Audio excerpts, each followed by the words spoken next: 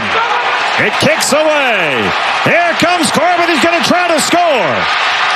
Wild throw. He's home. Here comes Marte. And they all have scored. Pressure, pressure, pressure. Love it. Mentioned the Giants lead the world in errors this season. Put the pressure on them. Make them make plays. Oh, baby, the Arizona Diamondbacks radio network, courtesy of MLB TV. I think that was Bob really at the end there. And he's right. The Giants do lead the world in errors. And, oh, baby, this is how we're going to start this party off on Twitch and YouTube, powered by First NorCal Credit Union, the Xfinity Mobile Text Line. Everybody getting out their graveyard shift. Everybody getting ready for work. All the students, all the teachers, all you Giants fans. Because I'm one, too. But this first segment, and we're going to talk to Fleming at 8 o'clock. Giants fans, this is your time to call. 888-957-9570. What played out last night is what has played out all season, and it's actually played out the last 2 seasons. And I don't want to hear about, hey, you know what? They got a 500 season. They actually exceeded expectations. I don't want to hear anything about pillars in the organization. There was one youngster in that lineup yesterday. That was Patrick Bailey. Patrick Bailey. That's it. And he's promising. He's promising. Give him that. Yes. There's no Schmidt. There's no Luciano. There's no Matos. Nothing. Nothing. And you get destroyed yesterday by the Diamondbacks, a young up-and-coming team that is fun. You know, I was Steven Risotto. I don't even want to rip him, but I love Steven Risotto. He does a great job covering the SF Giants because of SF State.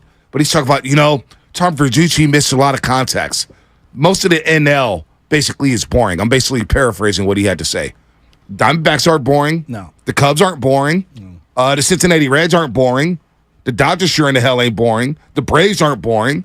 So I don't know what he's talking about. Even the Padres, who stink, aren't boring. At least they got studs.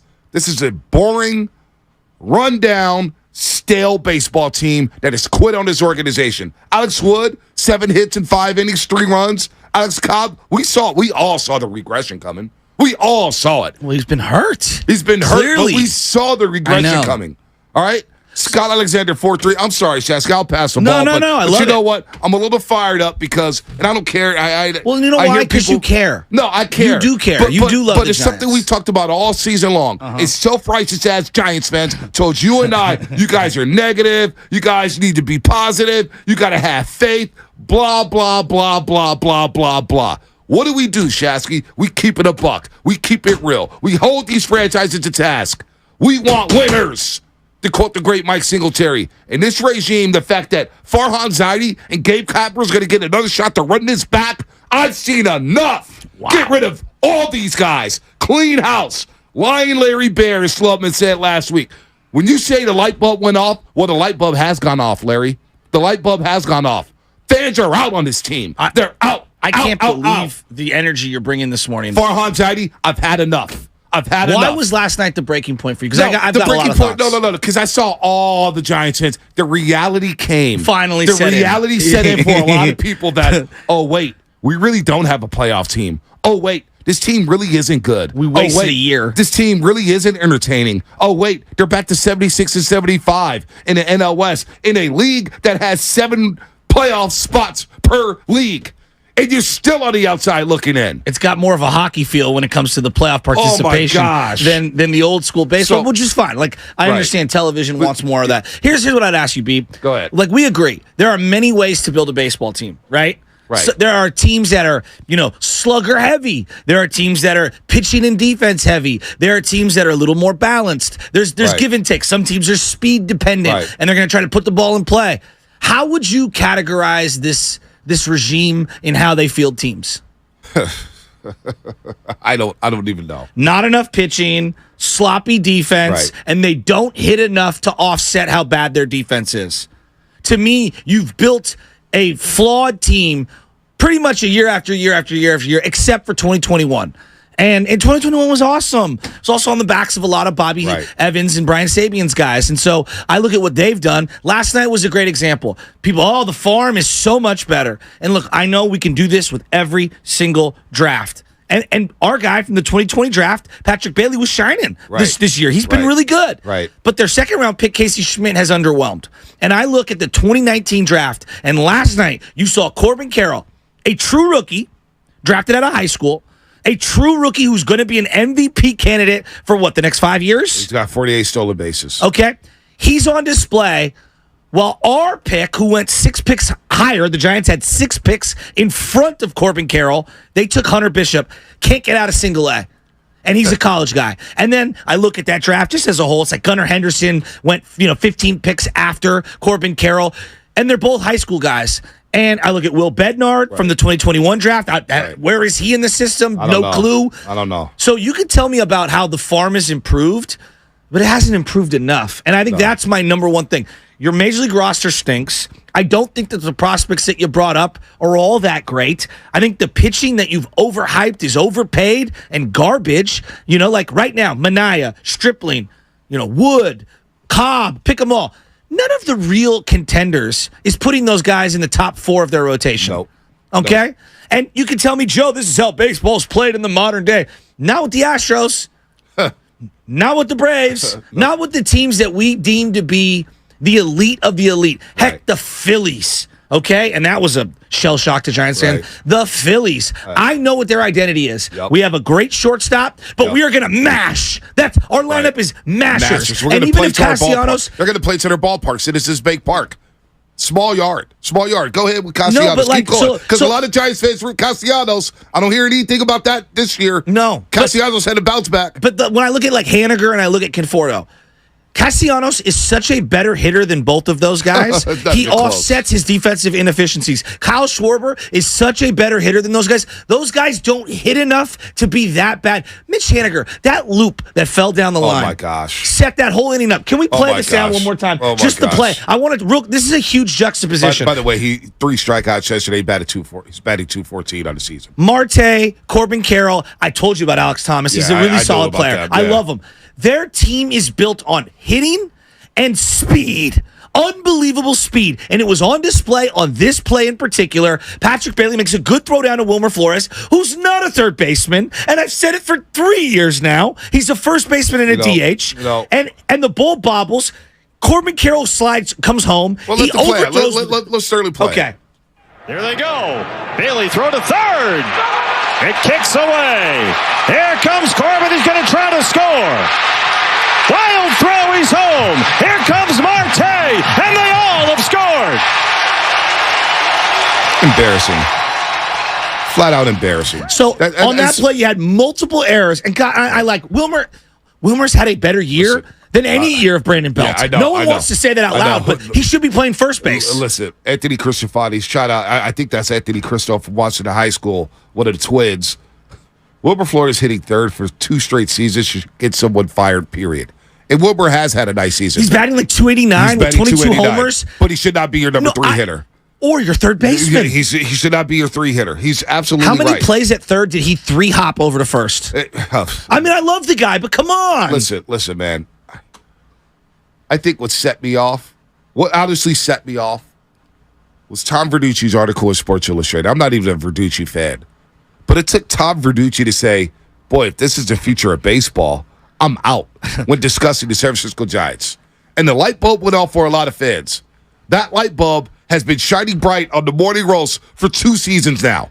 Last year when they went to Atlanta, and we had the conversation with Mark Willard when there were 9 games over 500, I said, boy, this team is dreadful. They're not entertaining. Yeah. I see a regression coming. What are you talking about? They're winning. They're 9 games over 500. What happened? They face planted.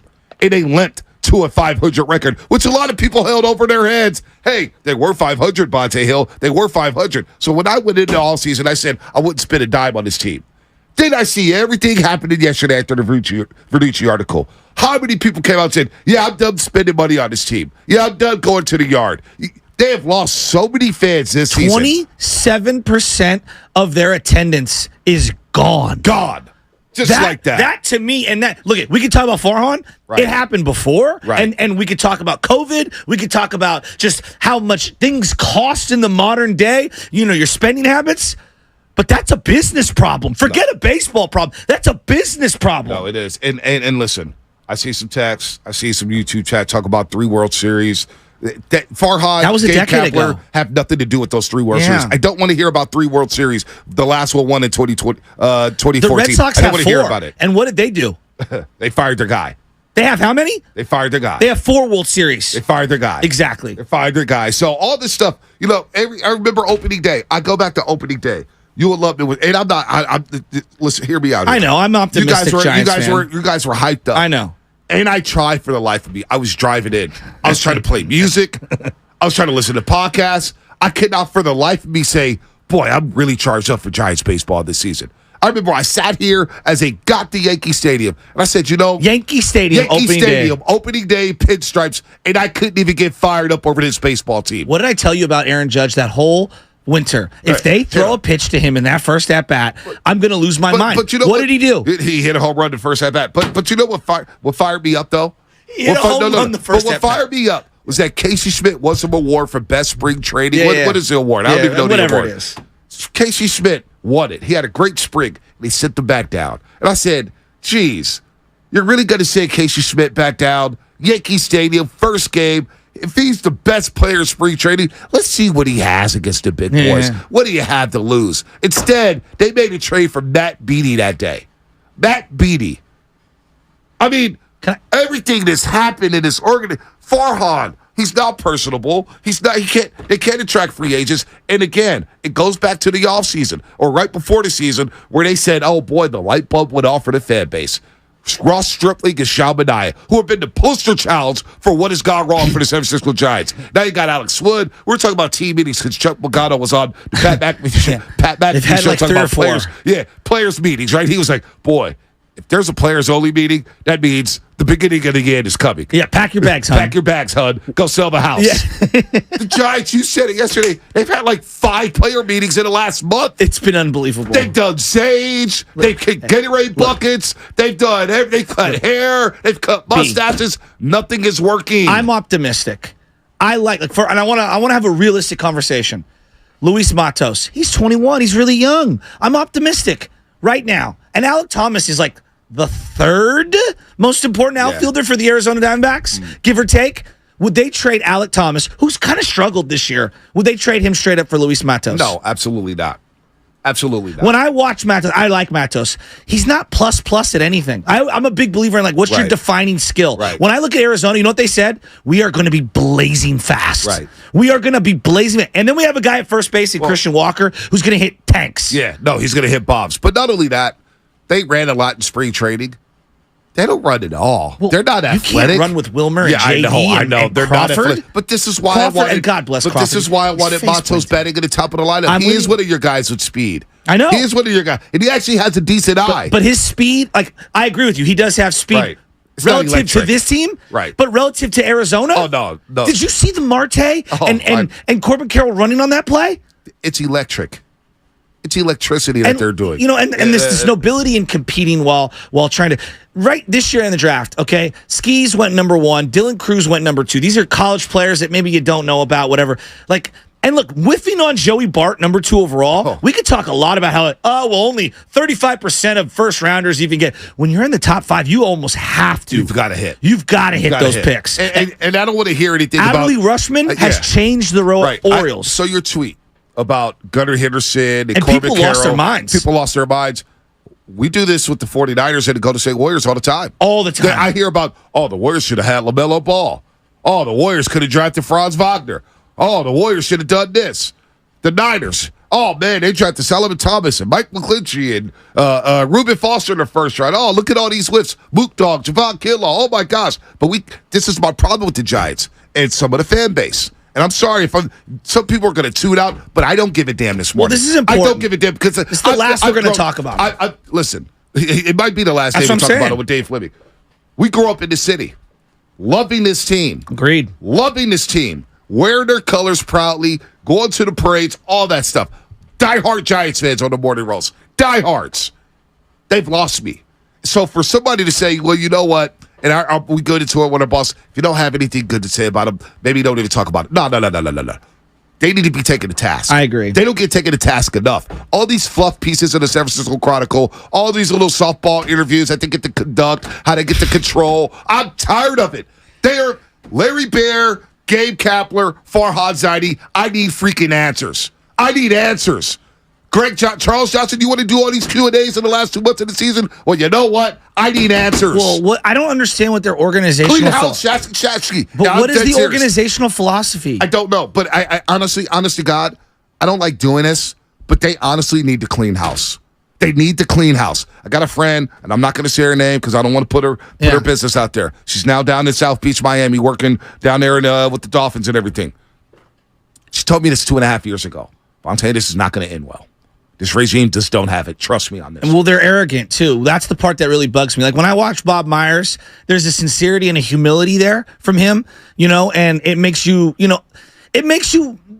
when you fail, land a little softer. When I look at John Lynch, it's like, dude, the guy's been a winner at everything he's done in life. Everything. Player, analyst, what he's done as a GM. And I think the results kind of speak for themselves. Right. When I look at the unearned arrogance from the Giants, it really bugs me. Here's the thing I would ask you to be from a business, because they're a business. I know people don't want to acknowledge, it's sports. No. This is a business. And I have some goober sound I'd like to play on the other side. He said that forever. Peter Cooper's been saying that forever. It's entertainment and it's business. You have to tug at people's heartstrings.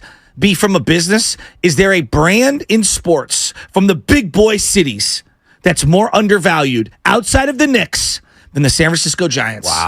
Wow. I don't know. Wow. If I put the Giants up for sale right now and a billionaire wanted to come in and just change things, they could be one of the big boys. They could. One of the big boys. Well, they were one of the big boys. What happened? They hire Farhad. That's what happened. Well, I put a lot on ownership Farhad. too. I think it's a catch-all today. No, it's everybody. Yes. They're all going to catch heat. And I don't even know how we're going to navigate this Dave Fleming interview because I don't want to put him in a bad spot. But Fleming needs to know that we're unhappy. As Giants fans, we're unhappy. This is not good baseball. This was not good. This was not a good August. This has not been a good September. The players' only meetings, rubbing it in your face. It's just everything about it. What makes me even more sad, Sasky, I think about it? My significant other, Anna, hasn't even asked me to take her to a game this year. The casuals are out. The casuals don't even want to go. My wife had season tickets before we got married. She hasn't once asked, let's go to a game. She loves baseball. Trust me, we're going to get to the 49ers. One of her favorite players of all time. Like, she wears it all the time. The Benji Molina t-shirt. Right. She wears it all the time. She's a huge Giants fan. Her father, rest in peace, huge Giants fan. Her brother, rest in peace, huge Giants fan. She hasn't asked once this year, and she loves going to the games. And I've already seen people cape up for the Giants in the media. In the media, talk about, well, what was your expectations? They are around 500. Don't give me that. Do not insult my intelligence this morning. I'm not in the mood for it. The Giants are going to get the heater today. They deserve it. What a joke they are. Segment brought to you by Golden State Lumber, serving the Bay Area for 3 generations. When you succeed, we succeed. Visit GoldenStateLumber.com. What's coming up? Sponsored by the law offices of Robert Goldstein. If you have IRS or state tax problems, don't know what to do, contact the law offices of Robert Goldstein because resolving tax problems is all that they do. Call 1-888-TAX-EXIT, 888-TAX-EXIT. At Shane Company, we believe everybody is made to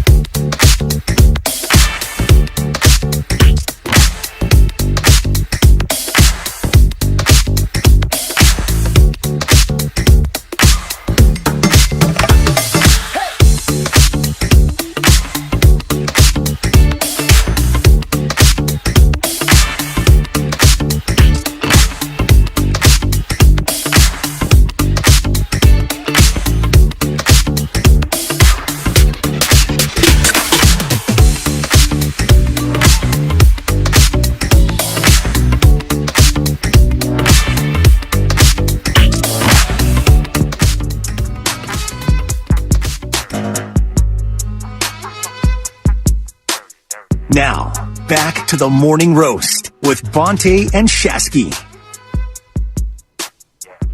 Need to take a breath for a second. You know, it's one thing as fans, media members, experts, we don't like being lied to. Nor we don't like hearing things like this from Farhan Zaidi before the season. He was asked a question about free agents and attractive free agents because he failed to get Aaron Judge and had to settle for Mitch Haniker. The Boston Carlos Correa situation. He's going to be in the playoffs. Farhan said, when we're doing our research on free agents and we find that players aren't really that happy even coming into town for a 3-game series, they're probably not going to be that excited to play there for a long time. So I think that's part of what fueled our strategy of targeting guys with Bay Area ties. Free agency is really, really competitive, especially at the top of the market. Even when you think you can sign a player, you're probably not. That's just how it works. So when you don't think you're going to sign a player, you're definitely not going to sign him. That is my president of baseball operations of the San Francisco Giants. Number one, what research has shown you that players don't like coming into town for a 3-game series? They don't like going to the marina. They don't like going to San Jose. They don't like going to Napa. They don't like going to Water Creek. What research is providing you that information that players don't enjoy themselves in the Bay? Players want money and players want to win. Yeah, they want to. But number two, their strategy of targeting just Bay Area guys, where you're gonna limit yourself. And saying that free agency is really competitive, yeah, no duh. We expect you to go out there and court these guys and recruit them. And basically court them and say, hey, look, this is why you need to play for the Giants. My president of baseball operations said that before the season. Did we get the Larry Bear? I like Larry Bear. I do. Larry Bear said something about the Sean Manaea thing, about the light bulb. And I'm pulling that up real quick. So I said, overall, the Giants' payroll opening day should go from 155 to 183. Is that 183? Because remember, they gave Jock $20 million, 19.6 qualifying offer. How'd that work out? Bear said he thinks fans are starting to appreciate that despite missing bigger names in free agency, the Giants are heavily invested in the 2023 roster. I think we're finding that some of it takes some explaining because it's not in the headlines. I think the explanation is going well with the fans. We're getting reactions. Fans are like, okay, we get it. We understand now. When they start seeing Stripling pitching, is Sean Manaea pitching, and Conforto Taylor Rogers, it's like, okay, I get it. You did a lot of moves that added up. The light bulb went on, but the light bulb didn't go on immediately. So it's been a little bit of a lag effect. When you say things like that, and we sit here and wait, and you're sitting here at 76 or 75, that was a slap in the face of the fan base. They Shasky, those Colts right there, they can't walk back. Those receipts will live on forever. Forever. We know baseball. We know who the good players are. Of course, Sean Manaea is not going to be a headline name. We watched him get rocked in the NLCS. Of course, Ross Stripling's not in the headlines. Toronto said, oh, we need pitching. But, Ross, you could go bye-bye. They played at AL East where they got to go against the Orioles, Red Sox, Tampa Bay Rays, and they told Ross Stripling just to walk. What? Light bulbs? Yeah, our light bulb's gone off now. You and I have talked about the roster till we're blue in the face. The roster's not good enough. We all would agree. Okay, you could say they're marginally better in the farm. Fine. I'd like to see that tree start to bear some fruit. Whatever. Can we all acknowledge this is big boy business? B, is it? It is. Okay. The Golden State Warriors and the San Francisco Giants are sharing parking lots essentially right now. They are right across the street from each other. Blocks. The Warriors are valued at $7 billion. The Giants are valued right now at about $4 billion. It's not bad. No, it's not bad at all. The Warriors had a revenue of $750+ million. Now, that was the year they won the championship. They went all the way through the playoffs. They had a ton of gate revenue. Their gate receipts, $260 million. Right. That doubled the Giants. Wow. So I'm not saying that the Warriors, when you're going for a championship... So wait, the Warriors doubled the Giants in revenue? In gate. In gate. And the Warriors play 41 home games this 41. season. But they also had all those playoff games. No doubt. You give them that. Okay, and you go to the finals. But the Giants, so there's caveats. Play 81 home games, though. There's caveats. This is last year's attendance. This year's attendance is obviously going to be lower for the Giants. They've been lower and lower and lower and lower and lower every year. from a business aspect, you've depreciated your own product. You really have. I mean, so we really can talk have. about players Right. and winning. You haven't won. Okay, you've won nothing. Nothing. Okay, you don't have any marketable players, and from a business aspect, you're hemorrhaging money. You're hemorrhaging money. Meanwhile, so this is the part that frustrates me. You say those Farhan things, Right. But then I look across the street and I go, well, then how the hell do the Warriors have a hard time retaining all their players? Right. They don't seem to be having a hard time. No, they don't. They don't seem to be having a hard time getting people to go there. Right. They don't seem to have a hard time collecting tons and tons and tons and tons of revenue. Now, look, they're on polar What about ends the- of the What about the spectrum. San Francisco 49ers? Well, I don't even want to get to them because the NFL is on a whole nother level. Right. Like the Tampa Bay Bucks Right. kick butt in that sense. Right. But I'm just going gate revenue, right? Because people say, they go into the games. You have lost 1/4 of your audience. You have lost the consumer. So I would talk to them, and this is how you talk to an ownership. And nobody's watching because ratings are down on NBC. Well, I Sports know Bay that. Area. I mean, why would you want to watch? What was there to tune in for? I know. A slow Tuesday. And look, Alex Cobb's had a really nice year. And even then, I was playing with my Albuquerque Thunderbirds on that, and that was just like I had them on the phone. It's like, oh, down 5-2? Great. Baby Chance, you ready to go take a bath? Like, that's where my head was at. But my head started to explode when I started seeing people go crazy over the Tom Verducci article. It was like, Tom Verducci's late to the party. This has been happening for a year and a half now. Another thing, August 15th, Greg Johnson, before I forget. Mm-hmm. You know, he had the Q&A with Sousa Slusser. He's talking about Farhan and Kapler. And I don't even really, my problems with Farhan. I got a lot more, not even beef. You know what my problem is? What's It's that? not Farhan. It's ownership. It's Greg Johnson. well, I don't listen think to they're this. good enough. Well, listen to this. I don't think they want to win. Well, listen to this. Greg Johnson, we could have opted out for next year, and we didn't do that, which means Farhan is going to be around. Both of them through next season. And nothing's changed as far as our desire. Farhan and I have been having discussions on what the rate format looks like for both of us. And he's been so busy. I keep telling him, well, if you want to get together and talk about it and then finalize it, he's just kind of like, I'm fine. Who does that? Who does that in that spot? How many GMs will be like, yeah, let me get that extension right now. Let me get that job security right now. Farhan saying he's fine. So anyway, he goes on. We can wait potentially until after the season. I don't think there's been any urgency. He feels very comfortable that we're committed to getting it done, and I feel comfortable that he's committed to staying. You want to walk those back? That was August 15th. Big Dog's birthday, by the way. You want to walk those back? It's not too late. It's not too late to say, you know what? I've had a change of heart. Because what's going to happen next week is when Dodger fans come up here and take that stadium over. After us mocking the Rams in SoFi Stadium, when they come up here and take that stadium over, then what? Does ownership need to see all that blue in the stands? I hope Dodger fans, I hope they make it a home game. Why are you I hope it's saying that? 90%. Because you want change? Because I want change. Okay. I want change ASAP. I want change for the sanity of Giants fans. I wonder how many people agree with you on that. I bet it's bigger than we want to admit. Yeah. No, I'm glad you're saying that because look, your point of view is well taken because I do think you really truly care about this team. I do too. I just look at it and I'm like, dude, like all the smack we all talked as a fan base about Jed York, you know what Jed did? He's like, Tom Sula is losing. Yeah. I'm going big. Boom. I'm gonna go for Chip. Okay? Chip is losing. I'm gonna blow him out. I'm gonna go for Shanahan. Remember how irate Niner fans were in 2017? We started off 0-9. 0-9. It was nasty. We were irate. But yet we saw that, okay, maybe there's something there because they lost the 5 straight games by 3 points or less with no talent. No talent whatsoever. Yeah, but Bonte, they didn't settle for being putrid. No, they didn't. And you can say, Joe, well, I mean, look at this team. They're near 500. You spent $180 million on a bunch of randos. It's If I unbelievable. simulated a team in MLB The Show, I couldn't get a more boring team. No, not only that. No, you couldn't. You really couldn't. I'm dead serious. You really couldn't. And then you got guys like Alex Wood who can't give you more than 5 innings. Alex Wood. Speaking out on your organization. You got Ross Stripling blaming the Giants for putting them on the Phantom IL. You haven't even brought up DeSclafani, Oh, my God. who has barely God. pitched in 2 years. I forgot all about him. Yeah, exactly. I forgot all about him. Do we have to break? Because I just want to keep crushing these guys. Joe We in can San keep Francisco. crushing them after the break. Joe, San Francisco, your turn is next. 888-957-9570. Look, Niners and Giants tomorrow. Thursday Night Football. But Giants fans, now's your time to sound off. You won't do it at the other station because you won't get an opportunity. Now's your time to sound off.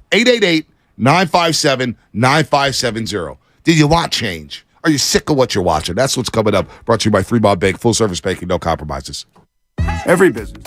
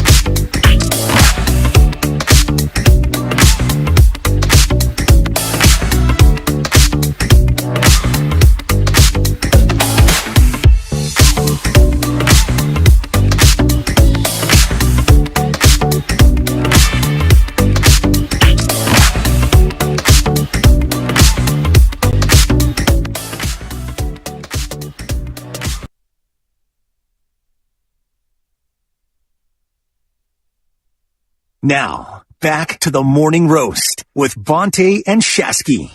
Tom Verducci, Sports Illustrated, wrote an article yesterday. The Giants are MLB's most boring postseason contenders. There's some damning nuggets in here. Some nuggets that just makes you scratch your head.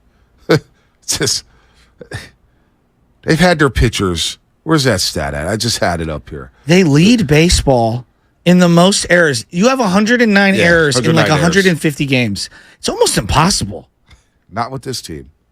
Not with this team. This segment is brought to you by Golden State Lumber, serving the Bay Area for 3 generations. When you succeed, we succeed. Visit GoldenStateLumber.com. I hate when the pop-up ads come up, so I'm going to go to Joe in San Francisco before we get back on track here. We will get to the 49ers. Trust me. Trust me. Big game tomorrow, home opener. Hopefully everybody's ready to go. Brandon Ayuk did not limited practice yesterday. Wouldn't be shocked if he sat it out. But Joe and SF, what's happening? Guys, I've been mad about this for many, many years, and you finally got me to call. You said, "What is the organizational theory on the Giants?" Look, the fish, Joe. You were in the food business. The fish rots from the head. It's ownership. When was the last time you heard them say our goal is to win the NL West? When was the last time you heard them say our goal is to win the World Series? They will not say that.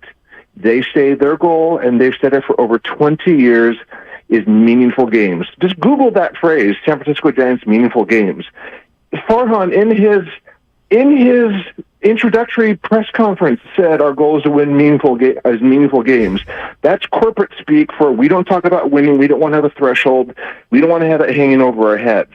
They want that park to be packed, to have people to go. That's where they're always quote unquote in it all the time. They want to be right there. They don't even try to win the NL West. They don't try to win the World Series. York was criticized when he said, we don't hang, division championships. We hang Super Bowl banners. Joe Lacob is a maniac, but he's our maniac, but he wants to win. You don't ever hear them say our goal is to win.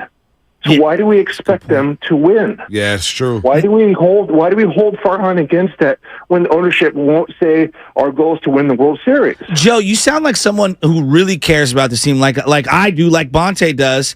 Like, I feel so emotionally detached from this recent product. Like, so emotionally detached. Am I alone? This whole year, who cares? They don't care about winning. Why should I be emotionally invested in something when ownership only cares about putting people in that seat? They don't care about winning. Wow. Why should I get invested into that? You're so right, Joe. Thanks for the phone call, man. I feel your pain. I feel your passion too, because before the season, when I said I'm not going to spend a dime at that stadium, Shasky, I've gone to 2 games this year, both free tickets. Both freebies, but spent some money on some food for Baby Chaz. And then I went with Brad from Warriors Huddle. We watched the Braves kill the Giants on a Friday night, smoke them. Ears bleeding by the 3rd inning? It was just when me and Bram get together, there's not an ounce of breath because we're talking the whole time. He loves to talk. I love him. He loves to talk. But I've got to 2 games. How many people have come up to me over the last 3 months saying, hey, Bonte, you'd be proud of me. I haven't spent a dime on this team. I've seen so many texts over the last 3 weeks. I used to go to 15, 20 games a year. We had a texter yesterday. It was the place to be. Text line. It was 15, 20 games a year. He said, I've got a 3 this year. Think about how spontaneous, or the spontaneity, that you would have when someone would be like, hey, I got last minute. I got a couple tickets. You want to go? You'd be like, yeah, let's go. Yeah. And nowadays it's like, Yeah, I'm good. Yeah, right? I may watch them on TV. This paragraph from Tom Verducci. My problem with the Giants, especially if they cap this season with the playoff berth, is how other teams might copy their gig economy approach to baseball. It is not fan-friendly. Truncated starts by pitchers, an ever-changing lineup with role players and no stars, a 16-person coaching staff, the worst team speed of any contender. The Giants are a well-managed success more than they are an aesthetic one. Well, it's funny that you bring up the pitching thing, because yesterday this guy Brian Bannister, who I don't even former Royal, I think I couldn't point out Brian Bannister in a lineup if my life depended on it. I remember him. The nerds were telling me, "Oh my God, this is a huge loss for the Giants," and I'm like, Dave Righetti was a huge loss for the Giants. Dave Righetti, the guy who made the most of Brian Wilson and Javi Lopez and Affelt. Wow. And Lincecum. And Johnny Sanchez. Wow. who Randy Johnson credited with helping him find it at the end of his career. Okay? Matt Cain. Go down the list. Ryan Vogelsong, Jason Schmidt, that guy who was here for 20 years. That guy knows pitching. Brian Bannister, I watched this team. I'm like, yeah, Logan Webb's a stud. A stud. Yep. Camilo Duvall's leaking oil. Who the hell else? Like, I know this bullpen's look pretty good at times. Who the hell else do the Arizona Diamondbacks, they are contending, right? Who do they want from your staff? Well, how about this? You speak of staff. That's some loss. Giants starters throw an average of just 72 pitches a game. The shortest leash in MLB baseball, in Major League Baseball. They have thrown 3 innings or less 43 times. 13 more than any other team. Think about that, folks. Starting pitching. They've got 3 innings or less 43 times. Do you know what their 13 record? more than any other team. Do you know what their record is? Their starting pitching record this year. Love It's it? like 25 and 40. What was it? 27-45 or something like that? I got it right here. Yeah. Never mind. Bonte got it. 27-45. Yeah, I'm aware. Trust me. Your start. Y'all think, see, people out there, when I rip the Giants and we don't talk about it, they think, oh, Bonte Hill's not really watching. He's checked out. Oh, no, I'm watching. Because I told you guys before the season, I may not do it every day. I may not do it every week. I may not do it every month. But I told y'all back in January. I told you after the winter meetings.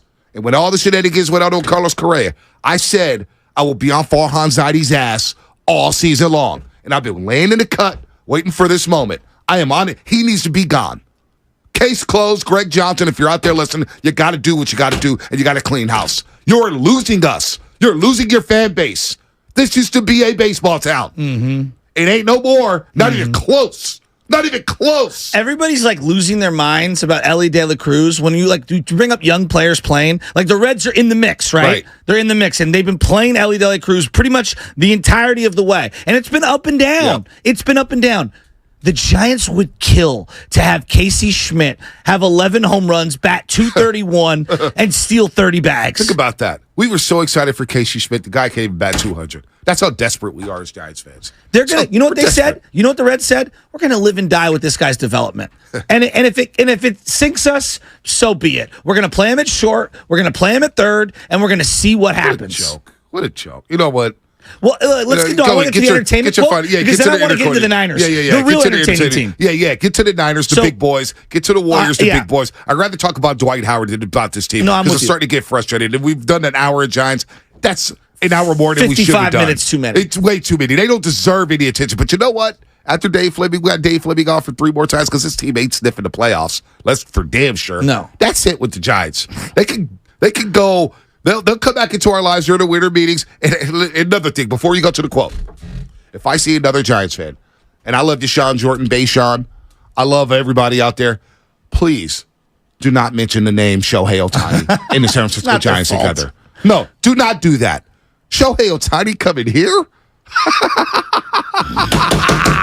Joke. Come on, man. Let's not do it to ourselves. Shohei ain't coming here playing in this organization. I just don't think this ownership has the guts or the moxie to do anything. I have zero. Like, you got to prove it to me, Greg Johnson. We got somebody who wants to rant about the Giants. Do we want to go to that, or do we want to go to? I'd love to hear from someone who wants to rant. All right, tell me it's Brian in Palo Alto. No, it's Deli Boy. Oh, Deli Boy, what's happening?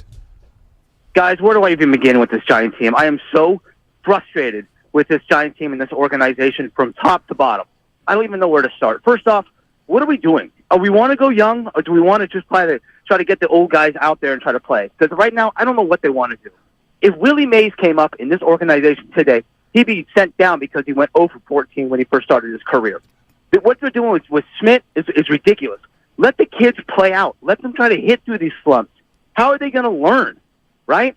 And first off, 2 months ago or a month ago, we were 2 games behind the Dodgers. We tried to make a trade. Who do we get? A.J. Pollock, who's hurt and hit the Mendoza line? He's already got off the roster. What are we doing with this organization? It's so frustrating. And look at this ballpark that we have. We have the most pristine ballpark in all of Major League Baseball, but no one wants to go there because the product on the field stinks. It stinks, and everything is overpriced. This place is just ridiculous. I'm so frustrated. I'm shaking right now because you guys got me all fired up about the Giants because I love this team so much. And I know a lot of us out there love this team with all of our hearts, but what are we watching? What's going on? If you take out that 2000 the 107 game season out, what has this team been with Farhan? On average, a loser. At best, average. At best. Eventually, you have to say, okay, what are you giving us? Because let's just be real. That 107 game season was a fluke. Yep. It was. It was. Sure was. And it was. And which is sad to say, it was a fun year. But don't you think maybe after that year we should have capitalized on it and said we're going to make some splashes. Yep. We're going to make some moves. We want to win the West again. We want to take it away from the Dodgers. They have won it 12 out of the last 13 years. When do you eventually say we got to do something about that? Pat, that was a Little League play last night where Corbin Carroll steals third and then steals home, and then right behind him, here comes Marte. I've seen my Little League team do that. What's going on? Did we sleep out there? I don't know. What's going on? I don't know. I feel like they gave up on their organization yesterday. Deli Boy, thanks for Great the call. call. That was one of As you're the best listening calls to he's ever had. 95.7 The Game, KGMG, FM Nation, San Francisco, always live on the free Odyssey app. Don't forget, you can also watch us every single day on our YouTube and Twitch streams, sponsored by our very good friends at First NorCal Credit Union. Just log on to search 95.7 The Game. Be sure to like and subscribe to the channel while you are there. Bob really said, boy, this team has the most errors in the world. In the world. Well, Bob Renly, ex-Giant. Mocking the Giants. All right, so we're going to transition to 49ers. Yeah. Sorry, Dublin Marge, everybody out there. Thanks for being patient. Yeah, look. We had to get that off our chest. Come on. If somebody's got to take the Giants to task, if nobody in this market is going to Giant, you know what? We'll wear that flag. We'll carry that flag and taking this organization to task and holding them accountable. That's the problem with the Giants. A lot of people, even I like Hank Schulman. I would love to get him back on next week. Matter of fact, love it. Because what I said, who's the pillars of this organization? Who is somebody I can build on or build with going into 2024? And he named all these players that was pillars. None of those players are playing with the exception of Patrick Bailey. None of them. None of them. I ask you very, very simply. Alec Thomas is a solid player, not a great player. Would the Arizona Diamondbacks trade Alec Thomas straight up for Luis Matos? No. Would they do it for Wade Meckler? No. Wade Meckler? What? They brought up Wade Meckler this year. What? And played Wade Meckler and sold it to us and had a promo video and everything. Wade Meckler, this and that. Wade Meckler. Come on, man. This organization is a joke. It's a flat-out joke. All right, so anyway. Peter Guber was on with Colin Cowherd a year ago, okay? And look, I understand. Winning. There's something to be said. When you win at a high clip, you could turn guys over. I look at the Patriots, right? The Patriots had interchangeable parts for 20 years, but they did have the constant in Tom Brady. Now, they were entertaining to me. Hell yeah, they were. Peter Guber says, when you run a sports team, you better be entertained. Listen to what he said to Colin Cowherd a year ago. Somehow you understand that process of connection as a leader. I think it's important. I think people running sports businesses must understand that they are in the entertainment business. If they don't think they're in the entertainment business, that's called stupid. They're aiming at people's hearts, not their heads first, their hearts. They're trying to make that audience, that sports people, invested in the experience, invested in the outcome, and they're trying to make them participants, not passengers. Now, juxtapose the Giants losing 26% of their fan base going into games to the Niner mob that goes to every single game. And I'm looking at the Niners. They get their home opener. You said it's their second home opener. Right. But they got their home opener. They took over SoFi Stadium. You think the Giants fans are traveling like that anymore? No. They don't even travel to Oracle like that. But my point is, I have gotten so many texts and so many Instagram messages and so many Twitter messages. Are you going to be in the parking lot on Thursday? Right. Are you going to be at the game on Thursday? Where should I go? What should I do? How can I get tickets?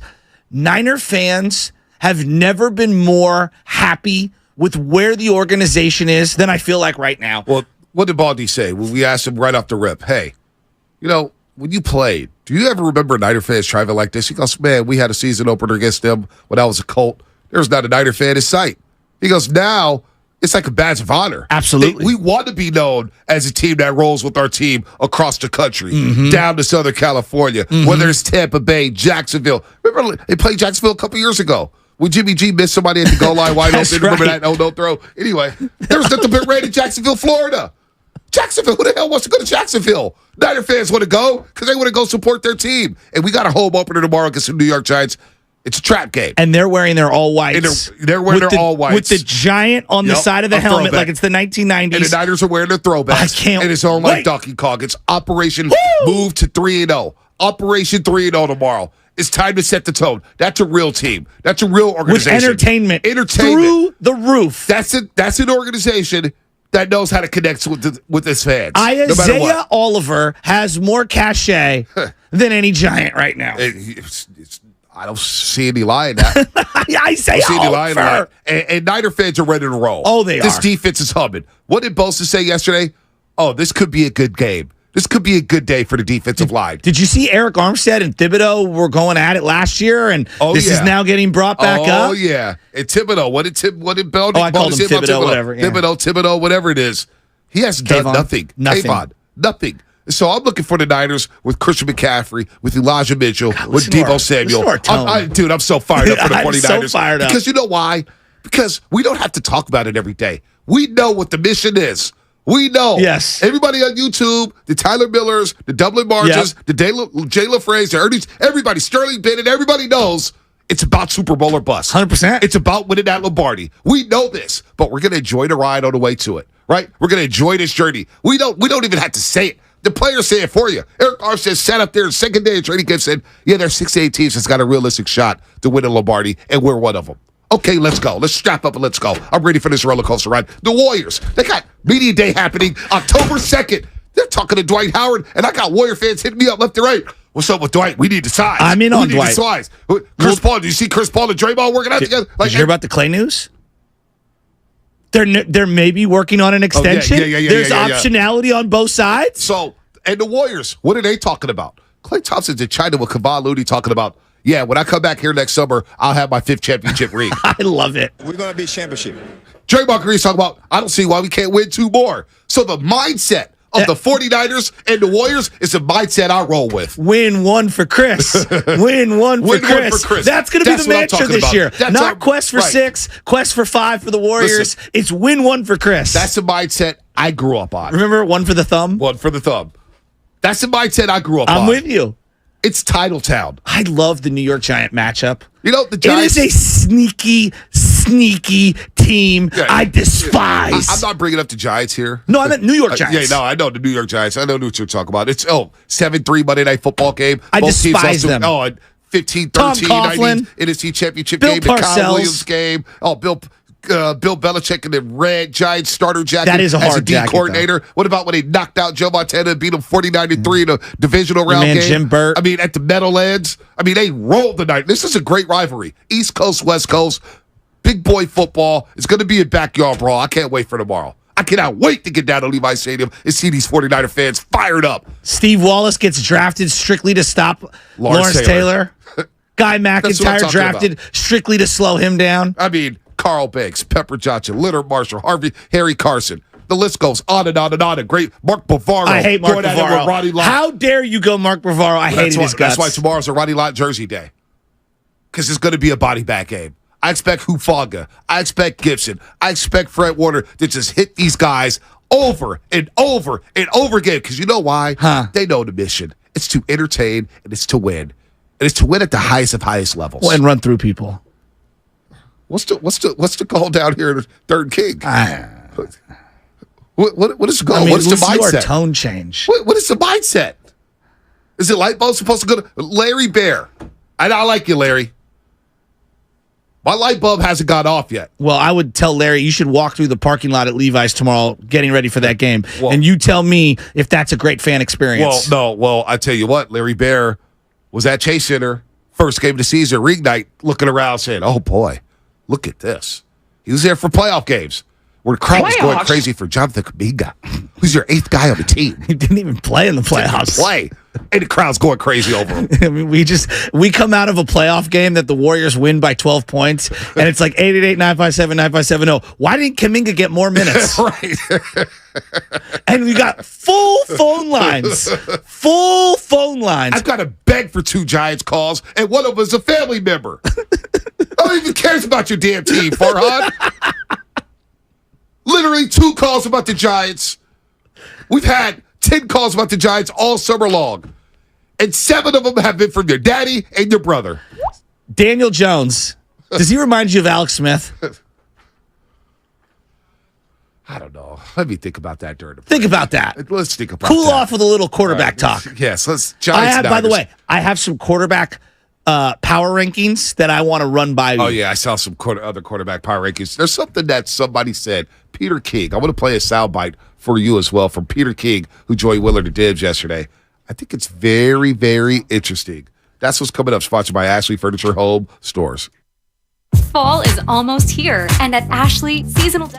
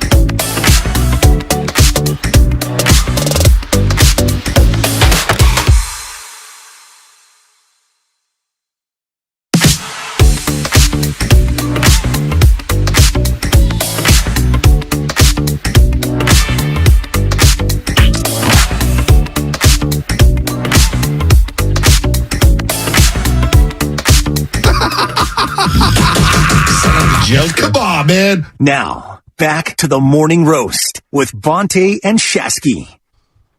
Oh, enough of those guys. Enough is enough. Enough is enough. Is this New York, New York? This Dog is New York, pound? New York. Big city of dreams? New York, big city of dreams. Everything in New York ain't always what it seems. I think I missed a line, though. Snoop came through and Was knocking over the buildings and stuff like that. with his chucks. Dog pound. Dad's corrupt. By the way, big guest list. Dog food's so underrated. Very underrated. Dave Fleming, 8 o'clock. Giants announcer. We'll ask him some college football questions. We won't bombard him. I'm sure he's frustrated. We're not going to put him in a tight spot, though. Howard Cross, former tight end of the New York Giants. He's their radio sideline reporter with Super Bowl 25 with them, so he knows all about that game. Oh. And I will ask him about the Monday night game and the NFC Championship game back in 1990. He's going to join us at 8:30 to talk about the New York Giants. We'll get an update on Saquon Barkley, Kayvon Thibodeau, what's going on with the New York Giants. They struggled from first 6 quarters of the season. They were outscored 60-0. Saved their season coming back against the Arizona Diamondbacks. And then Gunner Goes Global is going to join us at 9:20. He's here to promote suicide awareness. I know it's dear to your heart. I know if you lost close of people due to suicide. Suicide numbers in America jumped to 49,500 last year after years declined. Victors were getting younger and younger than ever. September 9th, got an event called Respect. He held an event called Respect My Mind. Obviously, social media helps with these suicides. Kids see it. They're comparing themselves to other kids. They get a little depressed, man, and take their lives. So we'll talk to Gunner Goes Global at 9:20 about that for about 10 minutes. Yeah, September is National Recovery Month, and every day is a day that you can choose to get recovery. Darren Waller, who plays for the New York Giants, came out and was talking about his alcohol and substance abuse and his depression and some of the things that he was going through emotionally. We watched the Johnny Manziel doc, and I think everybody was like, "Yeah, this guy's still not out of it, not even close." So I think this touches everybody in every family. So it's powerful stuff. Yeah, good morning to Enrique Rivera out there. He always sends us good morning wishes. I appreciate that. Good morning to you. Good morning to everybody on YouTube and Twitch. Powered by First NorCal Credit Union. Good morning to the boss man who just walked in. Hey! I'm sure he's going to say in our show meeting, look. You guys talk for an hour of Giants, but you know what, boss man? They deserve the Pied Piper today. He always they asks deserve the chopper. How do you feel? What are you passionate about? And that's what we were passionate about this morning. You know what else I'm passionate about? Getting fired up for the Niners, New York Giants. So remember yesterday we were having a discussion. And I want people, once we play the soundbite, I want people to kind of marinate on this. 888-957-9570 is the phone number. That's also the Xfinity mobile text line. 888-957-9570. Yesterday we were discussing whether or not you can win a Super Bowl this year with a non-top 5 quarterback. Could this be the year where you don't need a top 5 quarterback to win the Super Bowl? The way it's shaping out through 2 weeks, I believe you can win a Super Bowl without a top 5 quarterback this season. It's an exception to the rule. But Peter King on Willard Dibs yesterday was asked if Purdy was a top 10 quarterback. This was a very interesting answer from Peter King. Check it out. Here's the way I look at Brock Purdy. However many starts he's had, I don't know. I mean, I think sometimes, we want to say that a guy is X, Y, and Z, and we've made this judgment, and he is this. I just don't think he's played enough yet. I don't think he's played enough yet for me to say that he's a top 10 quarterback in the NFL. All I know is that if I have to win a game right now, today, this week, he would be among the top 10 quarterbacks I would pick to win a game. Wow. That's exactly how I feel right now. Wow. You don't? Not a top 10 quarterback, but he'd be one of 10 quarterbacks that he picked to win a game. 888-957. I 100% agree. Who disagrees with Peter King? Well, so it's funny that you bring that quote up because you were talking about not winning with a top 5 quarterback. Yep. Yahoo ranked all these quarterbacks, okay? And the way that they kind of like clump them together, this is how they put it. The inner circle of trust, and there's a handful of quarterbacks there. The outer circle of trust, okay? The circle of maybe, and so on and so on. So the highest order was the circle of trust. Brock was in there, and I agree with it. He was in there with Mahomes. So now, no one's saying he is Mahomes. Right. We're talking about, do you trust him to win you a big-time game? How could you not? I mean, Bonte, he's been lights out. Mahomes, Tua, was Okay, Jared Goff but part I'm of glad that you say circle of Tua. trust? Brock has won big-time playoff games. Yes. Tua hasn't had the chance to. No, he has. Justin Herbert, was he in that circle of trust? No. Josh Allen. Here, let me give it to you right here. Give it to me. Here is your inner circle of trust, as in like winning a game this weekend, for example. Right. Mahomes, Brock Purdy, Jalen Hurts, Josh Allen, Lamar Jackson. Wow. Whoa. With Tua Tagovailoa at the top of it. I don't disagree with Peter King. Purdy would be one of the 10 quarterbacks I trust to win a football game for me. I think I would lump him in with those guys, those 6 guys that I referenced there. I don't trust Derek Carr. I don't trust Mac Jones. Nope. I don't trust C.J. Stroud. I don't trust Justin Fields. Daniel Jones, who they're facing tomorrow. Yeah, I don't trust him. No, me neither. How about Dak? Yeah, I was just about to say that. I think we're too harsh on Dak. I trust Dak, but you gotta limit the pass attempts. You can't have him throw the ball 40 times a game. Do you trust Purdy more? Today I do. It could change 6 weeks from now. I'm That's able. crazy. Think about what you're saying. I know this guy's Think making about $40 million bucks. Do you trust Purdy more than Dak? And I don't think that's a disrespect to Dak. No, I think it's an not. elevation of what Brock's shown. Right. I trust him more than Geno. I watched him beat Geno. He's earned it. Twice. He beat Geno twice. I know, but I'm saying like in a playoff Right, game, in like the playoff dismantled game. him. And that team. and I don't even like saying he beat Geno because Geno has to go up against Bosa and Fred Warner. No doubt. And Geno would look better here, but I think Brock, his decision making and his taking care of the ball has been better than Geno. No, it has. It has. In those traits that I talked about. You know, last week I said, boy, he reminds me of a young Brady. I'm not comparing him to Brady. No, but there's some of the traits. Yes. Pocket presence, poise, moxie, improv, doing a little bit of everything. Now, he's got to hit the deep ball. I think that'll happen. I All agree. they said, I agree. that's the last thing to kind of come together for a young quarterback is getting that deep ball down the field and getting that touch and mastering that deep ball. He's got to work on that. But we've seen him hit deep balls. Let's not act like he hasn't hit a deep ball before. I mean, that's the rhetoric that I saw at the SoFi Stadium. And I'm like, no. He hit some deep balls against Tampa Bay. Hit some deep balls against Washington. Threw the ball down the field. He hit some deep balls against Seattle. Like, let's stop it. One of my favorite plays was the play he threw to McCaffrey, who toe-tapped it near the end zone. I mean, that was a bomb. No doubt. In the Tampa Bay game, I believe. Right. So, Purdy may not be a top 10 quarterback, but he's a top 10 quarterback. How much do you trust Brock Purdy, 49er fans? 888-957-9570. Because tomorrow could be a little interesting. If Brandon Ayuk doesn't play, because Purdy has built a great rapport with Ayuk. Mm-hmm. They're in synergy, man. They're in lockstep. They're making things happen. Sweet music. Ronnie Bell may have to step up. May have to be Jawan Jennings. May have to be Ray McLeod. Maybe Kittle.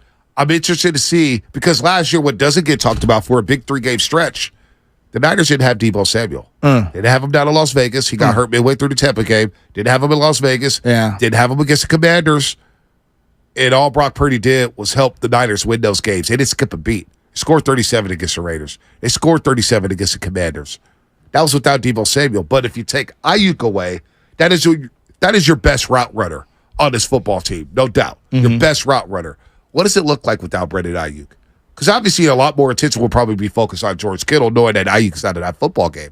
There's no doubt. And George Kittle has historically played really well in Thursday night games. Now, it's a small sample. We're not talking about a lot of games. It's not like 20 games. It's a couple of games. But he has played really well in those.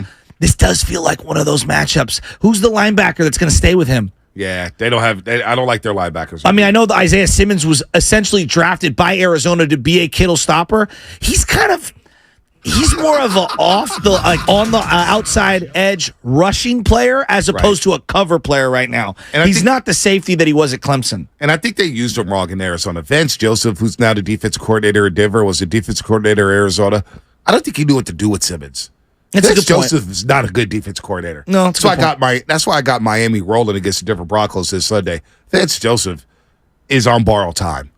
Like, he was like this head coaching candidate, got the head coaching job, did not work out. I don't think highly of his defense. We watched Hard Knocks last year in Arizona in season. I'm like, this is your defensive coordinator? But anyway, we'll see how Wink Martindale uses Isaiah Simmons. But I'm looking at their linebackers right now. What a name. Ojulari. Wink Martindale. I do like that name. It's a great name. I do like that name. Micah McFadden. Is he going to be able to stay with George Kittle? This free agent that Baldy was talking about yesterday, Bobby Okereke. Is he going to be able to stay with George Kittle? Yeah, I don't know. This could be a big-time George Kittle case. Sterling, I see you want to get in here. I was going to say the Giants blitz 42% of snaps. They are going to attack Brock Purdy from the jump, and what happens when Brandon Ayuk's not out there, it's going to leave some receivers having to get open. That's not Ayuk, who's the best separator in football currently. Yeah, but they've got, players like McCaffrey who can leak out on hot routes, and Kittle, who we've referenced. Kyle Juszczyk could be a big game for him. I mean, about time you're paying him $8 million a year. I'd like to see him do something offensively other than block. Boy, you were down on Juszczyk. Well, I mean, I'm just saying, like, if we're talking about bang for the buck and you want to, you can get another fullback at like $1 million or $900,000. That's all I'm just saying. Like, I hear you. I mean, don't ever put him in the Raffman category. Look at Raffman's numbers; they're unbelievable. Let's not. For a fullback. No, but I like Juszczyk. I just think he's grossly overpaid. When I look at Ronnie Bell, I think he can actually be a really solid player for them. I do. Now, there's a big drop off in terms of route running, separation, trust in the quarterback, but I think that this is a guy who's a player. And if he only gets a couple of passes in this one, I think that that's all they need, because I think Juwan Jennings is going to make plays too. Juwan Jennings and Purdy seem to, he seems to always be there for him. Made a really nice catch in the game the other day. But that's the most interesting aspect of this football game for me, though, is Brandon Ayuk. Without him, who could gain separation at the line of scrimmage? I think that's a very astute point by Sterling. Who's going to win at the line of scrimmage? Who's going to win their routes? Who's going to win their one-on-one matchups against these rookie corners? Look, the Giants got some young corners that I want to see get tested. Their quarterbacks go by the name of they got Adoree Jackson in the slot, who's underachieved since coming out of USC. Yeah. Deontay Banks and Trey Hawkins III. We'll get more intel about them from Howard Cross at 8:30. Of course, Howard Cross, former tight end with the Giants, now their sideline reporter on the radio side of things, WFAN. Howard Cross will break down who these rookie corners are. Can you attack them? Who are you going to attack them with? I do like that matchup there. And if you do blitz Purdy, Shanahan does scheme it up very, very well against the blitz. Now, where will that blitz come from? Will it come over Burford? Will it come over McKivitz? Can they handle that blitz? I think Burford's got off to a slow start here, so that's very interesting, because the strength of the Giants is the middle. Leonard Williams and Dexter Lawrence. They're D tackles. The second. They are monsters. Well, Leonard Williams was such a intriguing player coming out of USC. The Jets traded him to the New York Giants. It felt like he was underperforming with the New York Jets. I always have thought he's been an underrated player. And Lawrence has been a run stuffer for his entire D tackles in football. Yes. And then you got Ashawn Robinson, who destroyed the Niners in the NFC. See, everybody points to Aaron Donald in that NFC Championship game, lost to the Rams. Ashawn Robinson was really, really good. Remember, he was supposed to be a stud coming out of Alabama. Kind of underachieved in Detroit, finds his way in L.A. He wins the Super Bowl. So they run that 3-4 with the New York Giants. That's a big defensive line. Ashawn Robinson, Dexter Lawrence II, Leonard Williams. Running the ball could be a bit of a challenge for the 49ers. We'll see about that. Now, they run the ball against anybody. I get all that. But if you do limit the touches against McCaffrey, well, a guy like Elijah Mitchell will be able to hold up against a defensive, physical front like that with the New York Giants. That's something to watch there. Well, are you surprised that it feels like Mason, TDP's really, I don't even think he's seen the field. Mason, Eli Mitchell, I mean, will they have to combine like 7 or less carries? I get it, though. I don't even know. Has Mason had a carry this year? I don't think he's had a carry. I don't think he's had a carry. I think Eli had a handful in the first game, and that was it with 4 or 5. I do feel like they're going to have to employ a couple of different backs, especially because it's the short rest for McCaffrey, and you want to keep him fresh. Right. I understand, though, why they want to keep feeding their beasts. In the fourth quarter of the game the other day, it was basically Debo and Christian McCaffrey after the Jennings catch. And that was it. And you want to keep the ball in the playmaker's hands. Absolutely. One thing we know about McCaffrey, he doesn't fumble. No. He does not fumble. Debo, sometimes here and there, but for the most part, he doesn't fumble. I want the ball into my best player's hands. This is why you're paying him top dollar. So I don't have a problem with the carries that McCaffrey's gotten. He leads the league in rushing by 88 yards. He's already got 42 carries. I do expect Elijah Mitchell. 88 yards. He leads by the 88 whole yards. Wow. He's averaging 6.4 yards a carry through 2 weeks. couple of big-time runs. Yeah, of course, that inflates the number but there. you get credit for that. That's part of running the ball. Yeah, exactly. You wear teams down, you break it off. That's the beauty of Christian McCaffrey. He's a home run hitter. Nothing is funnier than when they're like, well, they only averaged 2.2 yards a carry. Yeah, but they busted one for 75. Right. If you take that one out, though. No, you get credit for that. McCaffrey, I think this is a big pass game for McCaffrey. We really haven't seen him utilized in the pass game like they did last year. It feels like that's one thing that teams are either trying to scheme against, or maybe the Niners are just not showcasing. Well, I don't know who's with this offense. I don't know who's going to do what, right? That's the beauty of this offense. They have so many options here.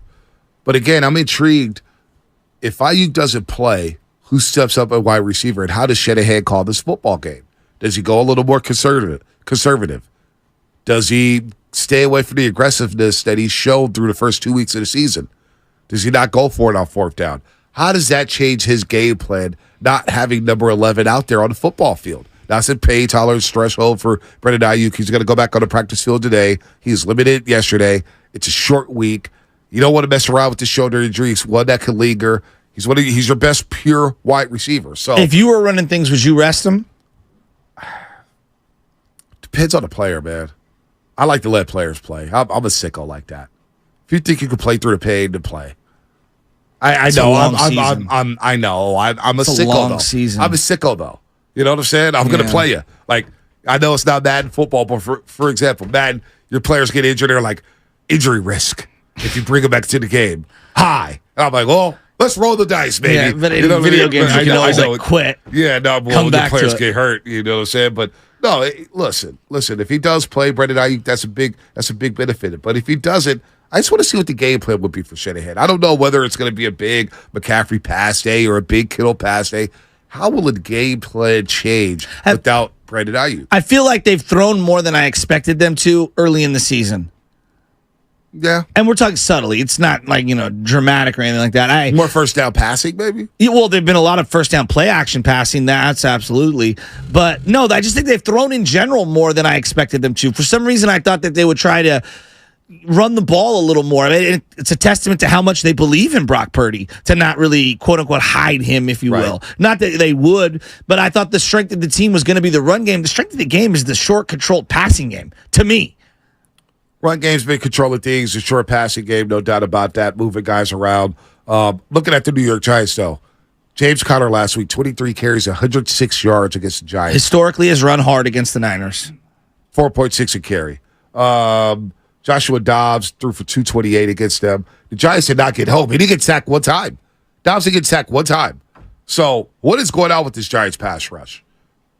If they need the blitz to get to Brock Purdy, they get beat by the blitz. It could be big plays for the 49ers passing game, no matter who's out there.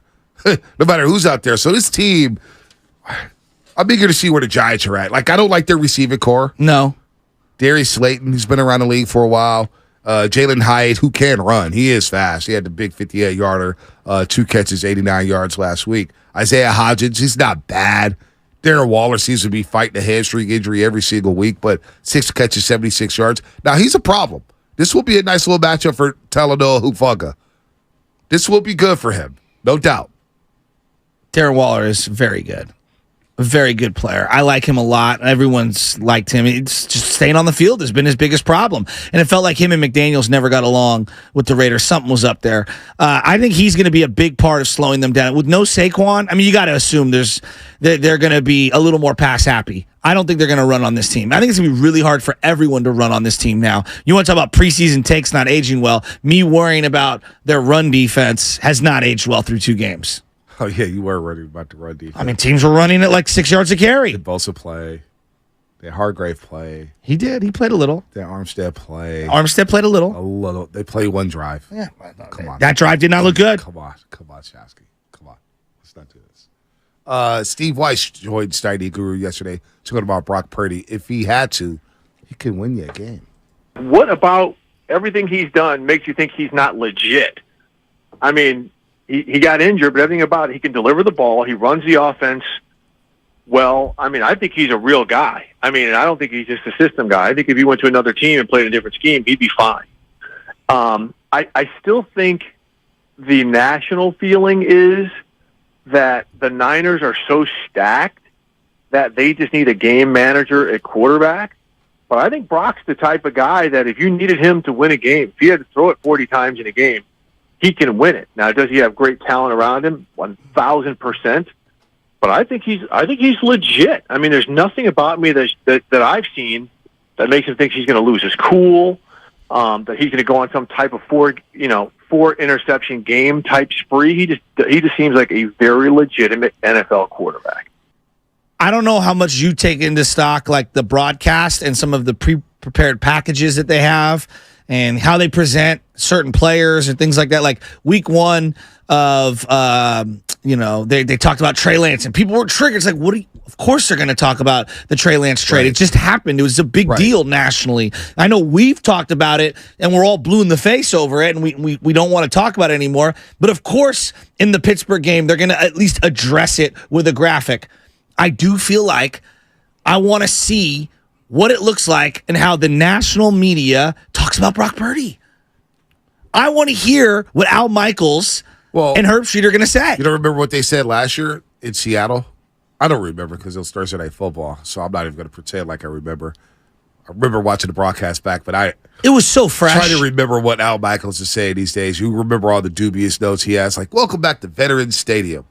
Like he has lost his I've been on the Al Michaels. I think he's a legend. He's a legend. No, of course. I love Al. He's a compiler. He's my voice. He's Joe Namath. He's stuck around way too long. Right. He was my voice of Monday Night Football for a very long time, and then him and Madden made sweet music on NBC. That Super Bowl, Madden's last game he ever called was a Pittsburgh, Arizona Super Bowl. I'm taking Summerall and Madden, but that's fine. I mean, I think a lot of people are. But Al Michaels was very Steve good. Young. Right. No. Touchdown. Yeah. Rice. Touchdown. The best. Yeah, just simple, Sterling Lee has subtle. no idea. Sterling has no idea about Pat Summerall. No Former idea. punter. Played in that 19... Sterling, did you give me a thumbs up? Did you watch the Madden documentary last year on Fox? How special was it? Yeah, it was good. You young bucks need to watch that stuff. Love it. I'm not even going to ask. Where I'm going at with the Brock Purdy. Love is looking at Casey Smith's minor league numbers right now. Yeah. All right, go ahead. Here's my Brock Purdy thing, though. I do feel like a lot of the country, and maybe some of the fan base, but a lot of the country is waiting for the demise of Brock Purdy. Why did you say that? Because I think that a lot of people don't think it's real. I think a lot of people want to say what he isn't. They want to say that, he's propped up by Shanahan, propped up by the roster around him. And I'm sure all those things have helped him to some degree. But we're acting like he's fake. And I don't think he's fake at all. And I kind of like feel like he's got something to prove in this game to say like, nah, I'm not fake. And I know he did it in the playoff games multiple times, but I feel like there's still people out there hating on the man. You know what, though? Now that I think about it, sure, he's had a small sample size of starts. Tampa Bay Buccaneers last year. That was a national televised game. A Sunday afternoon game, yeah. Against Brady. Did well, check the box. Seattle, Amazon Prime, Thursday Night Football, standalone game. Check the box. Wild card game against Seattle, everybody's watching the playoffs. That was his low 300-yard game. He threw for 332 yards and lit it up in the second half. And should have had probably 360 if Ayuk catches that ball. So then you get the Dallas Cowboys. Everybody's watching that game. Uh-huh. It's a nationally televised game, divisional round game. We all saw it. So the national media has seen Brock Purdy more than one time. Yeah, but you know how they talk. Yeah, but now they've got an off season. Well, you hear Steve Weiss, you hear Peter King. I've heard a lot more praise for Brock Purdy than I have negative thoughts. This is why the whole Trey Lance narrative. This is where the Trey Lance stuff came. When we were going back and forth about Trey Lance, everybody was saying, you already got a guy. It's Brock Purdy. But, Bonte, he missed 2 passes, and you're already seeing people lose their minds. Well, that's because this is a lunatic fringe. That's true. You can't, it's the same lunatic fringe who was worried about the run defense in the preseason. The same lunatic fringe who were worried about Jake Moody. The same lunatic fringe. Kicks. The same lunatic fringe. Oh, my God. Like, people are going to find something, and they're going to be irrational about it. Winning 30-23 is not good enough for a lot of people. Well, it was good enough for me. Like, I've been watching the NFL since I was 5 years old. I'm 41 now. It's not easy winning in this league. Now, we may have gotten spoiled with Steve Young and Joe Montana blowing everybody out, but with the salary cap now, parity has been emphasized in the NFL. It's been a parity. This league has been all about parity. Now, you got your top-heavy teams, but the gap between the top-heavy teams and those second-tier teams is narrow. So I don't know what people are going to complain just to complain. I don't care. The fact that he made the right read, like Jimmy just chucks things up. Like, go ask Raider fans how that experience is going. That's what we had to sit through.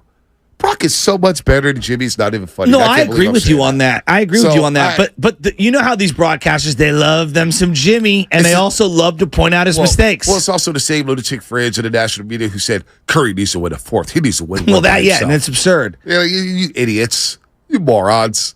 Like, come on, man. What are we doing here? So I'm not going to go crazy over there. You think Herb Street will like him?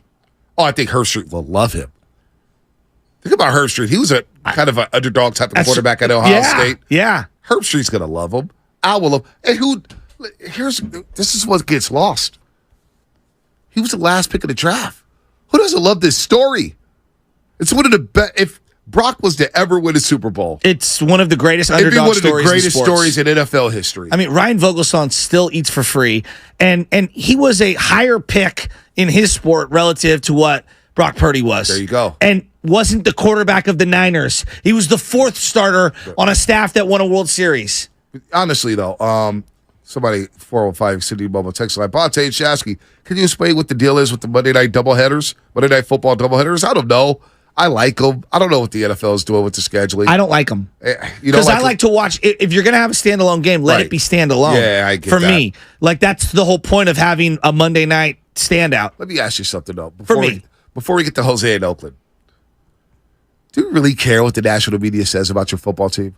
A little. I like when they praise him. Like I like when Steph gets a lot of love. For example, I'm being real. I hear you. No, right? I'm not gonna. I hear you. And I try and like Dion, does with Colorado. I am gonna find any little bit of criticism. I hear you. To use as motivation. For some reason, that's what athletes do.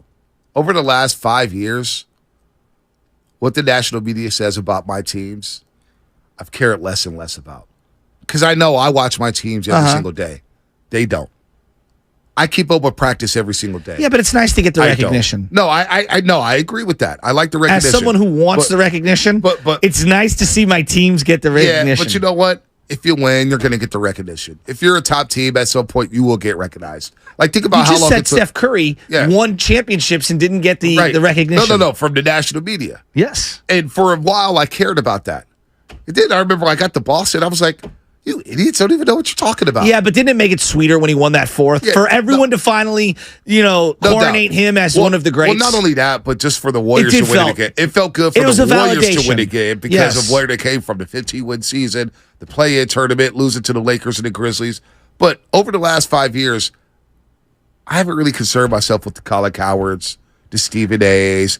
Hear me out here. Yeah. I just, because they don't read every practice report. I get that. They don't watch every presser. You want your legends to be talked about in a good way. Whatever. It doesn't bother me one way or the other. What bothers me is my team's not winning games like the Giants. That bothers me. Well, like, for example, when Brian Windhorst said, checkbook championships, like, as a Warrior fan, that bothered me. Well, when the Cleveland Cavaliers had the highest payroll of all time. Well, yeah. Well, that's why we sunned them on the show. That's why we got them on the show and was like, what are you talking about? Why? Who at ESPN made you say something like that? Well, because we're proud of our teams, right? And there's this civic pride that we have baked into each squad that we have here, and we want to see our team get their appropriate love. Like, who doesn't want to get their flowers? No, I hear that. But I understand your perspective. There's a lot of people that just ignore everything nationally. I love sitting down when my team's on a national televised game, basketball, baseball, football, and hearing how they talk about my team. Right. I do like that. But then we're in the bubble. Are they aware of what we see in the bubble? Right. But at the same time, when they say something wrong, like, oh man, they got this wrong, they got that wrong. Here become. That's always funny when they mispronounce a player's name. Yeah, no doubt. Hufanga? Kayvon Looney. Kayvon. Yeah, Colin Coward's 5 years late and still calling him Kayvon. Jose, Oakland, what's happening? Hey, good morning, guys. Morning, Jose. I think like most Niner fans, I mean, I love my team. I think that those fans that are refusing to fully embrace Brock Purdy are afraid of getting their heart broken, okay? It goes back to the Colin Kaepernick and Jimmy Garoppolo experience.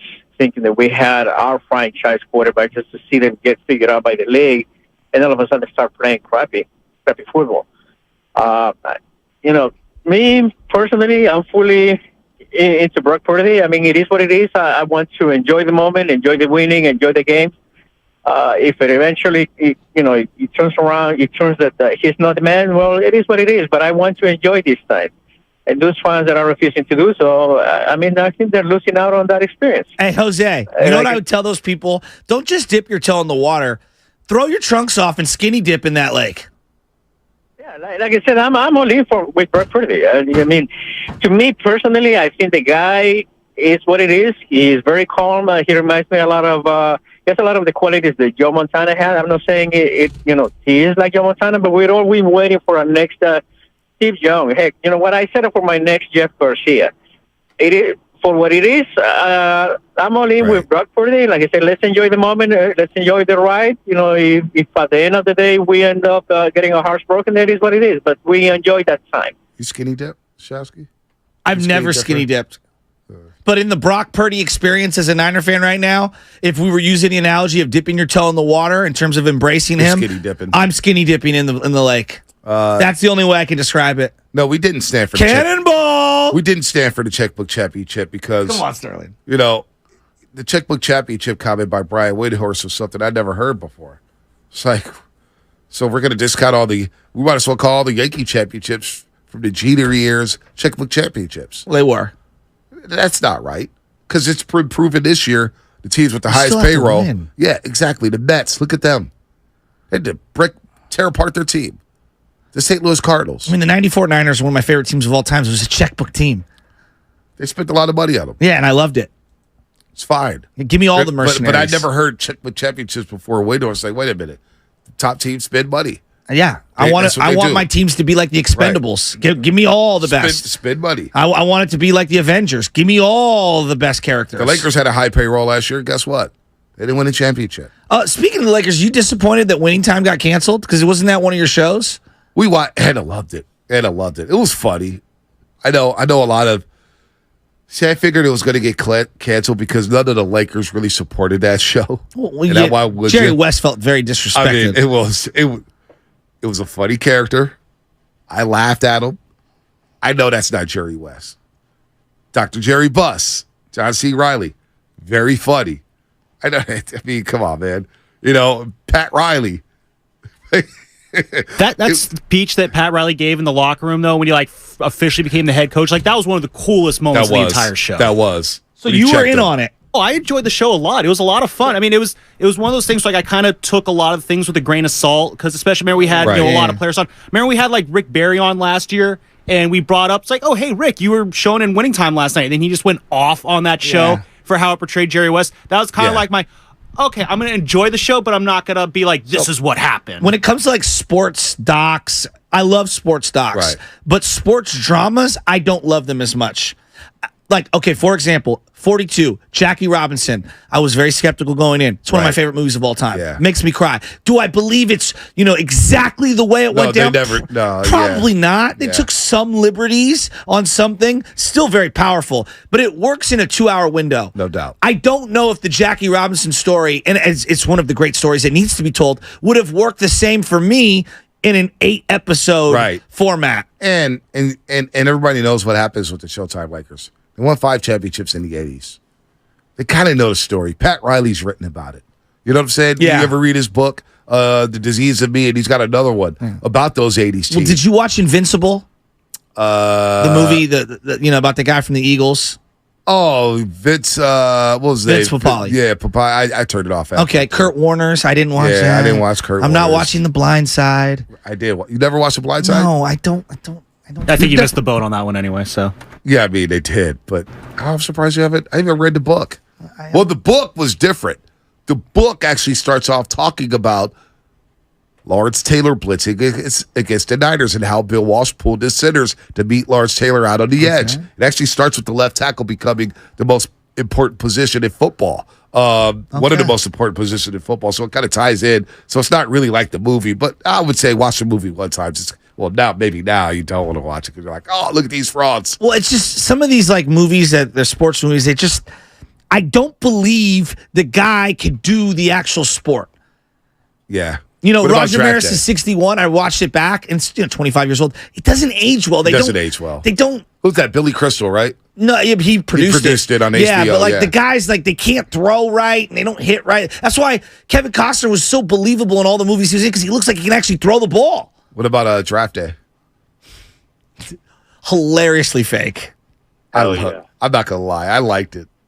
It was hella fake, but I liked it. Like, at least that's why any given liked Sunday it. works for me, because everything's fake. Yeah, no right? doubt. No doubt. Everything's fake. Everything's fake. The team names. That's why Jerry Maguire the works, hits, even though it's you know. loosely based on real stuff. Tim McDonald. Yeah. 888-957-9570. Got a fun guest list coming up here in the 8 o'clock hour. Dave Fleming will join us in 7 minutes. We'll talk about these Giants. Bear with us. Howard Cross, former Giants tight end, was Super Bowl 25. The Super Bowl the Niners should have been in and won against the Buffalo Bills in Tampa, Florida. He's a sideline reporter for the New York Giants. We'll get him on at 8:50. And I'm going to ask you what the worst loss in the playoffs was to the New York Giants. Everyone's going to have a different answer depending on how old you are. I know exactly which one I'm going to go to. 2011. You have to wait and see. I'm going 1990. Going 1990. All right, time for the injury report. It's time for the injury report. It really hurts. Brought to you by Boxer & Gerson, Northern California's premier workers' compensation law firm, helping injured workers get their lives back for over 40 years. Injury report time. Will Saquon Barkley play Thursday night or not? After initially being ruled out with an ordinary ankle sprain, there's now a doubt as to whether or not he will play tomorrow night. Head coach Brian Daboll declined to state that Barkley is officially out. When he met with the media yesterday, the initial report was that Barkley would miss at least 3 weeks. Daboll said that the Giants intend to take it all the way up to Thursday when it comes to Saquon Barkley and his playing status. The injury report brought to you by Boxer & Gerson, Northern California's premier workers' compensation law firm, helping injured workers get their lives back for over 40 years. What's coming up on the game, sponsored by Fremont Bank, full service banking, no compromises. The one and only Dave Fleming. We got to get into it about the Giants. What a disappointment they've been since the All-Star break. We'll do that next here on The Roast. Is joint pain sore?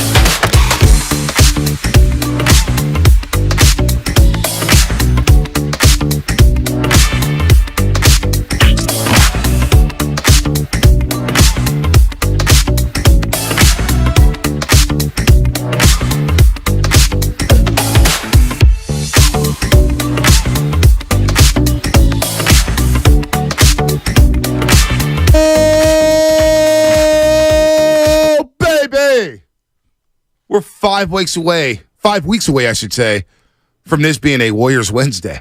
But it's not quite yet. Media Day, October 2nd. Good morning to everybody out there getting off the graveyard shift. If you're at work, what is happening? All you students, all you teachers, cops, firefighters, janitors, plumbers, garbage men, U.S. Postal Service, teachers, principals, all of you. Good morning to you.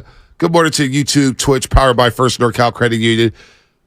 Good morning to the Xfinity Mobile Text Line. Good morning to all the callers out there, everybody out there on the roadways. We're going to get to Dave Fleming in just a second. Good morning to Sterling Bennett. It's on the board doing a great job. Sam Lubman, who's doing his things. Shasky, myself. Look, it's Niners and Giants tomorrow night. We get it. Niners have a chance to go to 3-0. Oh. Gets the New York Giants. And get a little bit of a physical break. No doubt. And then you play Arizona, which should be a gimme game. Divisional. That division game will be different. Arizona's not on their level. Come on, Shasky. But we're going to go back to talk about the Giants, and we talked about them for the first hour, and there was a lot of frustration. I think Dave Fleming can understand it. He's the voice of the Giants, of course, the voice of college football. ESPN does a lot. And we'll get into some college football things because the Pac-12 has 8 ranked teams in the top 25. Go figure. 8 top 25 teams. It's more teams than they're going to have in their division next year. Yeah, and then I believe this week it's Oregon, Colorado, Oregon State, Washington State in a sneaky good game. Washington State's good this year. Yeah, Oregon State's tough too. That'd be a good game, but we got to talk about what we saw last night and what we see since the All-Star break, and that's the disappointing San Francisco Giants, who have basically fading away in this wild card race. And Dave Fleming, good morning to you. Thanks for joining us as always, every single week. You've been patient with us. And look, man, we're frustrated. We're frustrated with the regime. We're frustrated with some of the quotes before the season. We're frustrated with the way things are playing out here. For you, since the All-Star break, what has been the most frustrating aspect of this baseball team? And again, good morning, Flip. Good morning. I don't know. That's hard. Everything's frustrating when it's going as poorly as it is now. I mean, I really don't understand the road collapse. You know, the Giants were a good road team for most of this year, for a lot of this year. And now it's just like they can't, it's not even close. And I don't get that. I don't know what's changed. They're still a good, competitive, feisty team at home. And I don't know. I mean, maybe that's just pure coincidence, but I really just don't understand it. It's gone on for so long now that, what are they, 5-24? Something like, yeah, I saw something where they won 4 road games since like July 18th or something crazy like that, which is insane. I mean, think about that. That's insane. It's late September. So I don't know how you explain that, but that is definitely frustrating. I mean, so there's lots of specifics that go into that, but I just, they were rolling on the road. I mean, remember they had that road trip where they just blitzed everybody to go to L.A. and sweep the Dodgers, and that feels like a long time ago. Yeah, 5 road wins, Shasky, since July 18th. Wow. It feels like a pick your poison, like frustration morning, because the errors, that play at third base, like with the ball popping out of Wilmer's glove, and then the whole thing was so bad. And the juxtaposition of Arizona's speed versus your lack of speed, it was just really bad. But, like, I'm looking at the starting pitching as well. Like, heading into the year, starting pitching, we're deep. We're 5, 6, 7 deep. They're 27-45 this year as starters. That's been very disappointing as well. And it looks like Cobb might be, I don't know if he's done for the year. There's only a handful of games, but feels like, he's clearly not right. Yeah, he's not. And I would think he's probably done for the year. I mean, nobody told me that, but you watch that last night and you just think that that's probably enough for him. And I give Alex Cobb a ton of credit for trying to gut it out. Obviously, things are not right physically with him, and he's trying. He's told them, I want to pitch. I don't want to go on the injured list. So I give Alex credit for hanging in there and at least trying to gut it out. Obviously, he wasn't himself last night. So you know what? You're probably right. Like, if you take a step back and go big picture, what's the most disappointing thing? I think it's probably no question the starting pitching. because truly they did think that was going to be a big-time strength of this team, and obviously it hasn't been. Logan Webb's pitched great. Alex Cobb's had a good, solid year, and they have not, whether it's, you can blame a lot of things, and I think it's fair to question the plan that they laid out to map out their way through the full season. Obviously, that has not worked. I don't think they would dispute that. So the whole starting pitching, when you looked at this team at the beginning of the year, you didn't think it was going to lead the league in runs. You thought it was going to be a competitive offense, but you didn't think it was going to lead the league in runs. But I at least thought, they have a chance to be one of the best pitching staffs in baseball. And they were for a time, but it hasn't sustained, and that is pretty disappointing. It is. What's the biggest change you want to see here, Flem? You hinted at some changes last week. That changes needed to be made. Now, for me personally, you don't have to follow me on this one. I'm not going to put you in that position, Flem. But a regime change for me. I've been checked out with the style of play, with the platooning, and just getting guys here. And sure, they found something in Patrick Bailey, but the inconsistency with lineups and starters and openers, and you've seen players voice their frustrations, and then you got the Phantom Eye. You got all this noise. What is the biggest change you want to see here going into next season? There has been more noise lately, which is interesting because, it's a pretty cohesive group. It's a group that has prided itself on, sort of team effort and everybody pulling in the same direction. And I think that's something they'll have to think about at the end of the year. Like, why did that stuff start to happen? I don't know. It's obvious what the Giants need. I mean, they really need core position player, anchor players. Mm-hmm. That doesn't necessarily mean, that has to be superstar level players, but I think it's very obvious that the Giants need a group of everyday position players they can lean on, play a lot, count on every day.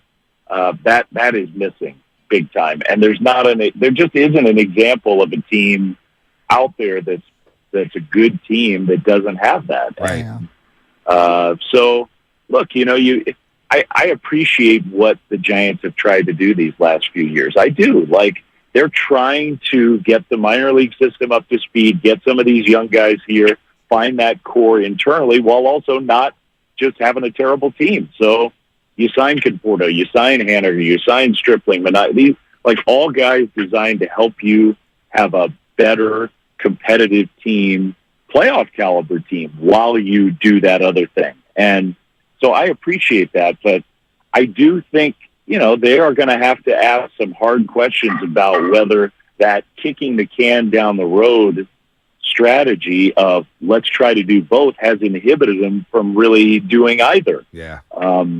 They are, in a way, caught in between right now. And I understand why it's happened. And I think, it's hard to dispute the fact that they have been a contending team all of these seasons. 2020, 21, 22, 23. There's only 1 year where you thought, gosh, they're gonna win it all. They have a chance to win it all.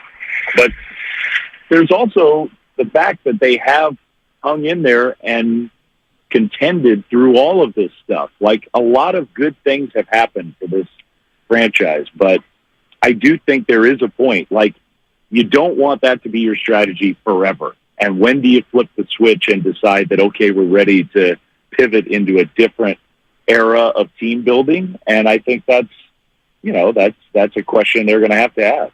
Yeah. You're talking about everyday players. Brandon Crawford's been an everyday player for 13 years for this team.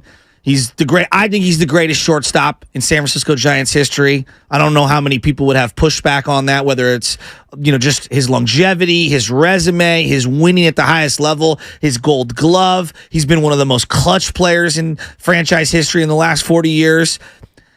Are these the final 11 games for him? I hope nobody pushes back on that, by the way. I think he's the greatest shortstop the Giants have ever had, ever. Yeah. He's had an amazing career.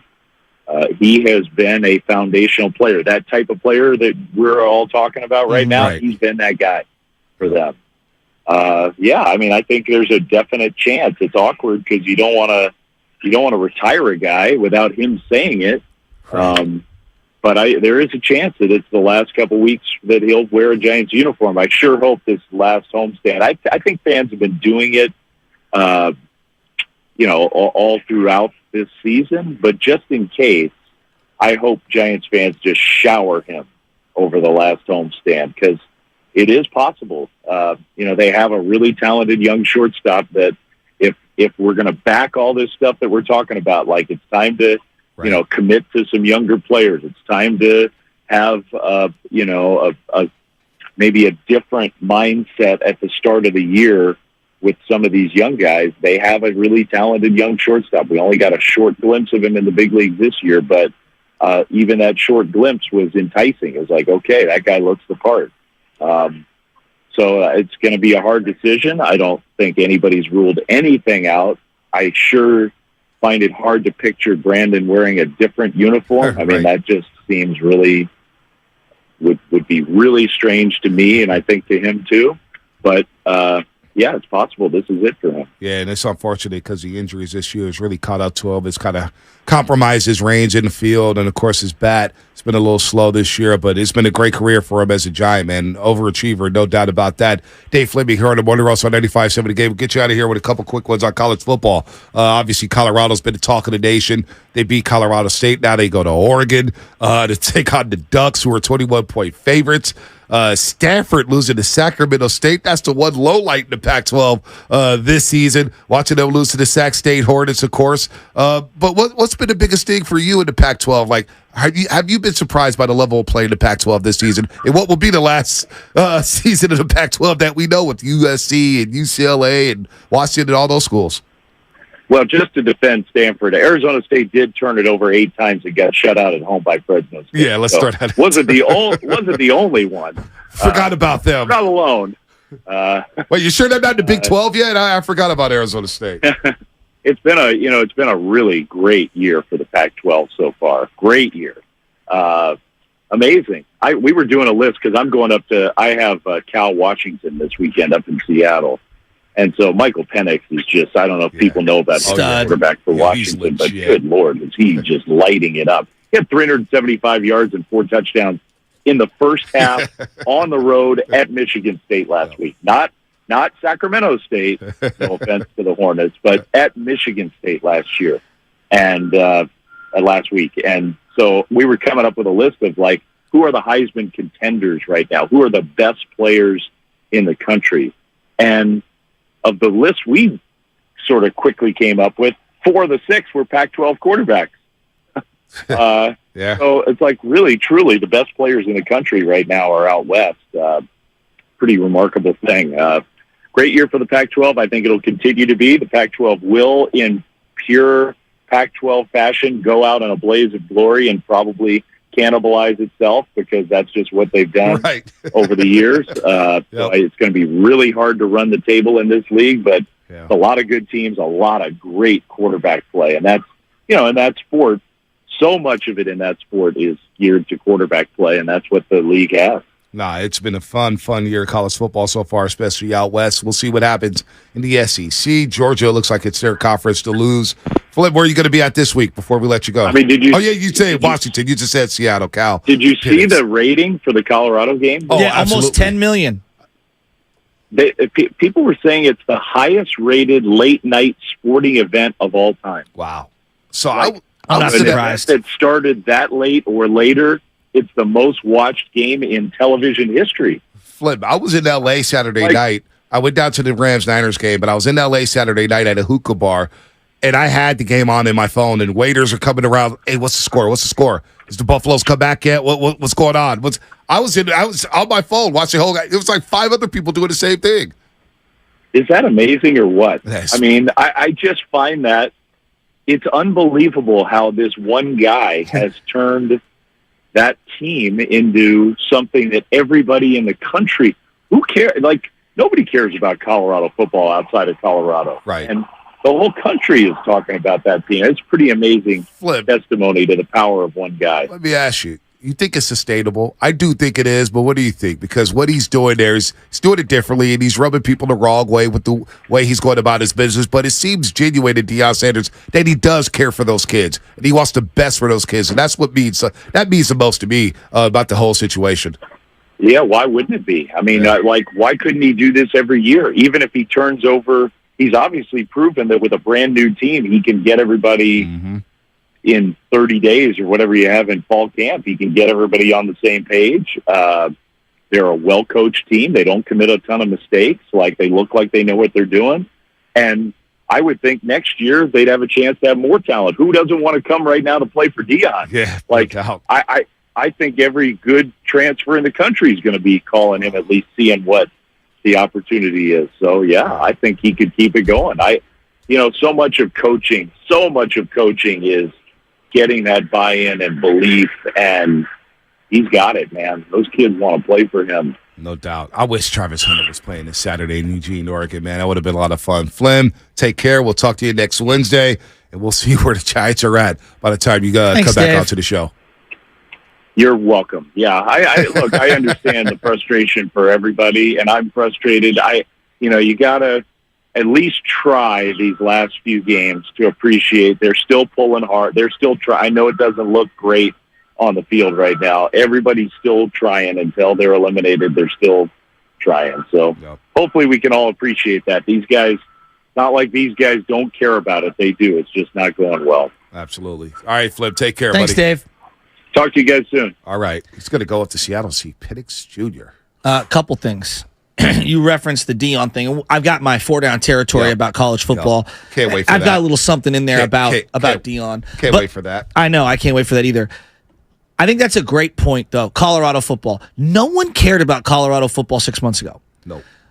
What is the most powerful currency right now in America? Colorado football. No. Your attention. Oh. Capturing your attention span. Sorry. Right? Because time. Colorado football. Colorado football's a close second. Yeah.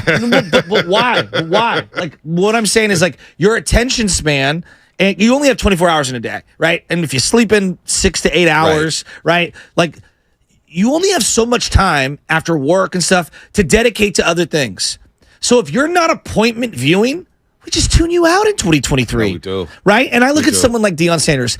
If I said 6 months ago, Saturday night on a random September, you have to stop what you're doing, find your couch, and flip on the Colorado State game, you'd say you're absurd. Right. And I think this is a great example of winning is one thing. And yes, if you win for a decade or whatever, yeah, we'll tap in. But you also have to be able to tap at the currency of my attention span. It needs to be appointment viewing. The 49ers versus the New York Giants, because it's football, it elevates itself up to an attention where we're thirsty for it. But then you factor in Brock Purdy and CMC and Debo and Trent and this and that guy and Fred Warner and Bosa. And it's like, oh, my God, I got to watch this. I don't even care about the New York Giants. And I'm like, I kind of want to see what Daniel Jones looks like without Saquon Barkley. Yeah, no doubt. I want to see what Brian Daboll looks like. I could care less about Mac Jones. But you know what I was tuned in for? I want to see Tyreek versus the hoodie. Right. The hoodie's not even playing. Yeah, it's NFL football. But a college football team, though. Because a lot of people around here don't really care about college football like that. You gotta be a diehard. Caleb is appointment viewing. Caleb, but you know what?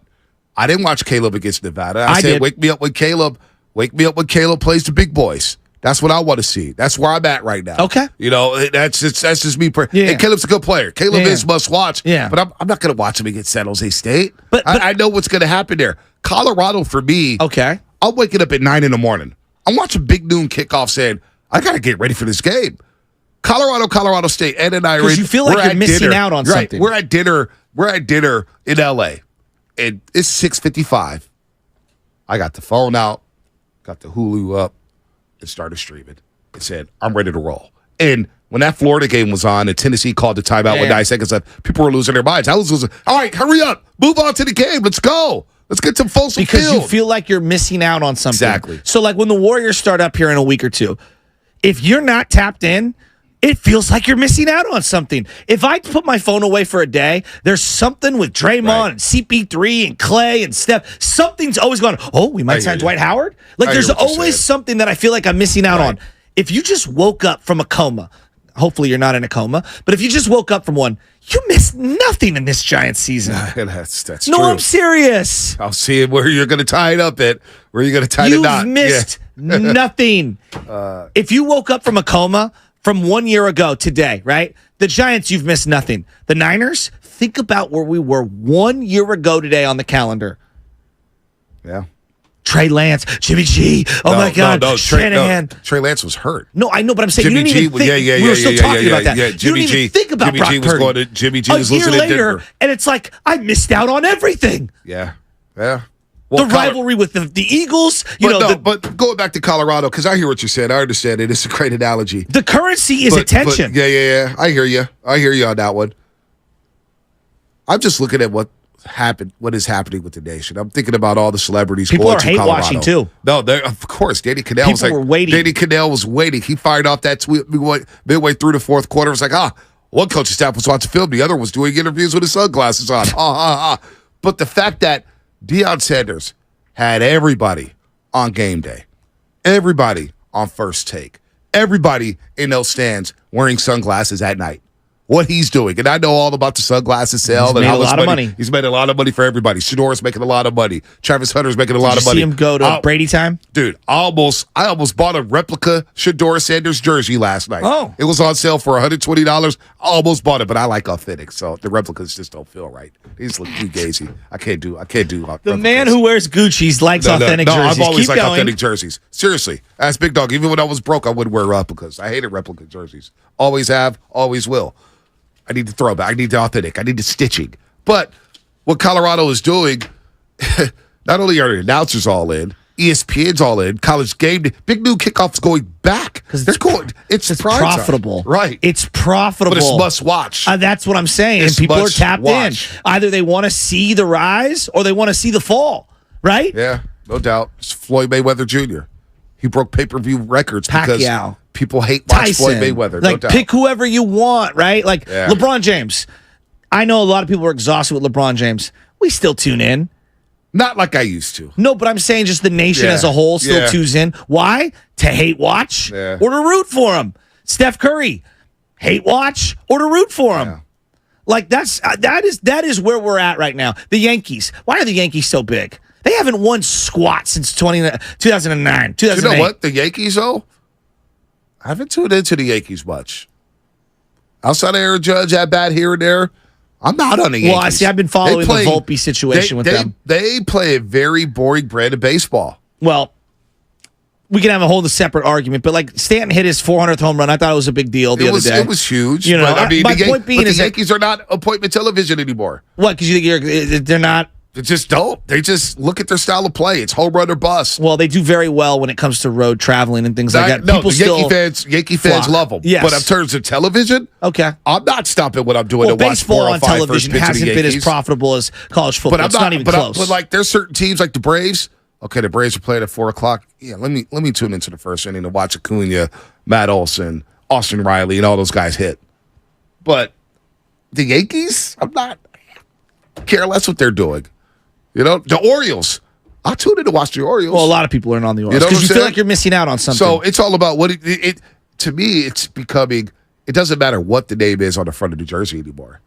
People are like, you think about how we play video games. You rock with players. You rock with players. You rock with what's hot right now. Think about how many new Colorado fans there are. Oh, you know what I'm saying? Who is okay?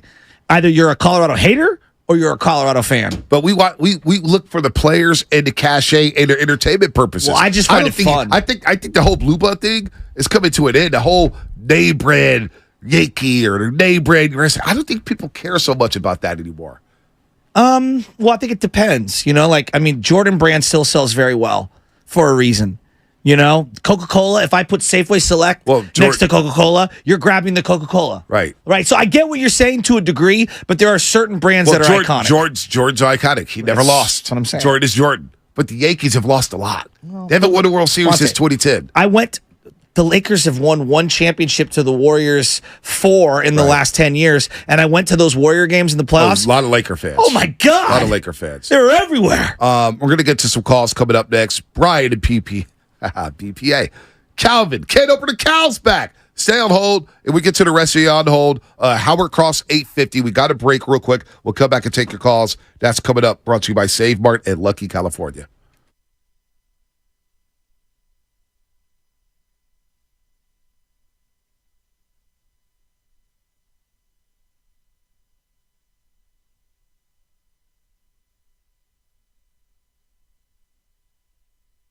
Soda, nationwide weight loss program.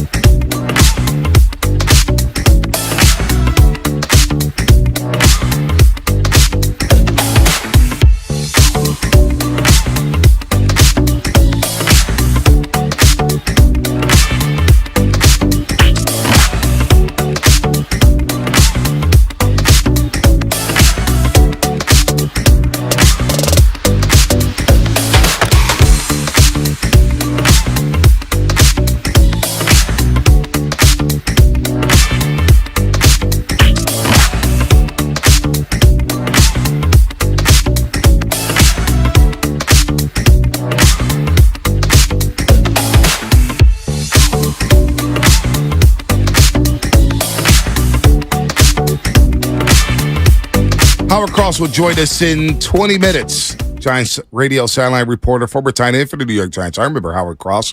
He was on the video game, played 207 career games with the New York Giants. Also won Super Bowl 25 with the Giants, and we know what that meant. That means he was on that team that beat the Niners 15-13 at Candlestick Park, which thwarted the Niners three-peat. Yeah, Howard Cross coming up 8:30. Also, Gunna Goes Global, 9:20. Gunna Goes Global. We love Gunna Goes Global, and the reason why we're having them on today is going to promote suicide awareness. The suicide numbers in America jumped to 49,500 last year.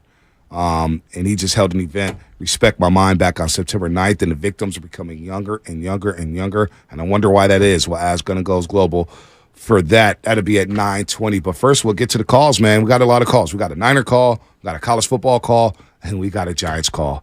We'll start off with BPA. Let's go by his real name today. BPA, what's happening? What's up, dog? What's going on, guys? What's up? A little under the weather, but I'm okay.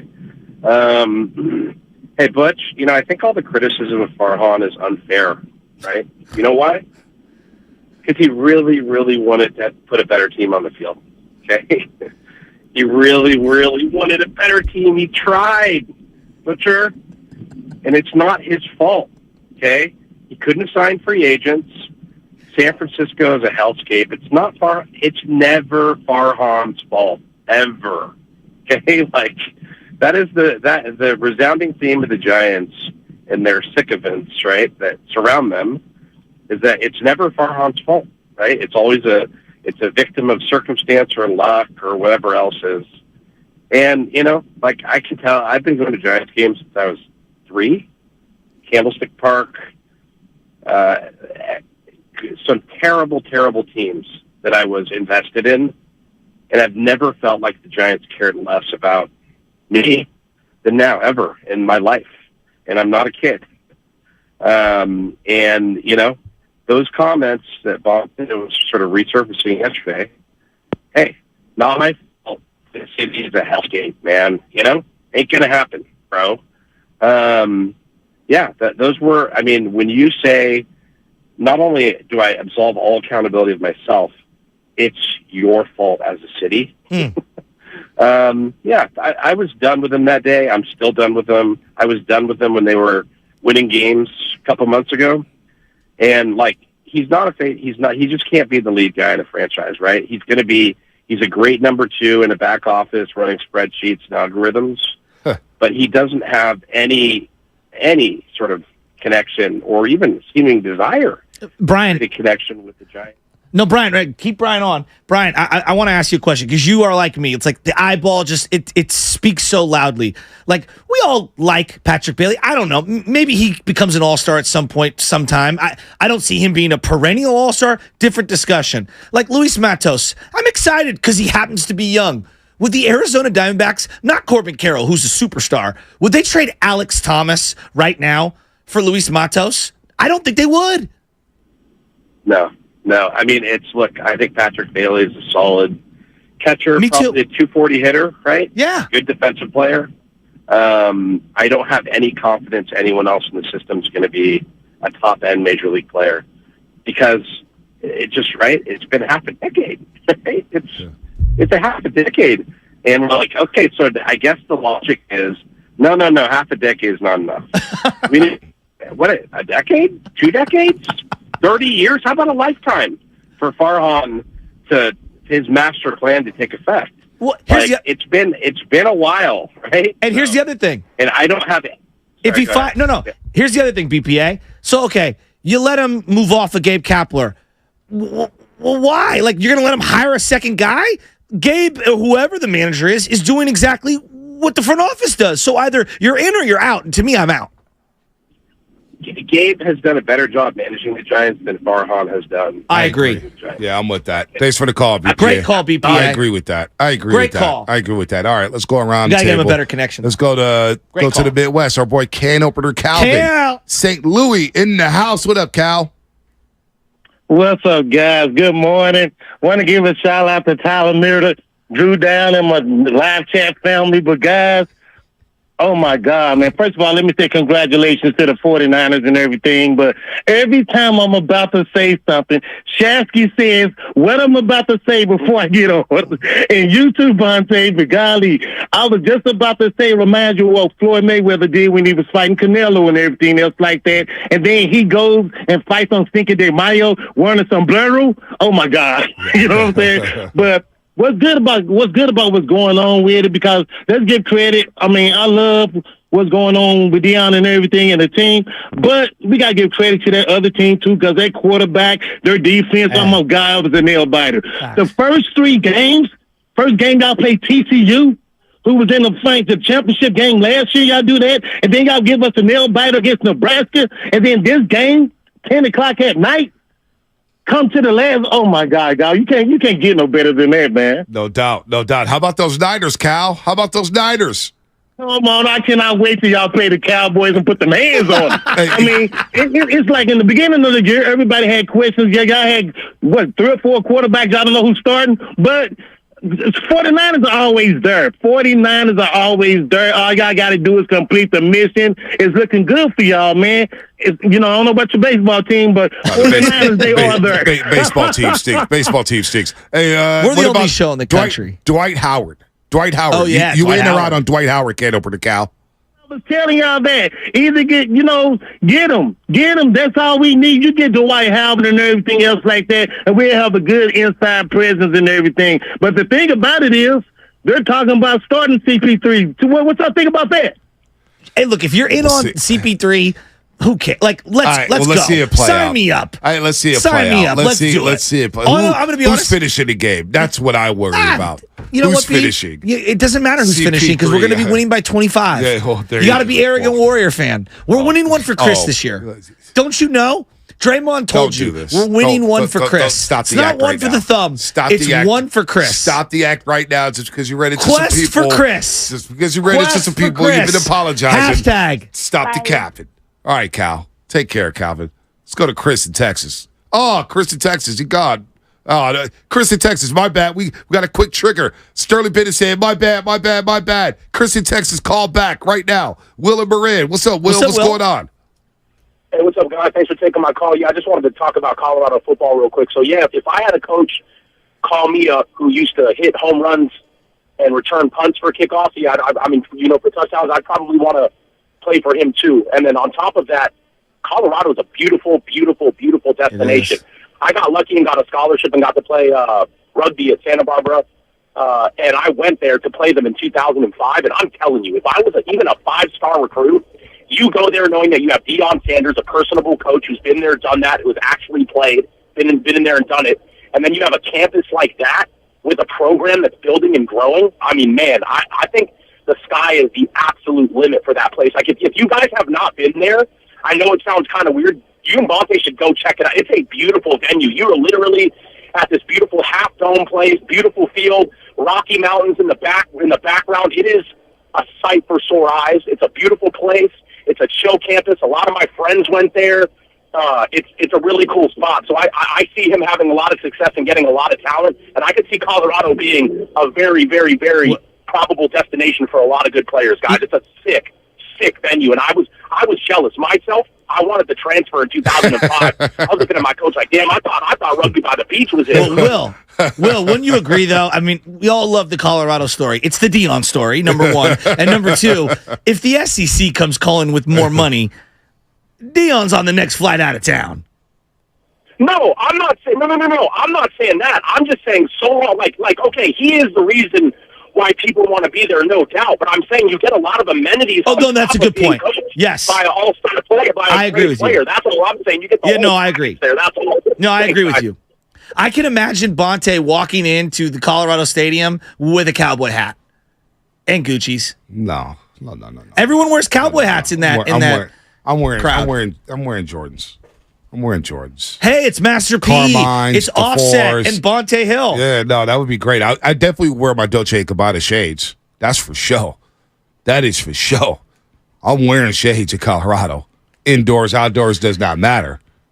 You know, I like wearing shades indoors. You got to be cut from a different cloth to pull that off. Bonte's got the shades on, cowboy hat on, with the wristwatch like Shadur. I love Shador. When he was I did Brady time, and he had the watch going. It was great. I went Brady time. I went Brady mode. Well, I talked to Brady, I went a lot. Brady mode. And I went Brady mode. I went Brady mode. Kind of what Brock has been doing with the 49ers, right? Scott Brady mode. Yeah, without the Rolly or whatever that watch was. I mean, he's got the Toyota. With Brady mode. Hey, Brock's got a couple commercials. Yeah, Brock's coming. Brock's undefeated. I told you those commercials were coming. Hey, it's a great story. He's got more commercials than Jimmy G. Well, why? He should. He was the last pick of the NFL draft. Everybody could have had him. He fell into the Niners' lap. They got lucky. And he's come in and taken this league by storm. So you got Shador at the college level going Brady mode. I think Shador can keep it close with Oregon. I'm hoping he keeps it close. Without Travis Hunter, it's going to be tough. Am I allowed to be skeptical on Bo Nix in his 7 years in college? Sure. Bo Nix has gotten better, though. Maybe it's more so on the Auburn program. They scored like 80 points. Yeah, I know. I know. I took a first quarter spread on. I know. They're loaded. Yeah, they win you money. Recruiting's not a problem. They're a money maker when it comes to the gambling world. Let's go to Chris down in Texas. He called us back before we get to Howard Cross in 7 minutes. Howard Cross, former New York Giants tight end, now the sideline reporter. He'll join us to break down the New York Giants coming up in 7 minutes. Chris, Texas, what's happening? Good, guys. How are you doing? Happy Wednesday. Happy Wednesday. Yeah, I just want to talk about the Mitch Haniger play, which I felt like was the play of the game yesterday, that ball that dropped in left field. It's really frustrating to see the effort. This guy's got over $30 million guaranteed. He's either been injured the entire season or unproductive when he's been healthy, and he has a chance to lay out and pick up Cobb, who's literally hobbling out there every single pitch, giving everything he's got. Our season's on the line, and this guy pulls up on a ball. It leads to 3 more runs. Kapler doesn't hold him accountable because there's no leadership in the dugout by another teammate. He doesn't bench him. He just rolls him back out there. He's swinging through fastballs. It's just really frustrating to watch that effort when everything is on the line right now, and it's a must-win, do-or-die game for our season, and that's what we get from our $30 million player. One of Farhan's, I think, biggest contracts he's given out, maybe besides Listella. I mean, it was like a half hack down the line that just dropped in front of Haniger by a ball. It's just, and then right after that, you got the Bailey throw where I think he's got Corbin Carroll, and it goes popping out of Wilmer's glove. Wilmer can't run. Poor Wilmer. Chris, what do you want to see the Giants do in the offseason? Poor Wilmer. I mean, they've lost the fan base. Like, as a fan who's been, 25 years or whatever it's been watching the Giants, I mean, this stadium, no one wants to watch these games. No one wants to watch this team. It's like you guys talk about from the business perspective. I don't know how they continue to run this, run these people out there that nobody wants to see. And I went to a game a couple weeks ago, and hundreds of dollars just to go for one day, and I'm gonna go watch the Braves kick the what out of us. Like, no one's gonna do that. It's crazy that out of all the teams that are growing in attendance this year, we're one of the few that are going down. And this front office is so fine just being mediocre and just like having a chance, and it's really frustrating seeing everyone just do laps around us, and we're going nowhere, just stuck in neutral basically. Great call, Chris. I remember when they signed Mitch Haniger, the infamous. We got Mitch Haniger though. Like, it's just. All right, well, let's move on, man. I've got nothing good to say about this organization right now. Not one thing. All right, Logan Webb. Bulldog. I gave respect. Logan Webb pitched his ass off last Friday at Coors Field to try to keep the Giants in that game and keep the Giants in the race. Logan Webb gets my respect. Wilmer Flores. Okay, that's another good thing. Camilo Duvall, for the most part, been a good thing. Patrick Bailey, been a good thing for the Giants. You want to talk about the bad things that's happened with the Giants? We'll be here all day, all night. Niners play tomorrow. You're right, Juice. The Niners do play tomorrow. That's a team that has championship aspirations. They don't just talk about it. They don't blame the politics. Think about what they've been going through in the city of Santa Clara. Have they ever blamed the logistics and the politics of Santa Clara County on getting free agents? Have they complained at all? Do the Warriors complain? No.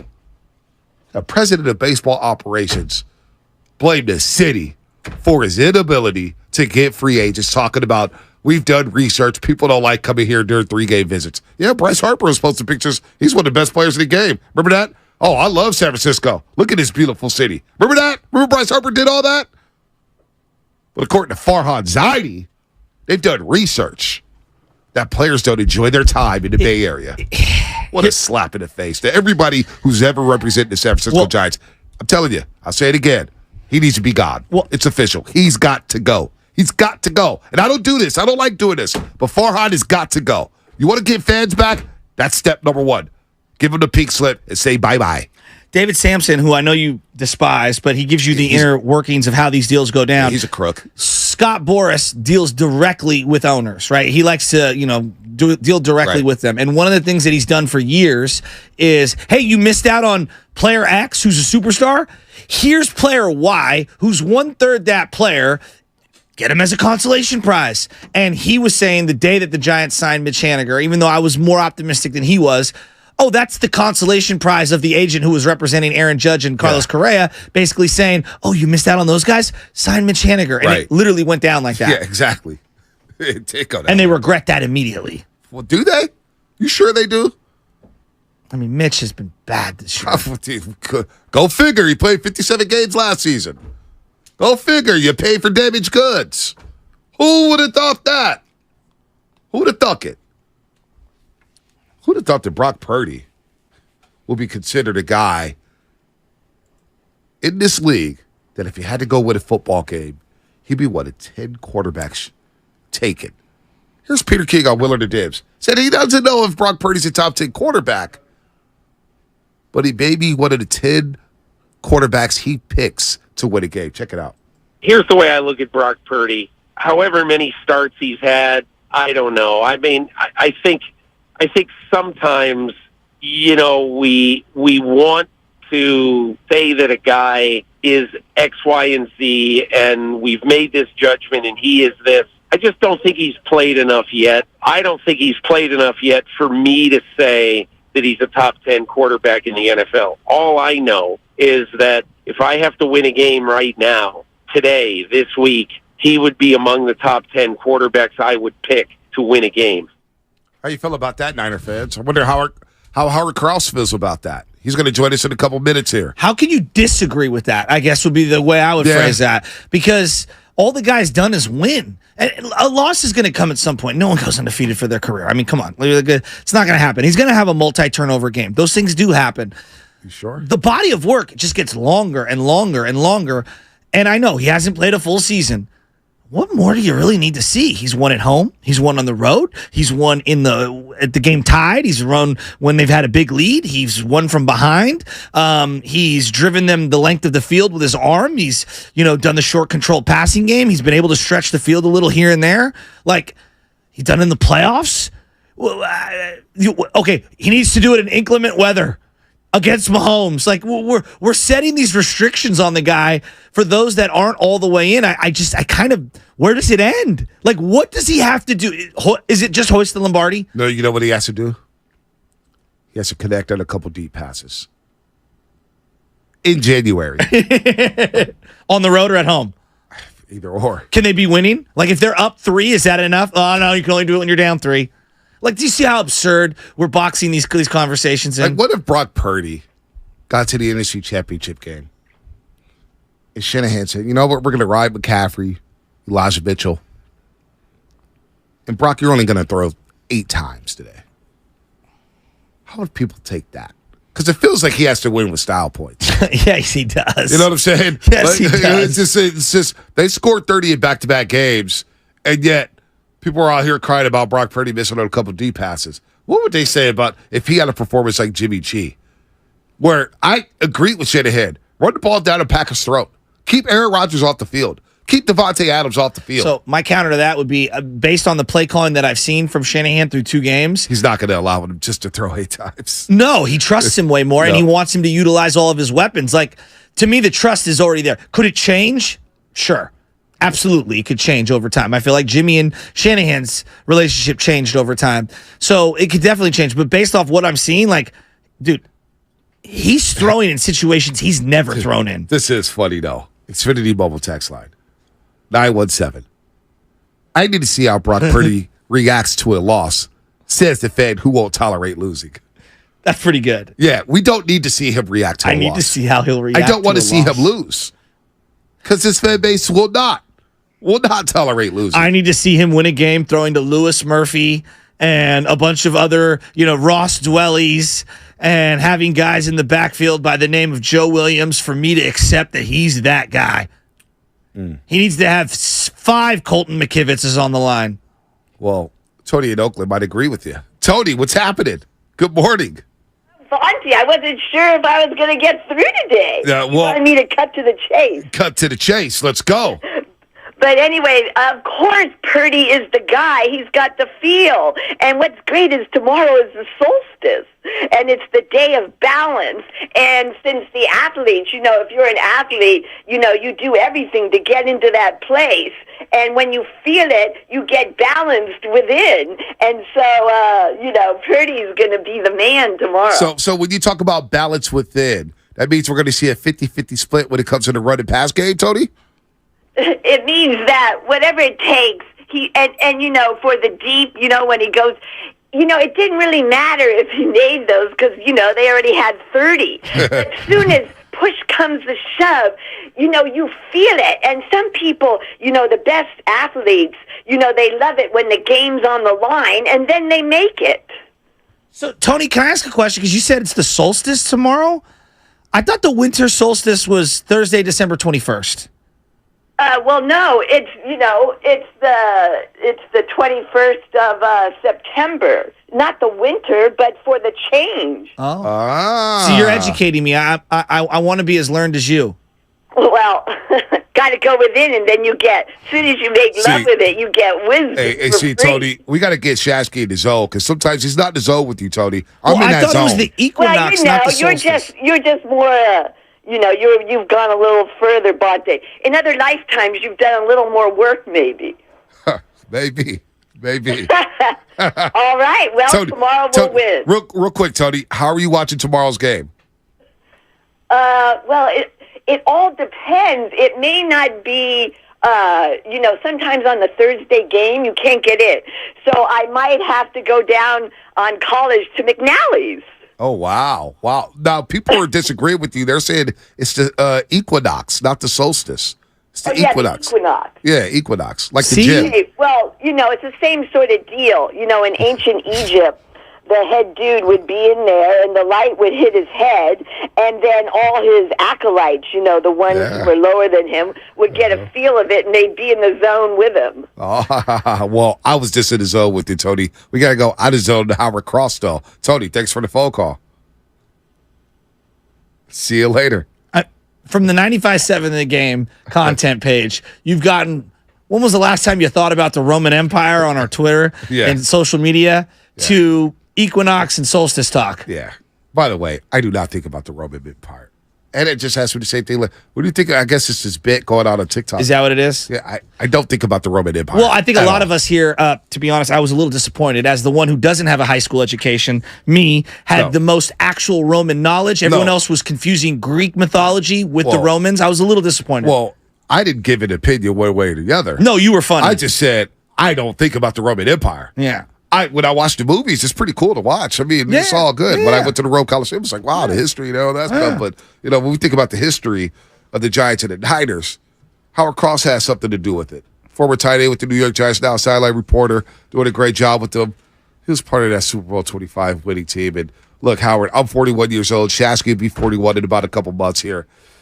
And remember how painful that season was. So before we get to tomorrow, if you want to reminisce and gloat about we need an AFC Championship game, 15-13. Go ahead. The floor is yours, Howard. Good morning. No.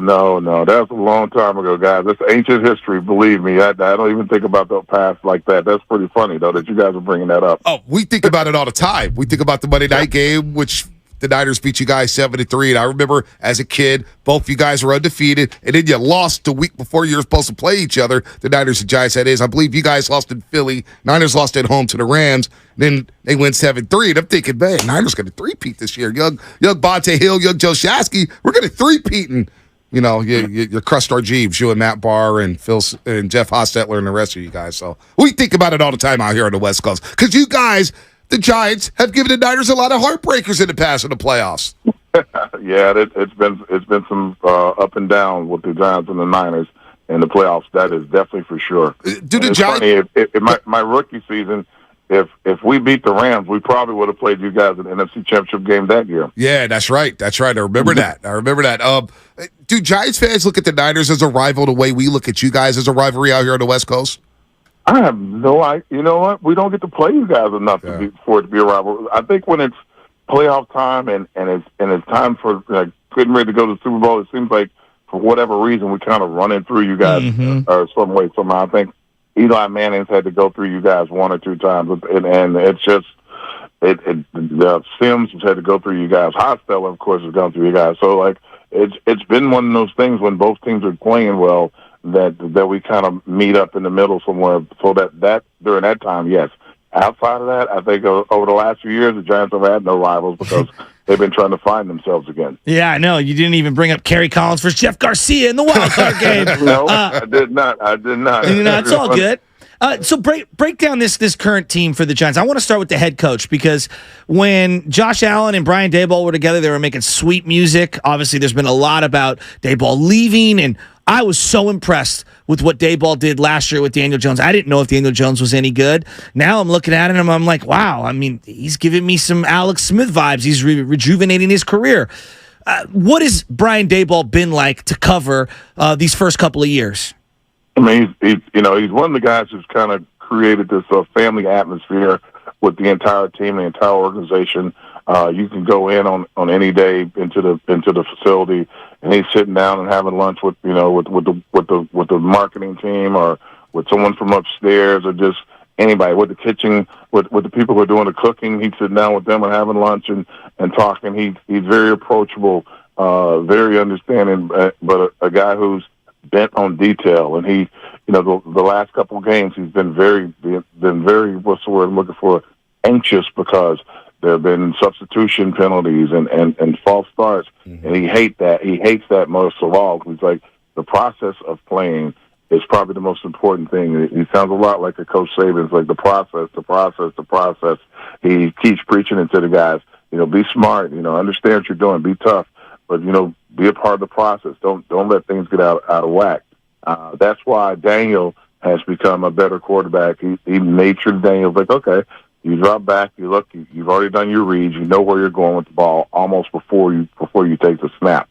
So if you take the snap and all of a sudden that guy's covered, who are your next two stops? The process has to be started a lot faster so you're not throwing the ball away or throwing interceptions or getting sacked. Yeah. How are they going to be able to, set this offense up without Saquon Barkley? I think Daniel's kind of been the bell cow here of late. Even in the game, if you saw this past week, if he has time, and that's a big ask, playing against the Niners. But if he has time, there's a lot of things he can do. A guy that's that mobile can run the ball. A guy that has an arm like that and receivers on the outside, he can stretch the field pretty quickly. So, in the past where they didn't ask him to do a lot, they've been calling him to do a lot more. So this will be another one of those games that he'll be calling to do a lot more. But I mean, Barkley is phenomenal. He really is dynamic on the outside, catching the ball, running the ball. So a lot of teams worry about him. But as much as they worry about him, they're worried about Daniel. Seemingly, as you saw against the Panthers. Mm-hmm. No doubt. Howard Cross here. The Cardinals. Arizona Cardinals. And you guys outscore up 31-8. Kind of turned the season around early here. They were outscored 60-0 in the first 6 quarters. I'm sure everybody in New York City was freaking out. Howard Cross here, sideline reporter for the New York Giants radio network, former tight end for the New York Giants, played in 207 career games with the Giants, only trailing Michael Strahan and Eli Manning in games played as a Giant. Looking at this defense here, because I got high hopes for this defense when it comes to the New York Giants, and I think without Brandon Ayuk, if the Niners do go that route without Brandon Ayuk, this could be a stiffer challenge that Niner fans anticipate here. Leonard Williams, we know about him. Dexter Lawrence, this defensive line, and Ashawn Robinson. Discuss this defensive line because it feels like that's the strength of this unit, and Wink Martindale could do a lot of different things knowing that he has a D-line like this. He can, but, the thing that everybody's been talking about is that, we haven't had a sack yet. We've had a bunch of quarterback carries, quarterback hits, but no sacks. And that's what, everybody's waiting on the sacks. And the way Wink's defense is run, there's a lot of man-to-man. So there are not a lot of opportunities for interceptions unless the safeties are in position to get them because the cornerbacks usually are playing with their backs to the ball. How vulnerable are these corners? 2 rookies here, Deonte Banks, Trey Hawk is a third. How vulnerable are these guys here, and how vulnerable have they been so far through the first 2 weeks of the season? I'm just going to tell you, those two kids can play. that it's pretty impressive when you're watching them play. I think both guys have gotten too much. They've been a little too physical with the receivers and caught flags, one in each game. But for the most part, like you're not beating them, you're not shaking them. They're big, strong guys. They're both over 6 foot tall. They're both right around 200 or 210, and they can both run. So they've been more than impressive. The first round pick in Banks and Hawkins, the 6th round pick at Old Dominion. I mean, you've played the game for a long time, and so you have good perspective on this, and now you're on the, I guess, essentially on the media side. What's going on with Kayvon Thibodeau dismissing the scrutiny from quote-unquote social media GMs? We get a lot of scrutiny on the Niners when it comes to Brock Purdy or whomever it is, the coach. But to see Kayvon Thibodeau kind of fire back at people, I had a chuckle. Well, it's a different world. Like when I played, the only people I had to worry about were people like me coming into the locker room and questioning me and telling me, what I had done wrong or what I need to do better. And I would laugh. I'm like, do you even know what I'm doing during the game? They're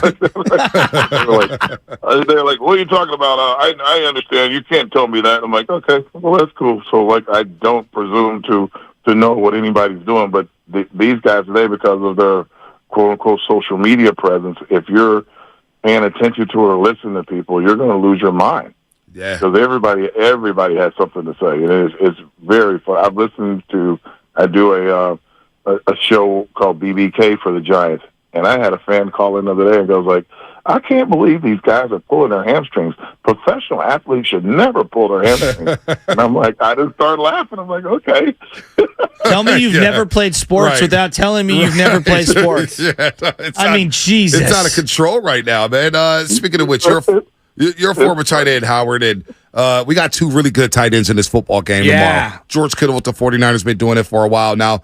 Now you've been able to see Darren Waller, who was formerly of the Raiders. We saw him in Oakland for a little bit, and, of course, the Las Vegas Raiders. Darren Waller has the potential to be a really good star, really good player, but you bring up hamstrings. He's had some injuries in the past, hammies or whatnot. How are New York Giants fans embracing Darren Waller? What have you seen from him so far in the New York Giants uniform?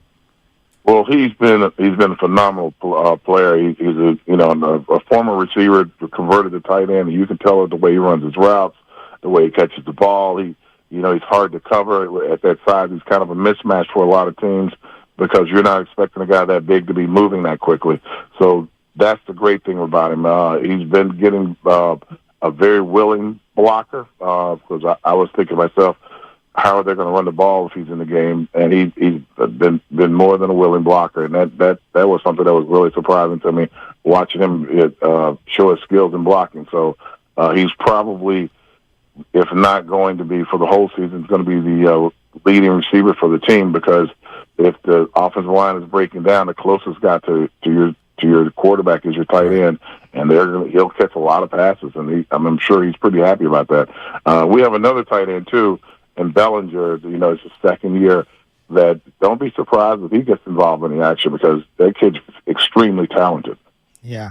When we go to games, I just love watching certain players. Like we get very lucky we get to see Aaron Donald every year, you know what I mean, in a Niner game. And it's awesome going to a game and watching that guy play. You're on the sidelines, and we kind of have a joke. The Niners are like an all-star team. They got so many stars. Who's the one guy you want to see from that sideline perspective? Bosa. If I'm watching your guys, it's Bosa. You always want to see what he's going to do.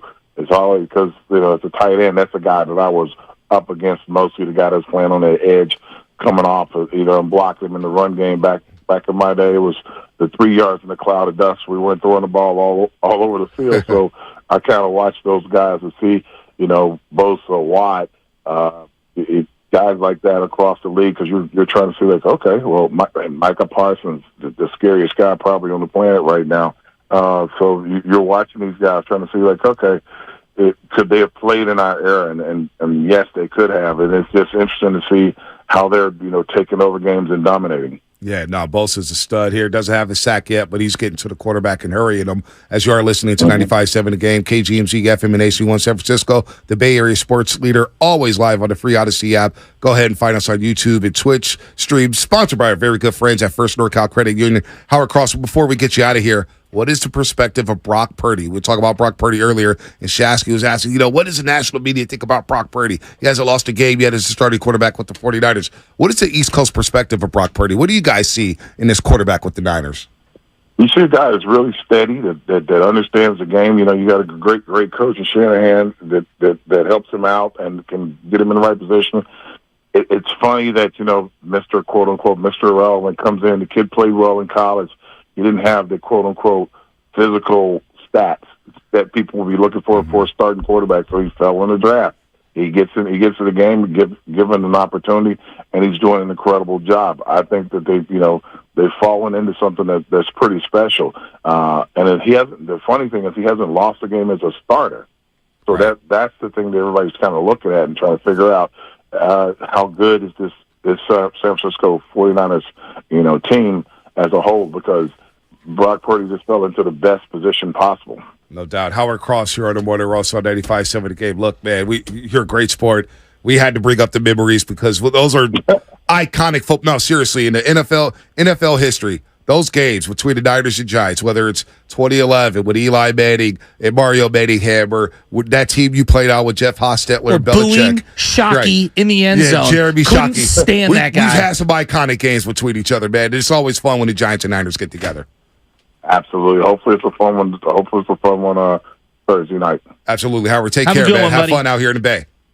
All right, have a great one, guys. All right, Howard Cross here on the Morning Roast on 95.7 The Game. 3 minutes away from break. I know we got to do our 4, but you want to wait on that? Yeah, let's wait on that because I think tomorrow I've got an entire list of my top 5 Niner New York Giants games. Well, that's my King of the Hill. Top 5 moments at King of the Giants Niners. Are you doing that tomorrow? Yeah, or I could push it back to Friday.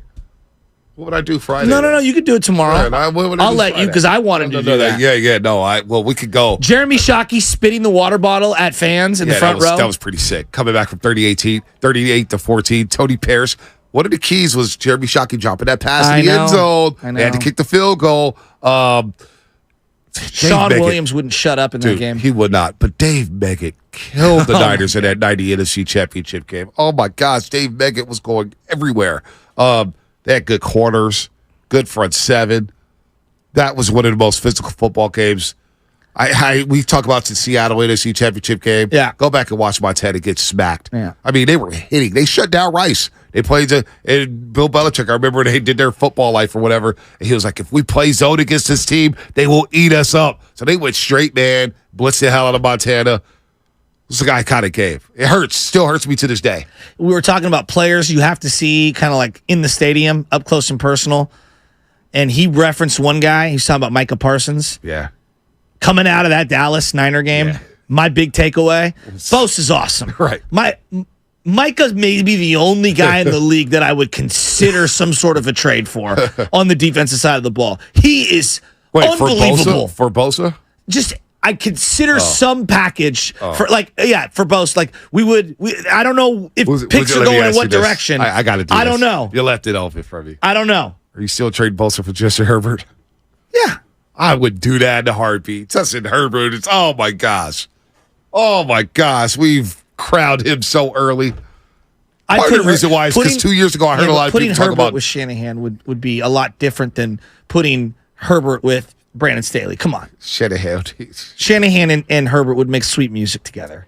I mean, Nick Mullins made the sweetest music of his career. Don't you do of that. his career. Don't you I do didn't that. say just Nick Mullins sweet music. in those garbage time numbers. Remember he came into Seattle game. It was like karaoke music. No, Jimmy Garoppolo had injured his ankle and the Niners got blown out in Seattle. And we're like, dude, that was garbage time. And people were trying to justify, this is a garbage time. These are legit throws. I said, okay, we'll watch Nick Mullins over the next month and see what happens. Go ahead. Let Nick Mullins start. Nick Mullins. Oh, my God. Buddy Mullins. What a time in our life. Nickel Nick. Bitcoin Beathard. Oh, we've come a long way. I never bought into Beathard. He's so tough. Remember how much we were making about him getting blasted and hanging onto the ball? Oh, no. Not protecting himself? Well, he almost died in Carson, California against the Chargers. Remember that game? Of course. Remember he almost... I thought he was paralyzed. He got crushed in the Washington game. He always got crushed. He's still in the league, huh? I still, to this day, do not get that evaluation. This was great. Patel. Human crash test dummy Beathard. He wasn't. I shouldn't laugh. I shouldn't laugh. Yeah, sorry. I don't want to All laugh. right, let's go to a break. We're going straight to you know where. What's coming up in the game presented by Ashley Furniture Home Stores. We're going to talk to Gun and Goals Global. We're going to change the temperature a little bit for 10 minutes as he talks about suicide awareness. Suicide numbers in America are going up. I think it's very important for a lot of people to listen to Gun and Goals Global. He's doing a lot in the community. Victims are, these people who are committing suicide are getting younger and younger and younger. So we'll do that on the other side. That'll be brought to you by Ashley Furniture Home Stores. Fall is almost.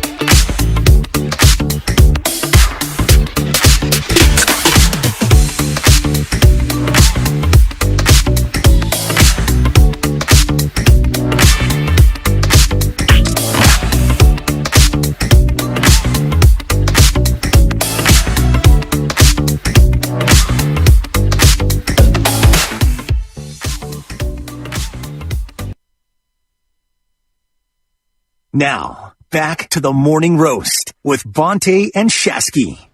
All right, tonight is Odyssey's 7th annual I'm Listening special. The show will air across Odyssey stations and on our Odyssey app from 7 to 9 p.m. local time. We're proud of our year-long and ongoing commitment to mental health, and tonight's broadcast, as it has been in years past, will help save lives and lead to more people around the country realizing it is okay not to be okay. We have had so much feedback from you and our communities that we are making a real difference, focusing our resources on this important cause. We're going to bring in Gunna Goes Global, who's done a hell of a job at promoting this. He just had an event September the 9th, Respect My Mind. He held it, and he's done a lot in the community, and he's here to promote suicide awareness. And we love Gunna Goes Global. Not only is he a dope rapper, he's a dope community ambassador from my neck of the woods here in the city. Suicide numbers in America jumped, and I didn't know this, Shasky, to 49,500 last year after years of decline. And the victims are getting younger and younger and younger. So we say good morning to Gunna Goes Global. Welcome back to the Morning Roast, man.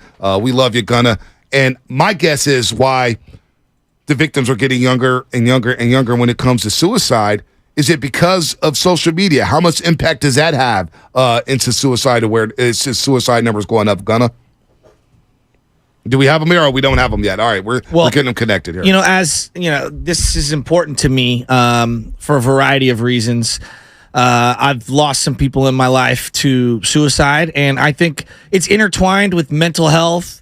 Not always does it intertwine with addiction, but sometimes it does. Right. And I look at someone like Darren Waller, who's been very vocal in his use of Oxycontin and other drugs and alcohol abuse, and how it almost wrecked his life. Yep. And how he's overcome that. You work with a man who's been pretty outspoken in terms of his alcohol recovery. My dad does not hide it, in his sobriety, and it's changed our relationship in his life. But there's a lot of people out there that maybe haven't come to accept who they are or where they're at in their life, or are afraid, or for whatever reason. Or afraid just to ask for help. Yeah, and I think that these conversations, especially for men, it becomes very taboo. I'm going to be tough. It's like, nah, you can't. And so I respect Gunna for doing what he's doing, and I think we need to put a spotlight on it. Yeah, let's bring in Gunna Goes Global. We have him now connected here to promote suicide awareness. Of course, he held an event back on September the 9th, Respect My Mind, and Gunna.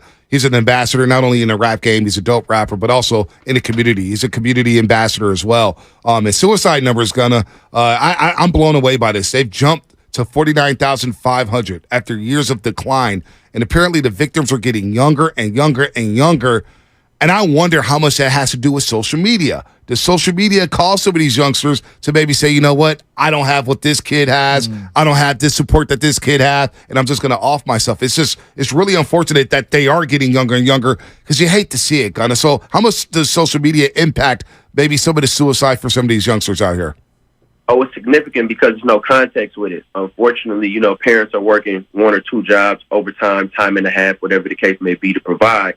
And without any supervision, these children are taking things out of context. And then what they're doing is they're comparing their life to a snippet of other children's life. And you don't know, that could be their father's Rolex, you know what I'm saying? That could be their mom's bag, whatever the case may be. Social media is really your own show. And we all know post-production is totally different from reality. So that disconnect, unfortunately, the children internalize it, and once they internalize it, for whatever reason, they think that this is the final moment. And also, you got to think about things going viral. Yeah. Back in the day, you already know you could have an altercation with somebody, whether it be verbally, physically, and it was pretty much whoever was there, your word against theirs. Now these moments live on forever. So when I think about suicide and what's going on, especially with the youth, visibility is essential. Having real conversations that are relatable, having that energy too, and making it spunky. We can't go in there super sad, super down. We got to let them know, hey, you win some, you lose some. Every day not a good day, and tomorrow is an opportunity to do it again. But we need to at least know that this is what's going on. And when it comes to men, it's a similar situation. The bills, the mortgage, the rent, the car note, whatever the case may be, football game, you know what I mean? Yeah. Basketball score, life does go on. And right now, and especially post pandemic, people are just not understanding that there is life outside of social media, there's life outside of our phone, and there's life outside of our problems.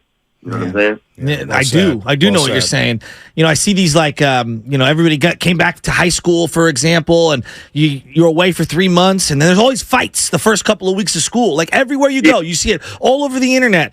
And 10 years ago, I would have scoffed at it. Cyberbullying and all that kind of like, internet stuff. No, it is real. And this whole like, I'm not good enough, I'm lesser than, that person is so good, I'm just going to quit at the sport that I'm playing, or I don't get as many likes as that person, I'm not as beautiful in the mirror as that person. Right. It's really a self-perpetuating disease right now amongst the youngsters. I don't know how these young kids navigate it, man. I know you have to have these conversations with the kids. When the kids that you're talking to, what are they saying to you, and what are some of the things you're saying to them? Like, yeah, it's easy to say put the phone down, but we're addicted to our phone. You know what I mean? Right now, people are great at masking it. So, again, I like what you said earlier. As an artist, I'm able to come in, and when you listen to my music, you know what I've been through or what I'm going through and stuff like that, so that relatability is there, and then I'm able to connect with them on a deeper level. Surface, I don't care. You can live with a child, right? You can live with an adult. Every day they'll tell you they good. Yeah. You'll be like, oh, what's up? How you feeling? What's the word? They're going to be like, oh, everything is good. But in all actuality, that's not what's going on. Social media is entirely new to the planet. We're not even 20 years into it. Yeah. So at this point, intervention, and I'm not even going to say regulation, but conversations and then tangible results. We need children being more athletic. We need children outside more. We also need adults to get from in front of the TV. Why? Because we already know that the sun is healthy for us. Those who need it use sunscreen, ain't nothing wrong with it and stuff like that. But you know what I mean? Truly. Like, you feel me? Like, people got to get out there and understand, in order to help people, you want to help people help themselves and get tangible resources. Again, this transcends beyond age, gender, sexual orientation, religion, financial status. Everywhere across the United States, you're seeing the numbers going up because people are feeling uncomfortable. And we got to normalize that. Me, the method that I take is, how you doing? How's your mental? How's your spiritual? And then I'm able to share some low points with them and let them know, in order for me to get to where I'm at, or anybody to get to where they're at, they got to go through what they're going through. Yeah. That's great. That's well said. Gunna Goes Global here to promote suicide awareness. Of course, we'll talk about his event back on September the 9th, Respect My Mind. A lot of people might not know how to react, Gunna, when a family member or a close friend is dealing with a mental health struggle or thoughts of suicide. How would you recommend someone approach that situation with the loved one? We all have family members. We all have friends that go through it. I struggle trying to connect sometimes if somebody is down. How do I get them up? Because right now I feel like I'm on top of the world, right? I'm doing what I love to do. I'm on a sports radio. I'm doing the Warriors pre and post. I may not know how to relate to somebody who is going through a struggle. I could just say, hey, man, we all go through it, blah, blah, blah, blah, blah, a little cliche line there. But how does one connect with somebody like that? How would you go about approaching that situation? Positive energy is contagious and negative energy is contagious. You can listen to our tonalities right now. And there's people who are on the airwaves listening, and they're like, man, I'm feeling it. I'm up, right? So that has to be promoted. That has to be implemented into our day-to-day lives. We've got to find people, we've got to find ways not only to stay inspired and motivated, but also understand that it is going to be low point. Everything ain't for everybody. I may be able to come with this energy and pick somebody up for the day. Right. But some people may be turned off. They may be like, oh, your tonality is too loud, or it's too positive, right? Yeah. So you got to find a balance. And now that we got social media, we can reach people through the phone. So this is an experiment. Even when you mention Respect My Mind, right now I'm figuring out, how do I and the people that I know reach demographics that have not been reached out to. The billboards is cool. The commercials is cool. The pamphlets is cool. But how do we energize people? How do we get people to feel good about themselves? And again, ask for help. I'm not perfect. I'm not saint. I'm not savior. But I do know that it's therapeutic to be in community. You know what I'm saying? It's therapeutic. When you look at athletes, after retirement, unfortunately, what happens? Too often, depression. Why? Because you're no longer amongst community. We flourish when we are around each other, whether it be family, whether it be friends, whether it be a team, whether it be a club, whatever the case may be. So we got to figure out how to make the United States the best version of itself. Man, it takes a lot of courage to do what you're doing, and I respect it so much, Gunna.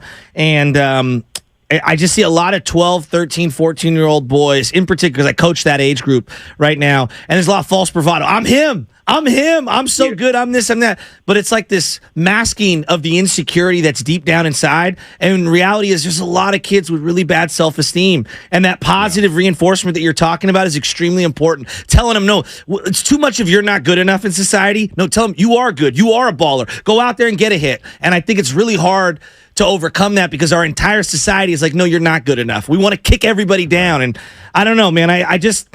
What are you hoping to expand? It was more of a statement. I apologize, but what are you hoping to expand with respect my mind in the future? Like, how can other people who are listening right now, who are nodding their head to what we're saying, how can they get involved? How can they reach out to you?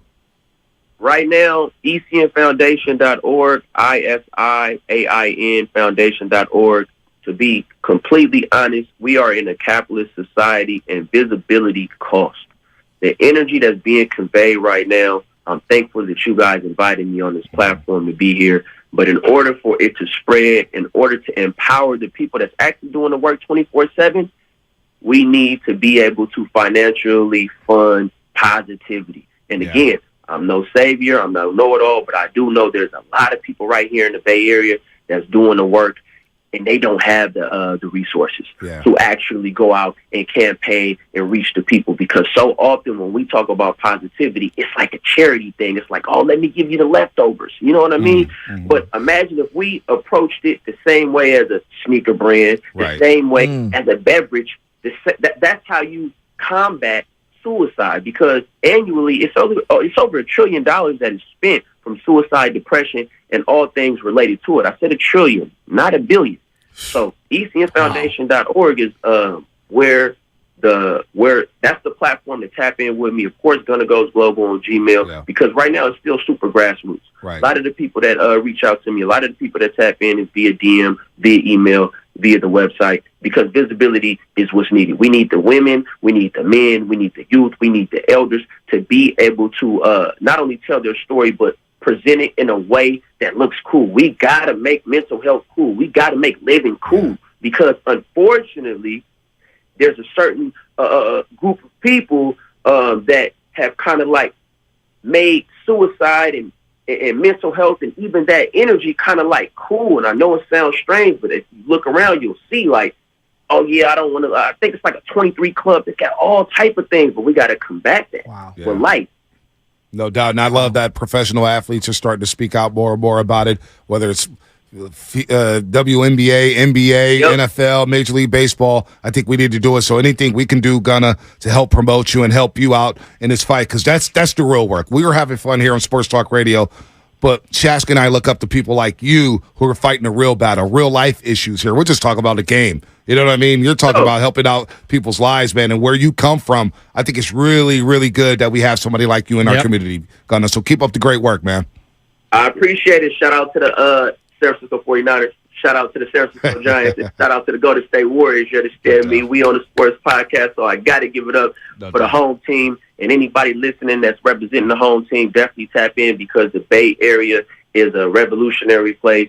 And we continue to lead the world, not only in tech and other spaces, but we could also utilize our platforms to do this and change the nation, change the world when it comes to mental health and suicide. So everybody out there that's listening to this, I don't have the answers, but hopefully you get access to somebody, or you're able to be in connection with somebody who does.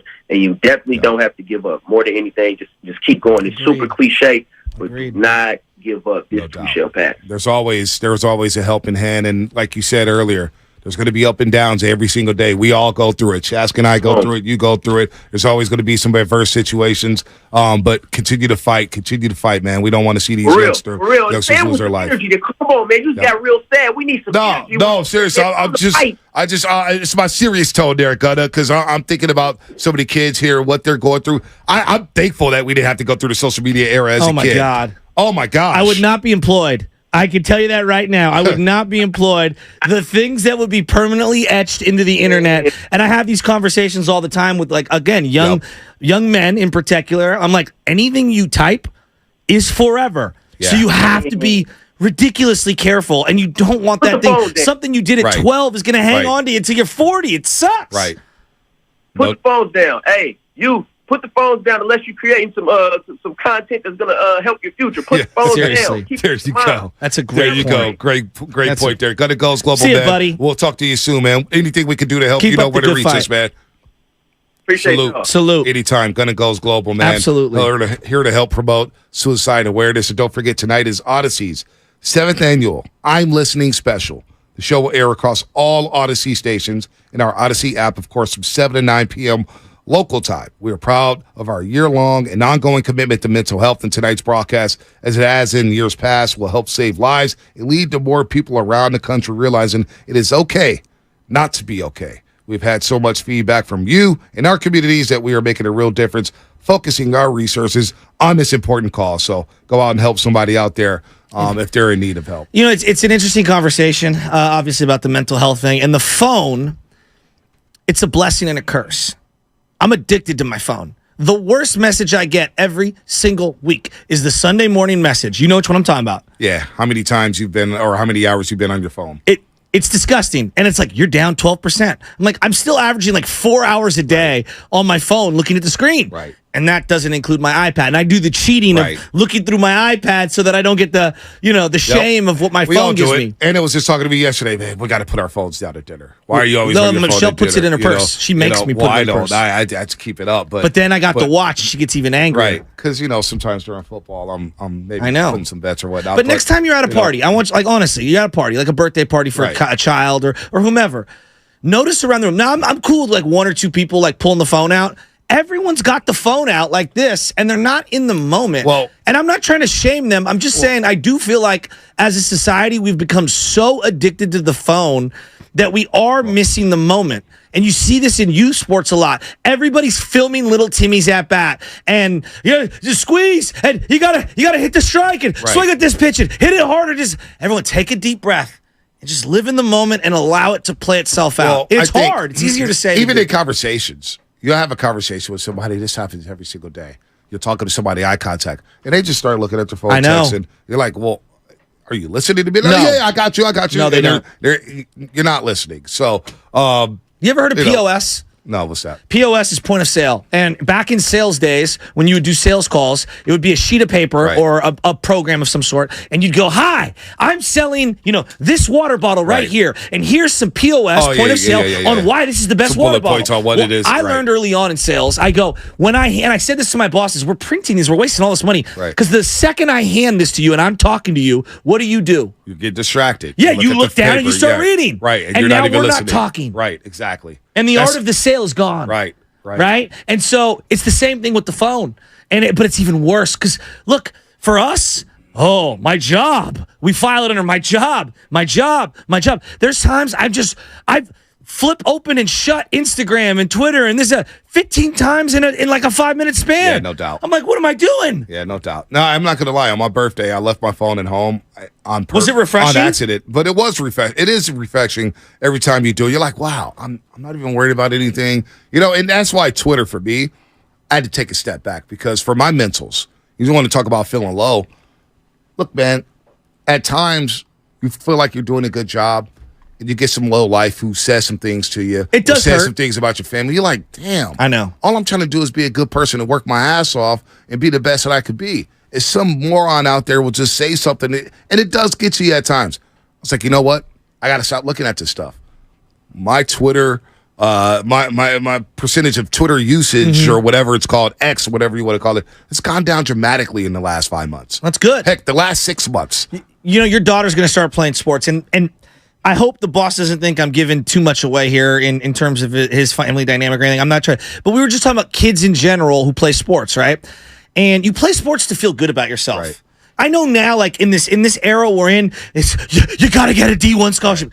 You're not. You're probably not going to get a D1 scholarship. They tell you the percentages. Remember Coach Key back at Washington High School? He goes, less than 1% of you are even going to play D1 college football, maybe get to the NFL. Maybe. You know what I tell the kids that I'm coaching? I hope you make your high school team, freshman, JV, varsity, like whatever. And my job is to hopefully prepare you for that. But if you're going in to play sports at a youth age to get a D1 scholarship, you're doing it backwards. It's about the memories. It's about the friendships. It's about learning how to win and lose, how to treat your coaches, your teammates, how to get better at something you're not good at. There's a lot of different elements of real life that are going to help arm you for your whole life, and I feel like we've lost it. The last thing you should be doing is having a game with let's say you're a 12-year-old boy or girl or whatever, and you come out of the game, you get in the car, and it's like, I didn't do this, and I didn't do that. And this is what we had this youth sports panel. I said, no, you should say, did you have fun today? Right. Can we start with that conversation? Right. There's enough pressure being a kid. No doubt. Did you have fun today? 415 as we move on here, Xfinity Mobile text line. Bonte Shasky, thank you so much for having Gunna on. That was unbelievable. Please keep protecting our youth and community. Just days ago, I know a 17-year-old that committed suicide.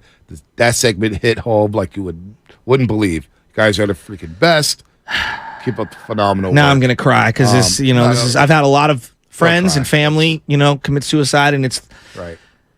It's one of the most horrible things to happen to a family. It is. And a friendship community. You just wonder why. You see, Steve, you're doing things right, Bonte, when That's people the are hard hating part. on you. But you know what? As much as the haters fuel me, you still don't like to read this stuff. You still don't like to see it. It's like, I had some Twitter bozo a few months ago DM me and talk all kind of crap and like screenshot at my girl and my family. It was like, I'm just like, how do you have the energy to do that? I didn't do anything but give an opinion on a quarterback or lineup or decision by Gabe Kapler. Because everything I talk about on Twitter is basically sports. I don't do the politics thing. I don't do anything outside of sports. Well, and this brings me back all the way, and we'll do 4-down territory here before we finish up. But Colorado and Colorado State. You know what? Let's just get right into it right now. Let's get it because I thought I was going to say one thing, and then something came out on the internet yesterday about Deion Sanders. Let's get into 4-down territory. Give me some music here, Sterling.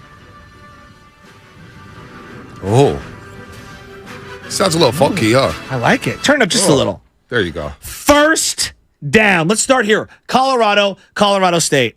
The kid who knocked out Travis Hunter for Colorado State was getting death threats. Right. And Deion Sanders went to the podium and was like, this is a young man. Okay, and I'm paraphrasing here. This is a young man who's trying to get a scholarship, finish his scholarship out, get his degree, maybe hopefully pursue the dream of the NFL. He's a ball player. He's just making a play. He made a mistake. It happens. Kudos to Deion Sanders. We want to take all the stuff he doesn't do right. The thing he did do right was defend that young man. Sports. We're fighting too much, people. We're fighting in the stands too much. We're too belligerent. There's too much hate. Yeah. This is not why I love sports. Henry Blackburn was the safety name from Colorado State. Henry Blackburn, who had a good game, and Deion went out there and basically was like, yeah, it's not right. The guy was playing hard. He had a phenomenal football game. We forgive him for the hit, but let's not give it's a game. At the end of the day, it's a game. It's not life or death. It's a game. Now, we may watch these games like it's life or death, and we may stress out like crazy. We will tomorrow night with the Niners and the Giants. But at the end of the day, it's just a game. We want everybody to come out healthy. We want everybody to come out safe. But Henry, I never got the death threat thing when it comes to athletes. I never Niner fans did it, and again, I don't. Alexander Madison with the Vikings, but against the Eagles, it's absurd. But guys were in his DMs calling them all kind of racial epithets, and oh man, you in-bomb this, you in-bomb that because he dropped the pass or he fumbled. What are we doing? And did we used to do it back in the day? Absolutely. Hank Aaron has got slides of death threats in terms of letters and things like that. Jackie Robinson, if you watch the 42 movie, people couldn't stand him and stuff. This has happened, but it's worse now on social media. Yeah. It's worse. And the fighting in the stands has got to stop. Yeah. All right, it's got to stop. All right, let's go to our second down. Second down here. This is, just some college football thoughts as we go through the landscape. Stanford, Sac State. Bonte, Sac State. Sac State. You want to play this highlight? Beat Stanford. You want to play this highlight? 1:45 left, 3rd and 6. Stanford gets a late sub off. If the Hornets would have snapped it, would have been a free play. Now it comes in on 3rd and 6. Bennett to throw, pressure coming. Bennett avoids that. Bennett outside. Bennett throws late. It's caught by Fulcher. First down and more. 30, 25, 20, 15, 10, 5. Touchdown! Touchdown Hornets! What just happened? Got to get 26 yards to keep the game alive. Lamson back to throw, looks deep over the middle, throws high, ball pinballed in the air, and it's incomplete! It's incomplete! The Hornets are going to go to the farm and beat yet another Pac-12 team. Wow! On 4th and long, the defense gets another stop, and all Sacramento State has to do is take a knee, and they're on their way to 3-0 and their 22nd straight win. Jason Ross, ESPN 1320, our sister station up there in Sacramento. Hell of a call by Jason Ross. 2005, the UC Davis Aggies beat Stanford, and it felt like the program literally was going to fold. Did it not? Yeah. I'm not sure that's going to happen right now. Congratulations to Sac State. But what a sad state of affairs for Stanford. And they think they're going to go to the ACC and be competent? Yeah, they're not. Stanford might be it for them. That might be it. You lost to Sac State? Sac State's really good, though. They're really good. 22 straight wins. 22 straight wins. Sac State ain't no cupcake, folks. All right, let's go to third down. Third down. You know who Travis Etienne is. He was a baller for Clemson. I mean, he was phenomenal in that Fiesta Bowl game in Glendale, Arizona. I watched him right in front of me, break tackles, get to the end. He's a baller. So I'm sitting there and I'm watching Florida versus Tennessee. And they go, yeah, Etienne's brother is Travis Etienne. I go, no, he's not. They don't even look alike. And then, because like physically they look completely different. And then all of a sudden they show a graphic of the two of them growing up and how he looks up to him. And I go, oh my God, Etienne can play. Etienne picks his way, follows his block, and Burns still going. Etienne in a foot race, and he'll win it. Touchdown, Gators.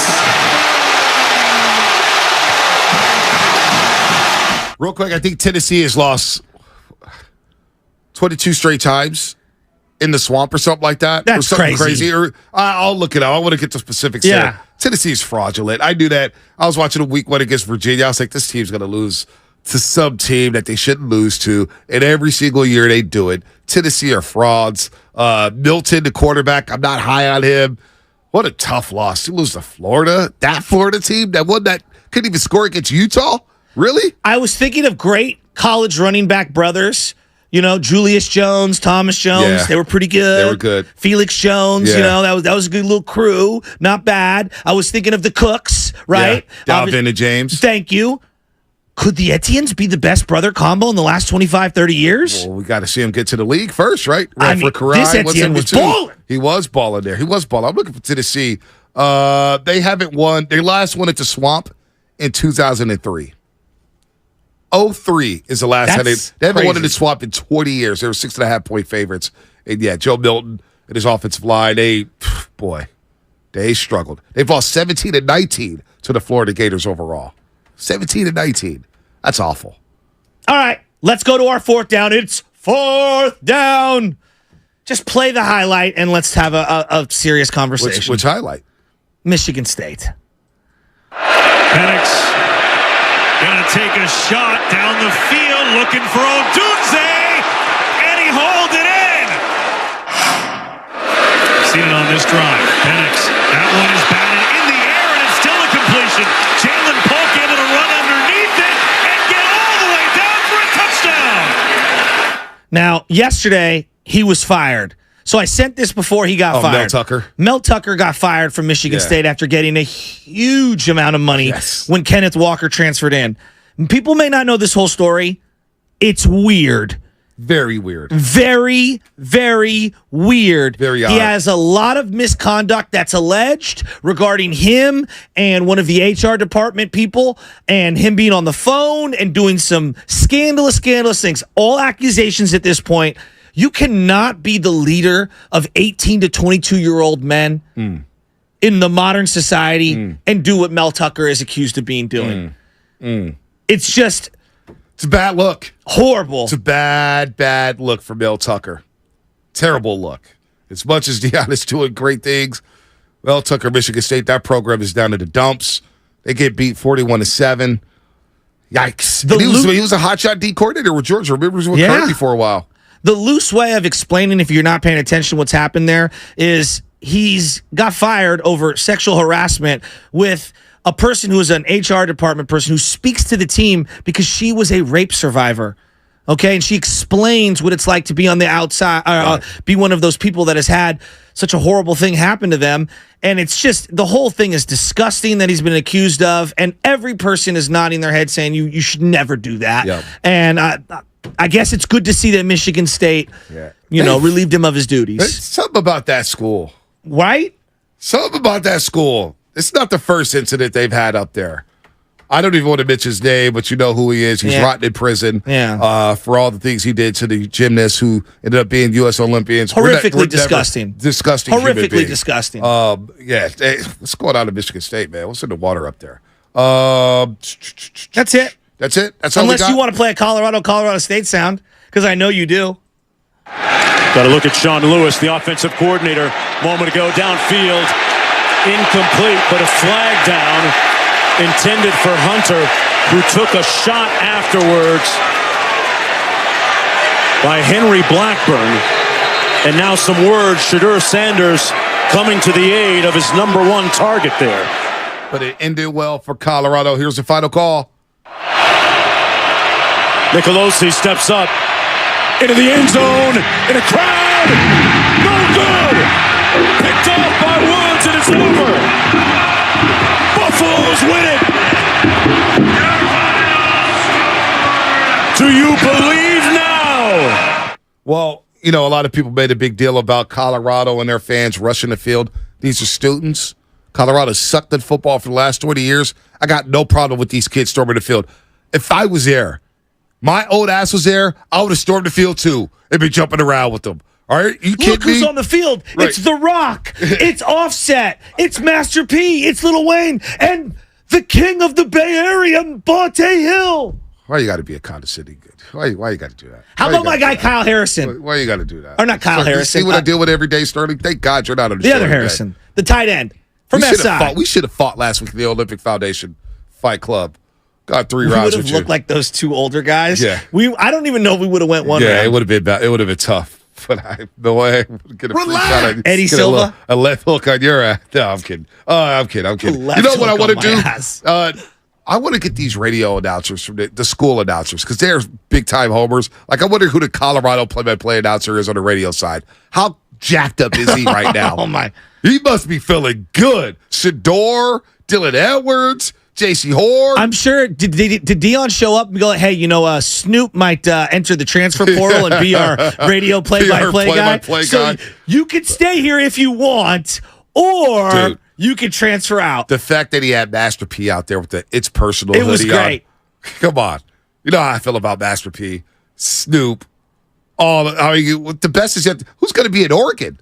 LeBron James going to be up there. Phil Knight, we know for sure it's going to be there. LeBron will be there. You're right. Phil Drake Knight, and LeBron. Yeah, Phil Knight.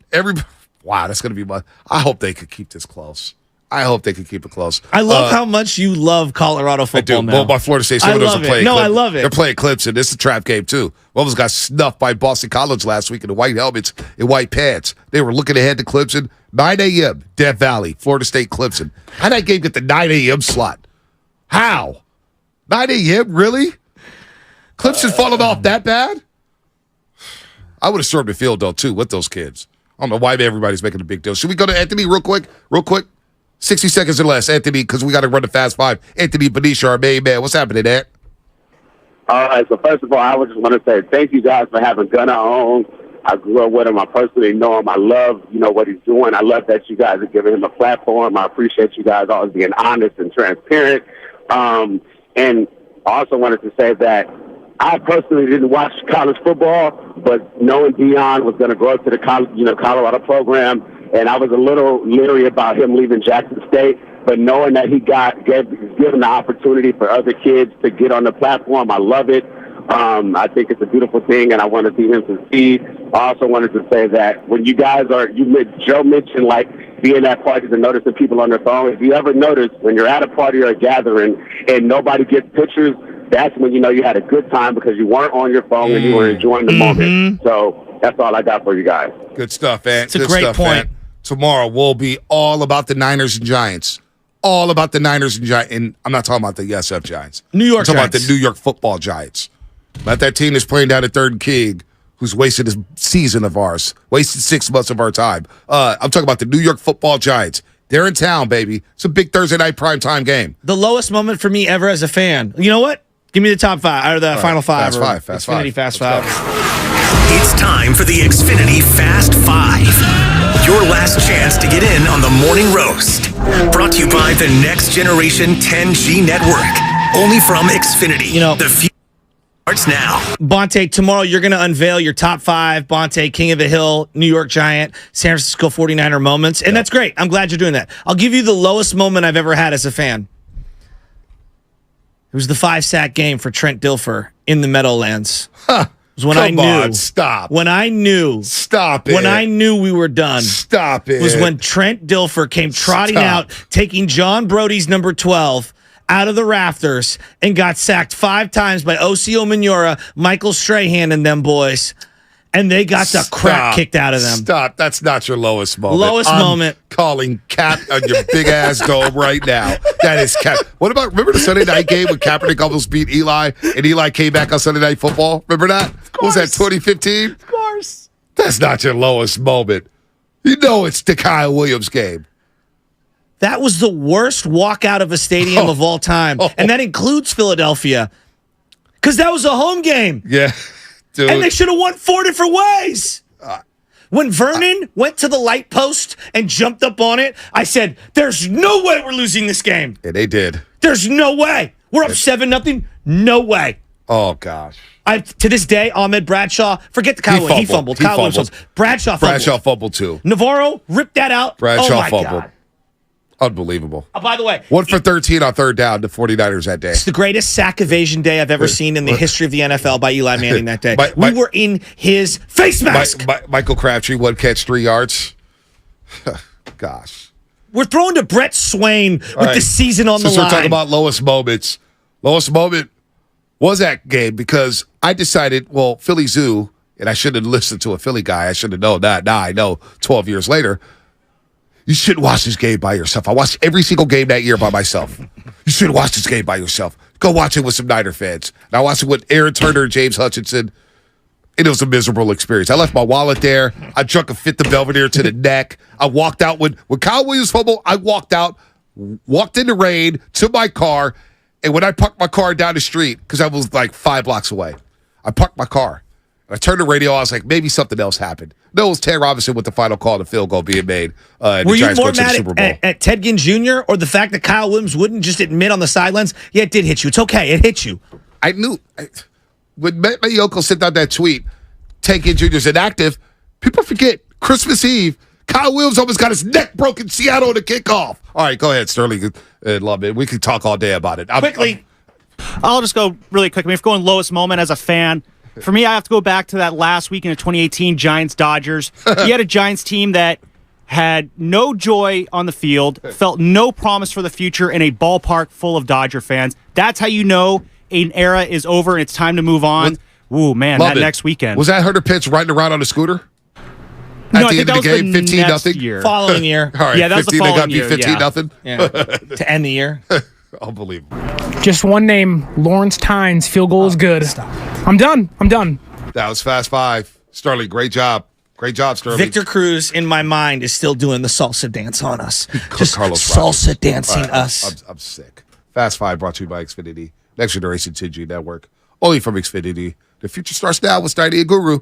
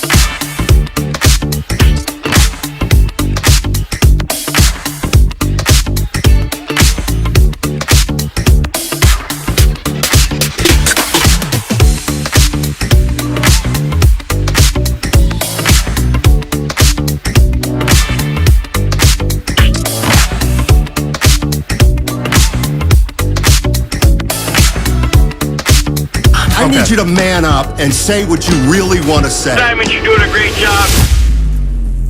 And together, they're Steiny and Guru. Yeah. On 95.7 The Game.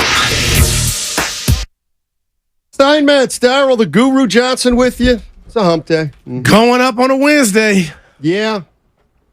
Yep, and we got action in all our sports right now. We got the Niners playing the Giants tomorrow. We got the San Francisco Giants making a run. Hey, the postseason. The other way. And might have some Warriors conversation today. It's getting that time. Dude, we're going to be at Warriors training camp within the next 2 weeks. We're going to be there Monday, a week from Monday. This is a sport fan's dream. NFL, baseball playoffs, college football, and hoop. College football. Yeah. I ain't college football. But you did know who Hunter was from Colorado. I knew the name. The lacerated kidney. Yeah, he's going to miss about 3 weeks. Look at you. Which is initially what we thought Saquon Barkley was going to miss. That's what he's missing. Quit playing with us, Dable. If that's what you want to do, he ain't playing tomorrow. And you know more than the doctors? No, I saw the injury. I got eyes. Yeah, he's fine. He's gutsy. Plus, their backup's pretty good. Former Niner. Burrito, the Cheetah. You're not going to believe this, Goo, and I know. See, when you say this... Oh, boy, we starting early. When you say this, sometimes I'm a little skeptical. But when I say it, I mean it. So I watched the whole Giants game last night. So did I. Does it count if it's watching, if it's on, the volume's pretty low, and you're kind of looking at your phone and stuff? Because But you're watching every... Yeah, you got the gist of it. You're paying attention. I don't know if you're really watching. So you saw the Bad News Bears with the 2 errors in one play. Just what's going on? I don't know what's going on, but has some standards. What's crazy is that it feels like this year is I get it. They're on the fringe of the race. They're 500, but this year's been worse than anybody's really thought it could be. It feels like. And why is that to you, Matt? Well, it's because in the Bay Area, I think you have to win. I think you have to win, and you got to win in a fun way for the fans to come out. I mean, you saw Tom Verducci's column yesterday about he thinks the Giants are the most boring team in baseball. We already knew that. Exactly. Okay, so that's Farhan's job. He took the job, obviously, to build something that people wanted to come out to and enjoy and take pride in. But now you're talking about a baseball team with old guys, Steiny, out of position guys that look like they should be in the softball league, Jock Peterson. I mean, come on, man. I mean, what are we waiting on in regard to Farhan and his magic? He has put this together, and they lead the league in errors, and you lose 3 or 4 to the Rockies. Worst bullpen in baseball. I'm not saying you got to be the 27 Yankees, but damn, Steiny and Verducci, all he wrote is what we already knew here in the Yay. Like, this thing is going the wrong way, and partner, it's going the wrong way in the diamond lane fast. And yet, they're more competitive than half the teams in the NL. They just are. That's a fact. As bad as they are, they're still a 500 team. And the Major League Baseball's added an extra wild card, and guess what? There's 10, 12 games left, and they're 3 back. Steiny, they were tied. They had this spot. It's going the wrong way. You're playing your worst baseball at the most inopportune time, and you're losing. The 3 or 4 to the Rockies should have just cemented that they have no chance, but the math was there. And then what did they do yesterday? Just go get slapped around. The tone was set in the first couple of innings. But it sounds like you're okay with it. Like, and what did you expect at the beginning of the year? It's like what were your expectations for the Giants at the beginning of the year? What if I told you we chugged that beer? There were no expectations. Okay. It was to compete and get us to football. Okay. But then you shock the world and you're 11 and 12 over. And I'm telling Willard and Dibbs, there's just something special about these giant players. Anybody can take you deep. And then the water has been cut off. off. Remember what and I now said? you got pitchers barking, mediocre pitchers barking about how they're being used, and then you go on Friday night. That's the one that hit me. And you got your closer, a stud on the mound, and you find a way to lose that game after you had the lead. And then the way that the game ended, you can't tell me, Steiny, that's just a regular loss. Let's go get him tomorrow, boys. And for our own Larry Krueger last night, I'm going Rob Lowe about last night. Have the Giants quit on Kapler? I don't think they have, but has Farhan quit on the Giants? What does that mean? He ain't doing nothing. What can he do now? Close a deal. It's September. Well, get ready to close. Trout. Is Trout a free agent? He could get him in a trade. He can be had. Ohtani. Do you want Ohtani? Hell yeah. I want Ohtani for non-baseball reasons. Why would you need something? But why would anybody come here? See, that's what you get me mad with that one. But they have no talent. They don't have a player on the team that could attract another player. You know, like the Warriors were sought after because people wanted to play with Steph Curry. Nobody wants to play with the Giants. So that's a bigger problem. But if you're right, but my thing is, this is like, I don't understand the disappointment. This is kind of who we knew they were going to be at the beginning of the year. We thought, you know what? They didn't make a big splash in the offseason. They didn't get the guys they wanted. They didn't get Judge. They changed their mind on Correa. That's fine. They got Haniger. They got Conforto. They come into the season. There aren't a lot of expectations. And guess what? They compete like they always compete. And now there's 2 weeks left in the season, and they're leaking oil. They're still 500, but yeah, they're leaking oil. And you left out the guys that you brought. They've all been injured. Right, and listen, I can play the other side of this. You brought up a lot of young guys this year. You had some young guys getting at bats. Yes, they're fading down the stretch. That's what young guys do, and that's what veterans do also.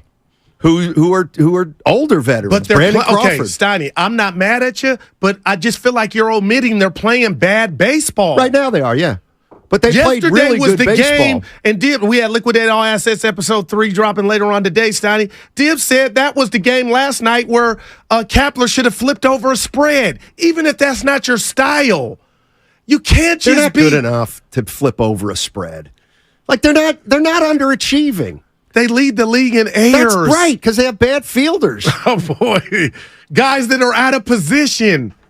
That can be fixed, partner. How? I'm not going to do... How are they going to be good next year? That is the scare. You go close some deals. Okay. Well, that's easier said than done.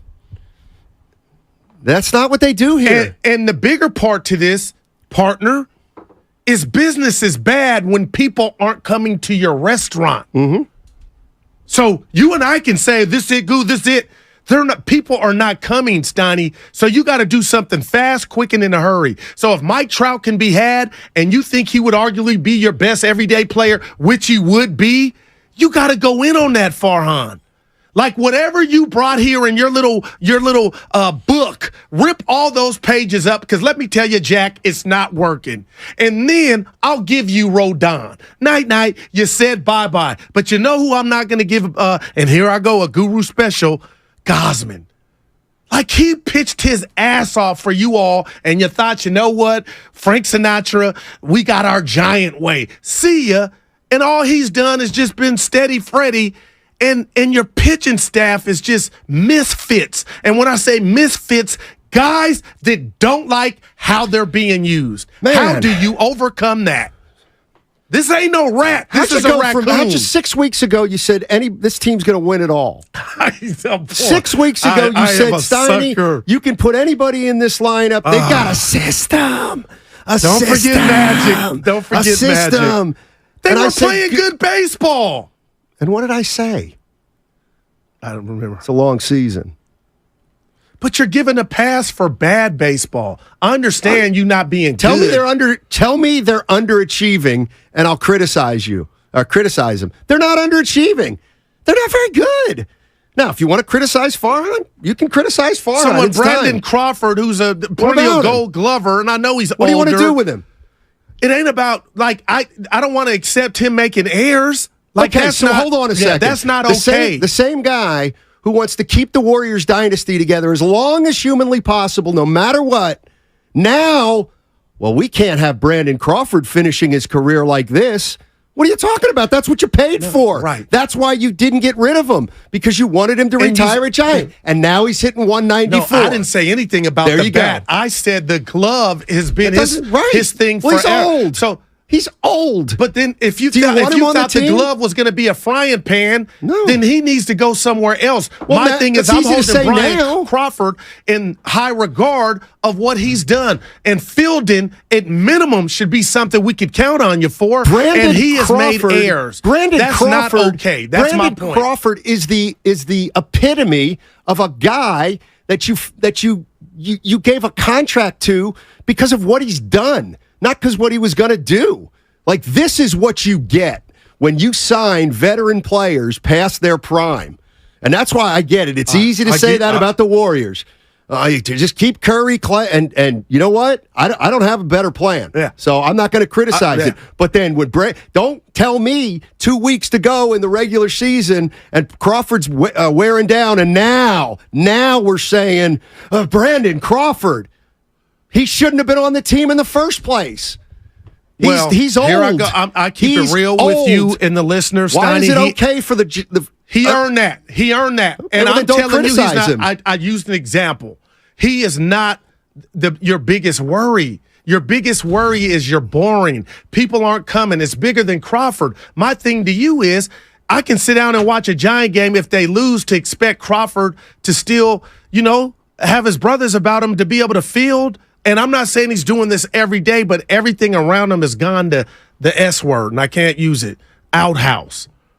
Come on, Steiny, you got it. This is bad. Stop saying, come on, Steiny. It's like you're the kind of guy that wanted to sign Crawford. If you picked out Crawford, not me. Yeah. You signaled out Brandon Crawford, 49 years old, or whatever he is, and he's over the hill. Stomach and they're afraid to, and they just stomach poking out.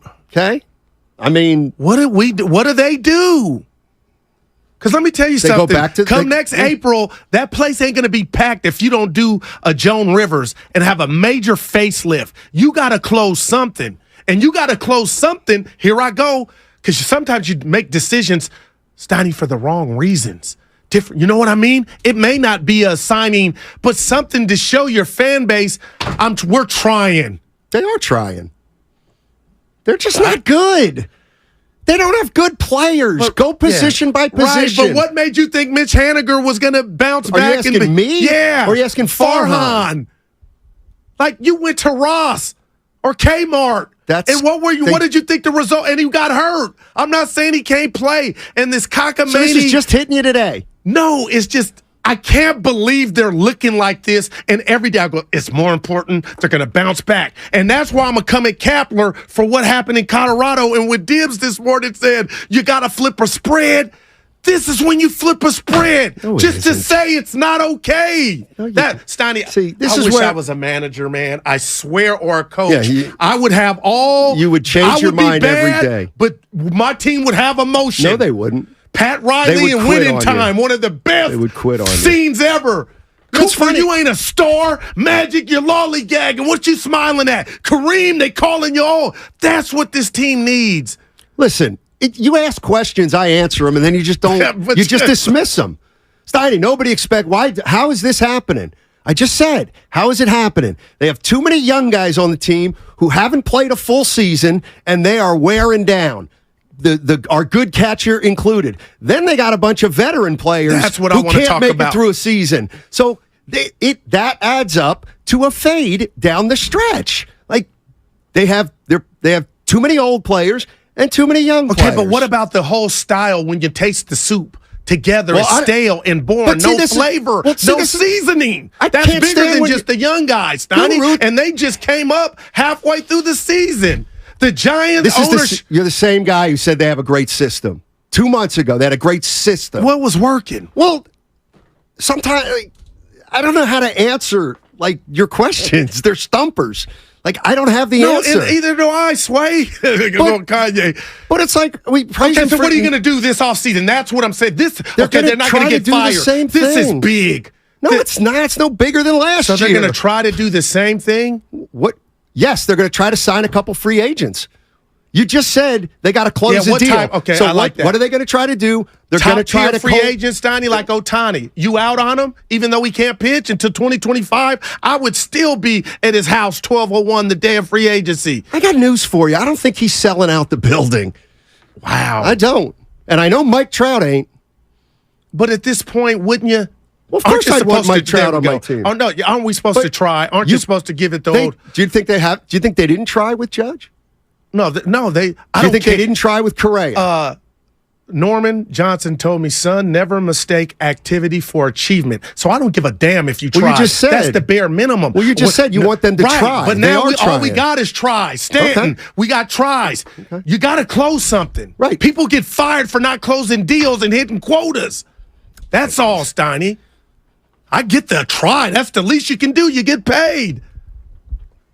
I trained. What's the draw? What is the draw to this team? That scares me, and it bothers me.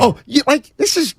I want to say Alcatraz when you cross the Bay Bridge. You're like, this is where you just. No, but you don't got the big answer. Listen, yes, I do. If you're Mike Trout, you have no interest in the Giants. They're not even on your radar. But you sit here and say, let's go get Mike Trout. They can't get Mike Trout. Then you got the wrong people in place. When have they had a GM who's gone out and signed big-name free agents consistently? Not even Sabian did that. I'm just like, here's my. What's your message to Giant fans? Seriously, my message to Giants fans. You're in an an auditorium right now. What did you expect? Okay, that's fine. Okay. What are we going to do? So I don't want to hear complaints forward? now. You don't get to say, "Oh, the system works. The system works," and then the minute at the end of the season you falter, then you rip them. Come on, they shouldn't have been that good in the first place. So you're telling me, and Giant fans, they should have saw this coming? Yes.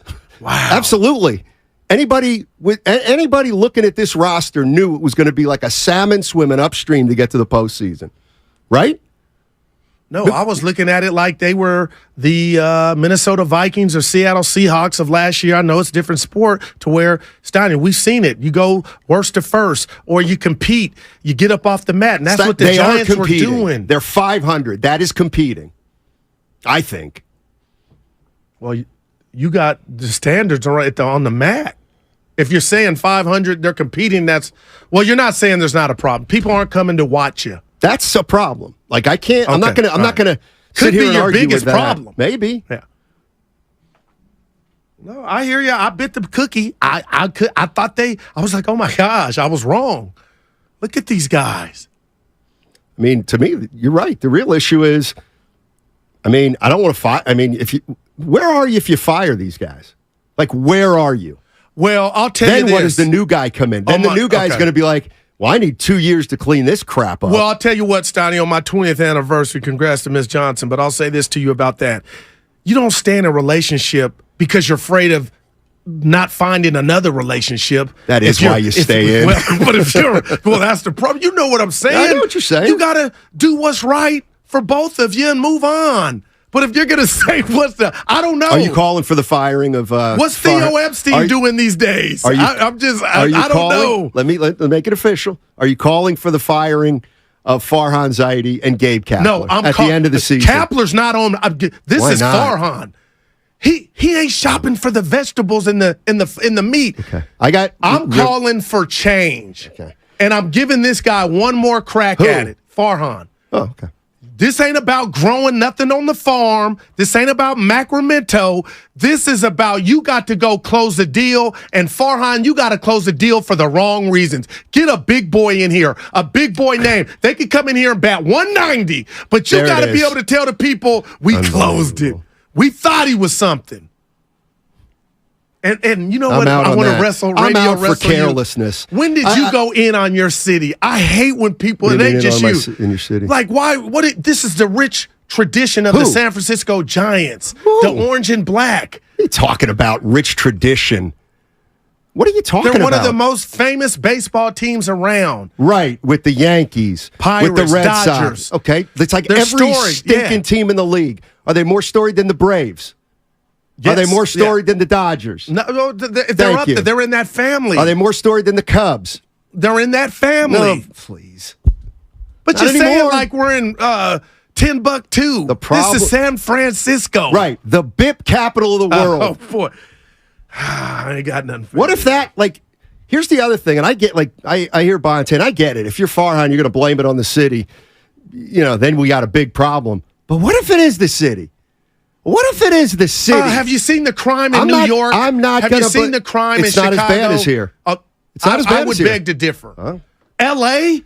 You know what, though? Those are big boy cities. San Francisco's not New York City. Not now, it's not. Listen, I'm just saying, I can't, if it is the city, how will I we can't ever blame know? Farhan. Correa was coming. I think we're finding out. The best thing to happen is they didn't. I'll give you that. But my point is that was going to be something where he could be Guru Stani. I closed. Okay, he wasn't. He amounted to diddly squat, but I closed. He was coming. Who? Correa. Okay, well then don't yell every at him time for I not watch him closing. play, when I bet on the Twins, I'm like, my gosh, got a nice arm. That's about it. Here's where you talk yourself into stuff. So you'd rather you Talk want to me, them I'm being real. Yeah, you'd want them to sign a bad big name free agent rather than make I three want them good to sign a big name free agent where you really think there's, like you did with Haniger, but he was never a big boy free agent. Like, I'll give you a pass, close some deals, and if you don't get production on the field, hey, you close and you said to the Giant fans, we needed to do something different. 888-957-9570 is the number. You want to jump into the conversation about the Giants. They are going south fast. 3 or 4 to the Rockies. I can't stand the way you say that. We thought they were going to sweep them. You did. You did. We left out of here Friday to cross over. Willard did a sweeping minimum or 3 or 4 at minimum. Shame on you for thinking a baseball season's 80 games. You've been around long enough. You're old enough to know that. I was believing that I know you were. I thought 107 residue from that was, and last year was the anomaly. I thought 81 and 81. So do me a favor. When we're talking about the Warriors from this point forward, don't bring up a title 3 years ago. It's actually 1 year ago. Don't bring it up. It's 2022. Don't bring it up. I mean, I feel bad for Giant fans in the city. And the cold part, and I know we're up against it, if you're right about the city and its ailments, we'll never really know if that's what's keeping them. 888-957-9570 is the number. You want to jump into the conversation. It's all sponsored by Lucky California. Game is now.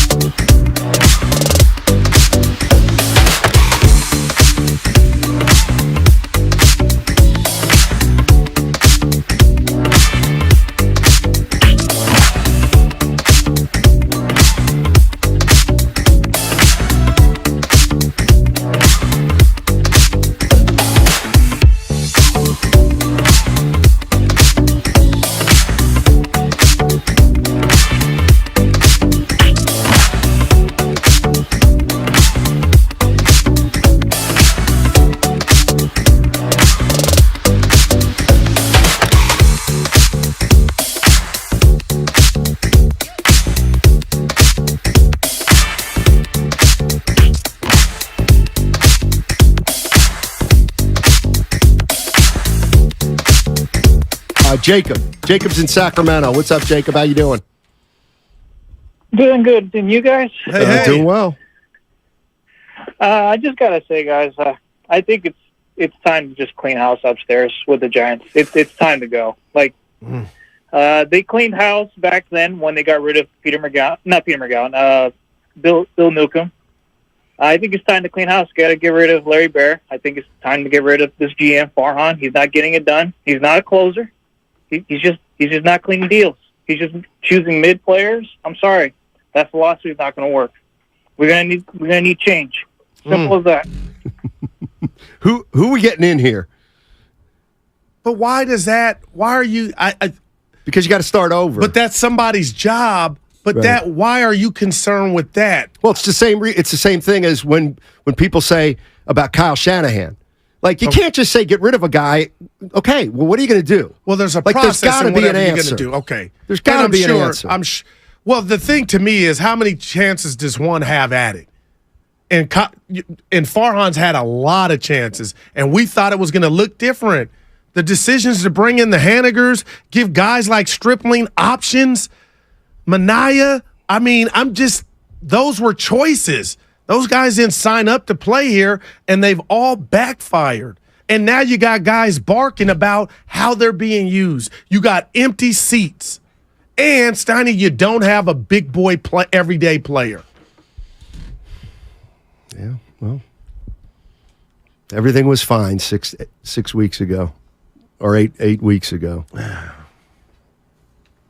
And then you got guys playing with all the metrics that you I don't guys blame own, Farhan play for them not out of getting position. You got heirs that look like the Kelly and the Bad New Bears. They won 107 games 2 years ago. Did you just chalk that up to luck? Well, you just told me I couldn't use a Warrior Championship for a couple years ago. How are we going to use that? And that didn't even culminate in the chip. Well, culminated best single season record. And right? one of the pitchers in that rotation, you said night to, and he's still showing you he's got something left. Toronto. It's not good. Not good. Not So good. you'd bring him back if we're up. If I'd you were bring him back because they clearly have no idea what the front office. They don't have. There's no chance they have a guy in mind right now to run the team. No chance. Wow. None. And here's the other thing: you can't fire Farhan and not fire Kapler. Because no self-respecting GM is taking this job if Gabe Kapler is going to be the manager here. No chance. You'll have to get rid of them both. And here's the other thing: you want to hire a GM that says, "No, we'll keep Gabe. Get out of here. Get out of here." All right, if that's how it has to go down, see you later, Gabe. But Giant fans are speaking without saying it. They're not coming to the games. Verducci win national with what we already know. They're boring. This brand of baseball, it sucks. And it's playing that way out on TV, man. And you're in a city with the Warriors, Steph Curry, Klay Thompson. You got the Niners with Debo, C-Mac, and Purdy. And this is what you guys go do.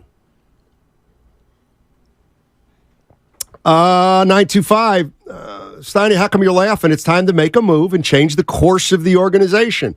Listen, I wouldn't change the course of the organization right now because I don't think they even know what course they would want to go down. I mean, if you're the San Francisco Giants right now, you can't say, "I'll tell you what we're going to do. We're going to sign some big boy free agents this summer." Well, you can't count on that. Okay, we're going to call up our young players and we are going to start this process. Okay, well, you better find out how good they are first. So how's next year? If you can't sign a big boy free agent, how's next year going to change? Oh, that's where the anger and the fear it lies. Right. So I don't have any answers. I'm just saying shame on the people that thought this excited. team was 90-win team or something. And remember how everybody was really, really disappointed when they didn't sign Judge or Correa. They're going to stink. This is no excitement. We talked about that, right? And they hung in there for half a year, 120 games, and they just don't have enough. And I don't know. I don't like the question of what's going to happen after. I don't know. And it's one thing to lose in baseball, but lose with heirs. And that's the part of it, Stoney. Like, yeah, okay, we could say there's a lot of young guys in the lineup. You got a lot of older guys, and everybody collectively is just, they're not focused. I mean, they're kicking the ball around. What did Willard say? He can't even watch the game with his face he's got to turn his back because the Giants, for the last 4 months with bases loaded, this has been a thing, but I've been in denial. They just, for most nights, don't get the runner home. Like, what's the plan? What are you guys doing? And don't tell me now swinging for the fences when I thought that was the staple of this Giant team. It's just, it feels like it's time. But if you're going to tell me, Steiny, who do you got in mind? I just Googled where's Theo Epstein, Madden, remember him, manager for the Cubs, right? Delivered a World Series. But that goes back to the marriages around the world. Like, some people stay because they're afraid about what's next. But man, yeah, I think it's a tough call. I really do with Kapler and Farhan. I do. You know, in a way, it's like you've waited 5 years, and now, like, these young guys have finally begun to emerge. Have they emerged? Not quite, but they've begun to. You got to get rid of them right as we're finding out whether they have staying power. That's why I got to give them one more year. All right, tell me this. Here I go. Goo, I feel like I'm playing MLB The Show. Tell me if I'm crazy and you want a urine sample. If you're telling me this is going to keep up next year, you're wasting one of the best, if not the best, closers in baseball. And if you're not going to utilize him, you need to dangle him on your search to go get a big boy. So that would mean, yeah, you're weakening the bullpen, but if you're going to be this team that's not competing or is about to embark on another disastrous season, you're wasting him. So why wouldn't you dangle Doval in some type of move to get a big boy? Doval is one of the reasons they're fading right now. I think he's getting tired, or something's happening with him. Maybe it's not enough work, but he's not been good. Like as great a season as he had, he hasn't been good the last few weeks. But my point is, everybody could be had. Right, but what are you going to get for these guys, do you think? Somebody would give a top prospect or two for Doval, you would believe. Maybe. But then we're back real quick. We're back to Prospect City. How many years is that? Mike in San Jose. What's going on, Mike? How you doing? What's up, fellas? First, watching a little YouTube today. Goo, you're looking good on the diet. All right, that's my guy, Mike. Yep.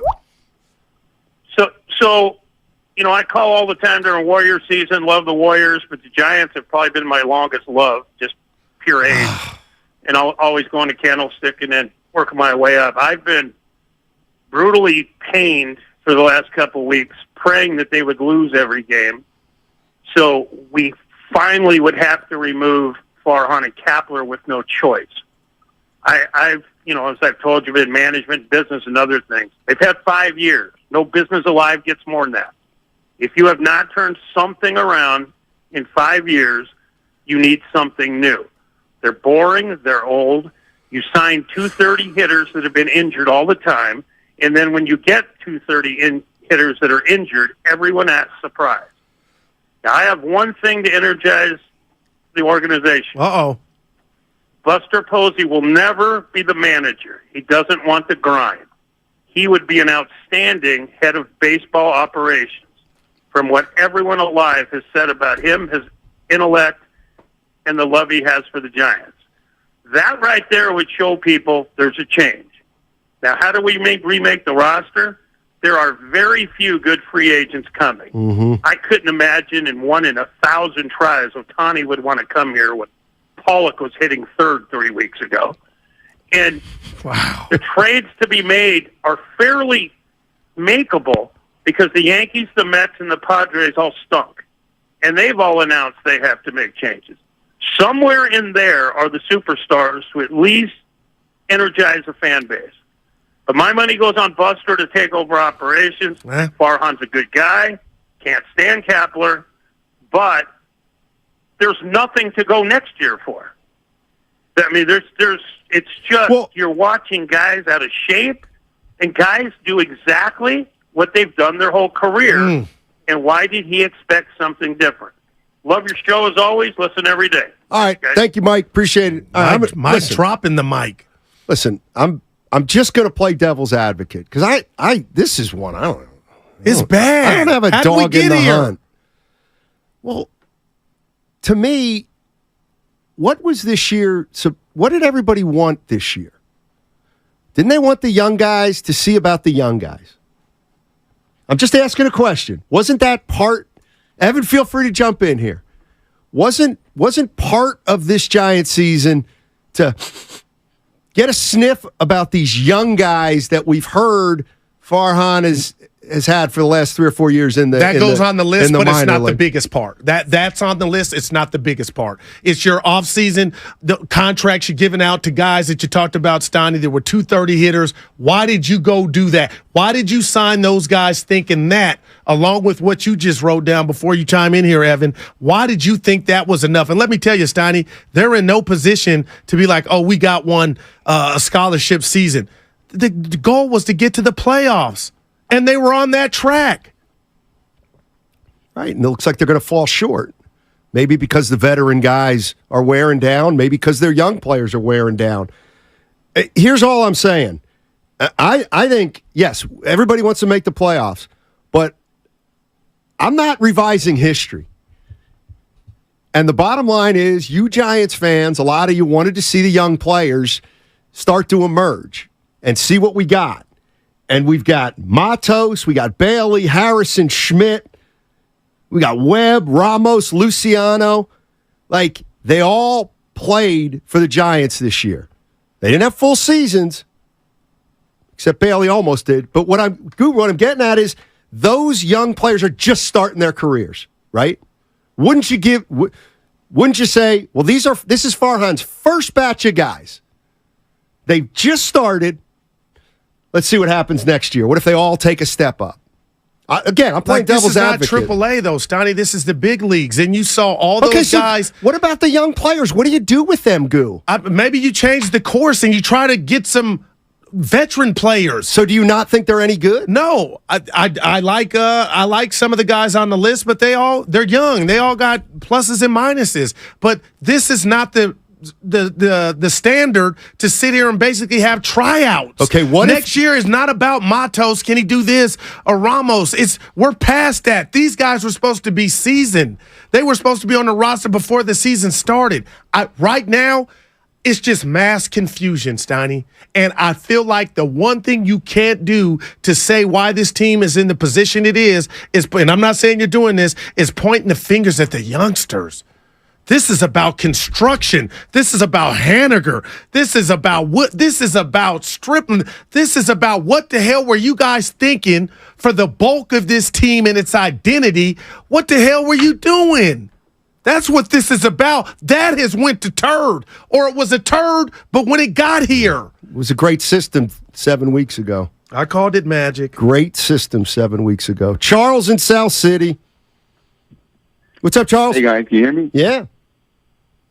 All right, good. I just want to wait on the Giants, but ultimately what I want to say, this team, I'm as passionate about my team, whether if it's football, baseball, any sport, as any other fan.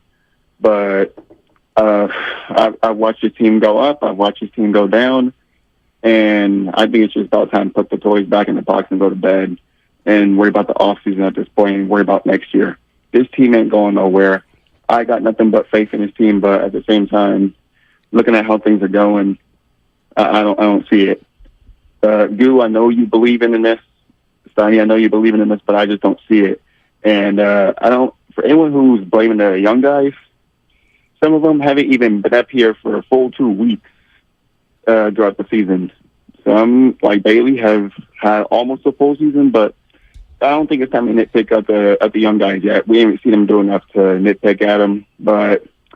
Coming next year, Farhan's on a hot seat, so if he don't make a move, then that's on him. And Goo, I'm going to borrow some from you when I say if the train is officially off the track.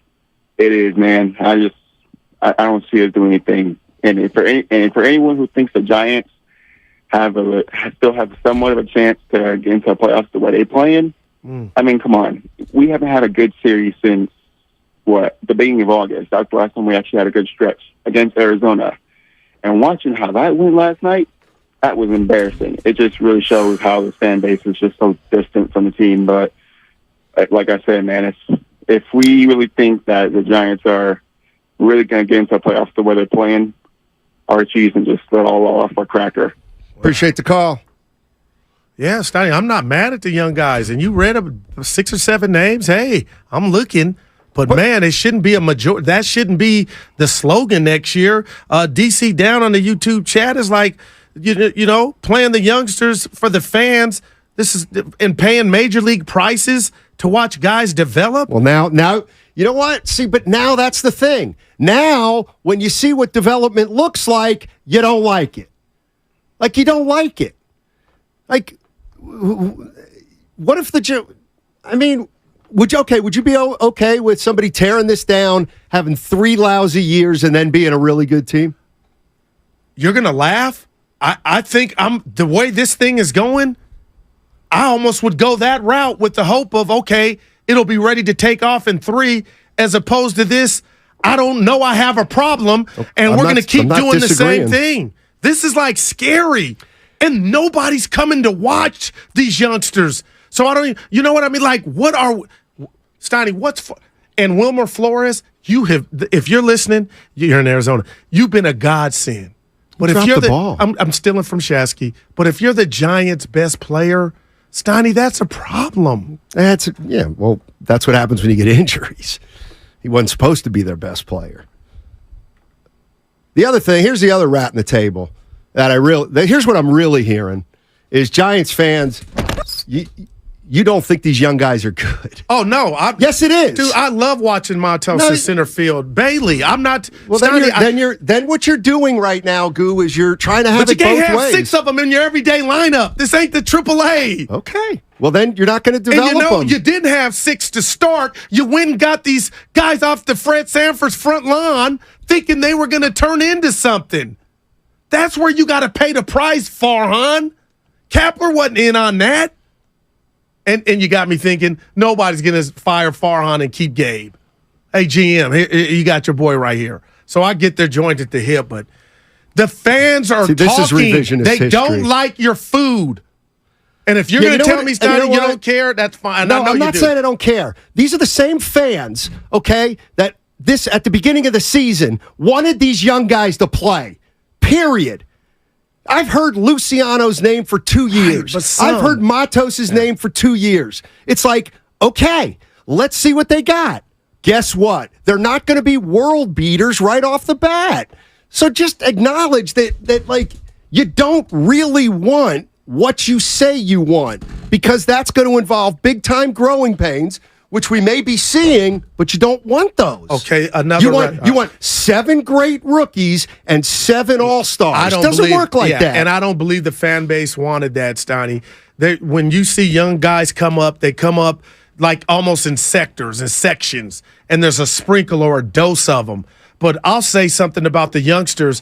You know how many of them are probably dog-cussing Kapler and Farhan for getting yanked around from here to Sacramento. I hit a home run one night, and I'm out the lineup the next. The same stuff that's pissing off the veterans, they use those same mechanisms and principles, which make no sense to the youngsters. So the youngsters could really not they got yanked around. I'm not making excuses, but the theory, their mindset from up above stinks and it reeks. You mean the same system that was working so well for them? They were 81 and 81 last year. And no, but the 107 year and then this year. Like, they were 13 games over 500. Like, how come it worked for 95 games, but it hasn't worked for... Listen, I am not supporting these guys. I just don't see what the alternative is. And I don't... But isn't there always a solution? Yeah, the solution's go sign a big-name free agent, but guess what? There ain't any out there, and you can't sign them anyway. They're free agents. They tried to. They tried. Evan brought up a point. What if they would have signed Correa? You know what his wins against replacement are? 1. Oh, my gosh. You know what Brandon Crawford's wins against replacement are? -1. You know what the difference between those is? 3 or 2. 2 or 3. Yeah. They'd be in the wild card race with Correa, maybe, is what he was suggesting.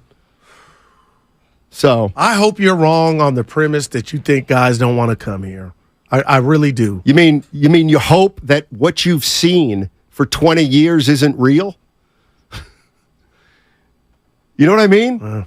Like, I'm not saying they can't sign a free agent. I'm just saying, why don't we, like, who have they ever signed? That's a problem. Well, it wasn't a problem when they were winning 3 World Series. Well, they developed. didn't need to go. Yeah, they didn't. They had their formula. They had their. Maybe the only formula here is to develop. Maybe we're like the Oklahoma City Thunder. Okay, we know we can't sign free agents. Man, so you're saying 2028? No, my calculator came up with, and that could be being generous. I mean, how long did it take the Josh Astros? Peterson is not 18. Either is Crawford. Either is Haniger. Either is Wood. Either is Stripling. You still got some. You got some Geritol on this team still, Steiny. You ain't 18. Yeah. Everybody wants to sign the champions. I hope the Warriors can maintain better than the Giants. Well, they just delivered the chips. It's going to get ugly. They bought themselves some time. Bought themselves a year and made the playoffs. They won a round. I'm Giants just saying. Still there. They lost in the second round. Big hitters don't like to play in that stadium. Sorry, Goo. I want to we don't have anybody on record saying that. No bopper. Like Guru's so funny. No, man. I'm not. I'm being, you know what? like Bryce Harper, I get you went to where you went. You didn't come here. But he's a rifle. That porch right there is to be had. You know what? The ball's traveling better than it ever did since the inception of that stadium. But we can't just throw that blanket statement out there until somebody says, that's why I didn't go. I'm going to throw the blanket statement out there until somebody comes. Well, boy. I mean, you know what, Good? Since you don't want to give any credence to the fact that they're struggling to sign a free agent. Oh, no, that's big. I'm saying that. Well, they can't. Okay. Like, guys don't want to come here right now for whatever reason. Because the teams, I don't think it's necessarily city, although I think the city has something to do with it now. It's mostly the team. The Giant, I mean, nobody doesn't want to play for the Niners or the Warriors. So we need a closer. They need a closer. Farhan's going in the club, and the girls he ain't getting numbers. Brian Sabian didn't sign anybody either. Like that's he had people. The youngsters were mature. Steiny. He didn't have to go to the club. He was married. Okay, and you don't want to wait for these guys to mature. That's fine. Okay. But it's been 100 years. We shouldn't have to wait. 100 years? No, how long Farhan? He's been here long enough. But these okay. Yeah. So you just want to give up on these guys? No, I'm giving up on Jock Peterson, Stripling, Wood, Haniger, Conforto. All these dudes are stiffs. That's easy to say now. It's easy to say now. You weren't saying it. You weren't saying it a month ago. 888-957-9570 is the number. It's all sponsored by Ashley Furniture Home Stores. Fall is almost here, and at Ashley, seasonal decorating is a breeze. Snuggle up on a sectional or ultra-modern sofa.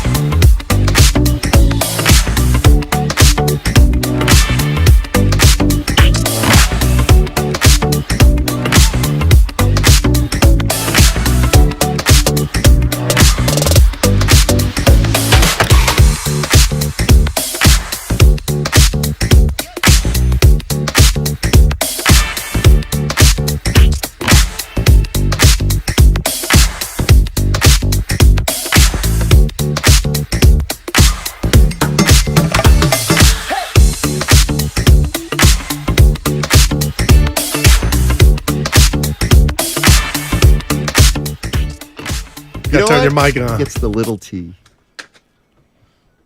Now, back to Steiny and Guru on 95.7 The Game. Let's put the rat on the table. Or the mouse. We'll get to that. Oh, Joe Shasky, the butcher No. boy. Don't you have to? Is it only when you put the rat on the table we do the Atco? I don't get the Atco? No, yeah. You're getting the money for it. I'm not. Now, why would you even bring that up? It's a great relationship. Brought to you by Atco. Thank you. All right. Let's just assume the Giants can't sign big-name free agents. Let's just go on their recent history. Oh, it's fact. Okay. So they haven't signed free agents in the last 5 years for the most part, 10 years, 20 years. Okay, so that's kind of their MO. So if that's their MO, do you trust Farhan Zaidi to make this team successful over the course of years, successive, without being able to sign a free agent? Because we all know, no matter who the general manager is, it's hard to sign free agents out here for whatever reason. Well, so we're do you watching trust that movie. Farhan? I don't. Okay. I thought I did. I don't. And let me read this to you, Steiny, because we were talking about the compare contrast from Sabian and Farhan. Mm-hmm. This from Shasky. 7 of the Giants' top 7 guys in the lineup are 29 or older. Right. Okay. They have the 10th oldest lineup in and baseball. Butcher, a diehard like Bonte, Giant fan, 49er Frankie, they would rather see 5 rookies struggle. But he said Sabian developed his young players and wasn't scared to make trades. Okay. He didn't need to hit free agency. Okay. But Farhan is striking out at every turn. The guys. Well, we don't know. So are you Haniger was a good signing? No. Are you saying he's striking out with the farm system? No. Oh, hell no. Okay, That's what well he's got. That's a major part of being a GM, right? Well, how many years do you get on that for the Roosters to come home? We're seeing. We can't deny. We're seeing. If you're telling or selling a Giant fan, next year's going to be better because we're going to have more youngsters who may not pan they're out. going to get better, aren't they? How? That's the point. You got young players. You want them to get better. No, if I'm they're not talking going to get about better, what's then yes, around fire them. Because you got a couple guys with options that are going to opt in because you ain't getting that crazy money somewhere else because you're not that good. You shouldn't even have that control. And if my guy can't close and he's obviously likes to go on dates, then we got a problem. We got a fundamental problem. The next guy's not going to be able to close either with the free agent. That's a big. I think that's where you're missing the boat. I think people would rather. Okay, let's see. Steiny get a crack at it. You're denying rather than Guru go 0 for 8. You're denying history. Like you think it's easy. I don't know why they haven't signed a big name free agent. I don't know. It's probably case by case by case. This ain't the Mariners. But for whatever reason, they haven't. And it's a big deal. No, it's not. It wasn't for Sabian, is my point. Okay, so why aren't people... You said you subscribe to this. They're boring. Yes. They don't have a star. Yes. There's a way. You don't got to wait to watch the seed grow into a watermelon because you can supersede that and go down the expressway, the microwave way, and get you a big boy and change everything. How? By going in a room and selling yourself and selling the team in the city. Otani, Trout, Stanton, Harper. You know what? Come on, Steiny. That GM doesn't exist. Well, it don't exist. Well, that GM has not existed in San Francisco. They've won despite that GM not existing in San Francisco. So start thinking about how do you develop a winner without signing a free agent? That's what you need to think about. Okay, let's start with that premise. Not let's get a guy to get a free agent. So you're going 2030. I don't know what I'm going. Well, it sounds like that. There's 3 ways to get better: your farm system, free agents, and trades. And all 3. Nothing wrong with all of them. But the Giants have never done the free agent thing like some other teams. I'm just, Donnie, what was Farhan brought here to do, and what did we think he could do? No, he took meetings. He courted these guys, and for whatever reason, he couldn't close. If you want to tell me he couldn't close because of California taxes or the dimensions to the ballpark, I say bullpucky. But my thing is, time is running out, and he's got to close. He cannot come here now. Year 1, you can, it's fine. It's going to be fine in 3 or 4 years. Okay, we'll give you that. Not now. You're listening to the people on the YouTube. You're hearing the people call. You heard Mike. You're asking him to do something. won't even participate. Come on, Stoney, it's not just him. Asses are not coming to your place. What are we talking about here? Your solution is to sign a free agent, which they've never done. Or give somebody a new crack at it. That's dumb. I'm sorry, that's dumb. What is it now? What do you call now? Because it's losing. That's the only thing you can do is try to develop through the farm system and make good trades and make under the radar signings. The thing that I don't get, and I'm serious, and you cannot tell me that I'm making this up. It was about seeing the young players at the beginning of the year to play with these guys they signed. And they have started to play, the young players, with mixed results. I got news for you. There is only one thing to do next year. See if these guys are the real deal or not. That's it. That's all you can do next year. So contention is off the table. Why would you say that? Why would you say contention? Because you're contention? talking like that. You said it's about the young dudes. You know there's nothing more fickle than a prospect in baseball. Good. And all of them have come up and struggled. Casey Schmidt, you're going to tell – I'm That's asking right, you. they have struggled You're going to run him out there? He's your starting player. third baseman or where? Come on, man. You're half-assing the job. His job is to do that and go sign a free agent. Stop saying a free agent. Nobody's ever signed a free agent here. That's fantasy land. Yeah, it'd be great, but that's not. It can't be an organizational philosophy here. It can't. They just until they start doing it.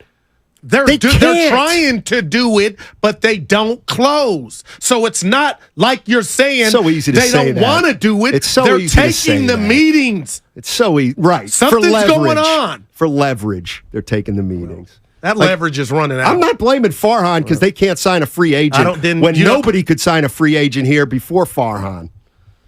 You can't win by signing. It's like you can't be the Lakers. You can't. Not everybody can be the Lakers. And here's the other thing. And I'm okay. You want to get rid of Farhan and Kapler? That's fine. What do you do with these young guys who are coming up? Do they get a shot at it? Of course they do. But Farhan's not even here.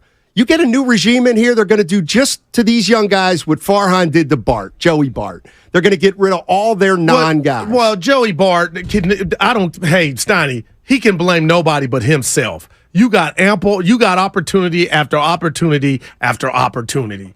I don't feel like he got jerked around or something ripped out from underneath him to where he didn't ball. He had every opportunity to be the next Buster Posey or something remotely close to where he could be their everyday catcher. Brandon, Alameda. What's up, Brandon? How you doing? Hey, that's so good to talk to you. Hey. I think it's about motivating people on the field. Farhan's done great, but Gabe Kapler is a robot. This guy does not motivate people, and Bart's a perfect example. They did not develop this guy. They did not give him confidence. He had all the skills. There's a bunch of people out there, and young people have to get cultivated and groomed and put in a position to succeed and given that opportunity. That's why you have the older guys there. I really think that the problem is the manager and not the GM. Thanks. Wow. I don't think he can differentiate the two. Do you, and this is baseball philosophy, Stoney, we saw the Warriors a couple of years ago lead the league in fouls. This team makes a lot of errors. Is any of that on Gabe getting them in the proper mindset of not making errors or paying the price, or I'm going to get in your ass if this continues? I'm asking you. Because in my world, if it happens to the degree it's happening, the manager, something's stale. Something's not getting delivered, or there's no fear. I could be wrong, but when Larry sent that tweet about, oh, God, did they quit? I'm wondering. They didn't quit. But mentally, are they fried? Oh, gosh. You can't make a collective statement about 25 guys and say they quit. Has Brandon Crawford quit? Well, if you look at his average, I'm just a bad average doesn't mean you've given up. I'm making light of, but it's, dude, I don't have the answers, man. I do. Brandon Crawford has not given up. But what I don't like about your answer, Stoney, is you're saying don't make change because we don't have anything better yet in place. I didn't say don't make change. You know what I'm saying? The fear of the unknown. I don't. I don't say don't make a change. I am looking at our young players, and I don't care if you like it or not, who have been a part of keeping us in contention. They've kept us at 500 or above all season. This hodgepodge of veterans and young players. We're 500. We expect these young players to all get better. That's not reality. They're not all going to blossom at the same time. How did the Astros go from the worst team in the league to the best team in the league? Yeah, they stood for 2 years. Remember, we used to call them the Lastros. So it was 3 seasons of nothing. That's right. So you're telling me 2030 you're okay with. Giant fans, don't come to the park. 2030 is 7 years. Oh, Guru, you just said 2 years for the Astros. no, it was more. It felt like 8. Nobody. Well, it wasn't 8. They're not coming to your ballpark. So They you're weren't saying go coming to the that route. Astros. So you're saying sacrifice 2 or 3 more seasons. Maybe. Farhan's untouchable. Elliott Ness, nothing to see here. I didn't say that. And you're saying it so definitively, like you know all these guys are going to bubble. I don't think Casey Schmidt. I have no idea who's if they're not going to nervous bubble. about him. I don't know if they're going to bubble. Can we find out? If you've been watching, I think you can take something from what you've seen thus far. Ain't no scholarships being given. I think you think there's a Only world to of Trey Lance. Matos and Luciano. Oh, just run out there. It's yours for 162. No. Okay, well then, guess what? You're screwed. I'm asking. You're screwed. Well, that's what it is now. The screw part. I mean, listen. The part that's a joke to me is now you're laughing at all their young prospects who got a chance this year. Oh my gosh, and I'm not if I did that, you'd be like, you can't rob them of that. Can we look at our young players and see what they can do for a whole season? I think you could make an argument. We've saw most that happen this year. Okay, and they're a it's still 500 happening. team with a lot of young players. What? Like, I don't want to be a jerk, but why wouldn't it be logical to think these young players are going to get better? Some of them. I don't know why you just you stopped and hit your wagon to the young players. You've been because that's all we can do. You've let it paralyze you that's in this all conversation. That's all we can do. There's multiple facets to this team. No, there aren't. They're not losing just because of the young players. If anything, they're in contention because of the young players. That's what I'm saying. But so play them next That's not year. a formula for success, Matt. How do you know? Because so you know these guys aren't good enough right now. Like, that's fine. If you look at their young players. I'm not making that statement. Okay, well then, I think we got to see them for a full year. Okay, and Farhan, you got to close a deal or some deals. What if he doesn't close a deal and they've got 6 great young players and they win 90 games next year? You're laughing as you say it, but okay. Did we think they were going to win 107? Yeah, the yard to be filled. The yard to be filled. For what? Passionate Giant fans that are going to subscribe to that's going to get them back in contention. What you're missing is this in contention team whether you like it or not. The question is, why have they gone south so bad? I told you what I thought my answer was, and you've dismissed it 3 times. No, I dismissed now, when it. Willard says it, you'll be like, oh, yeah. Now, that hurt. No, come on, man. Dude, when he gives up, it's over.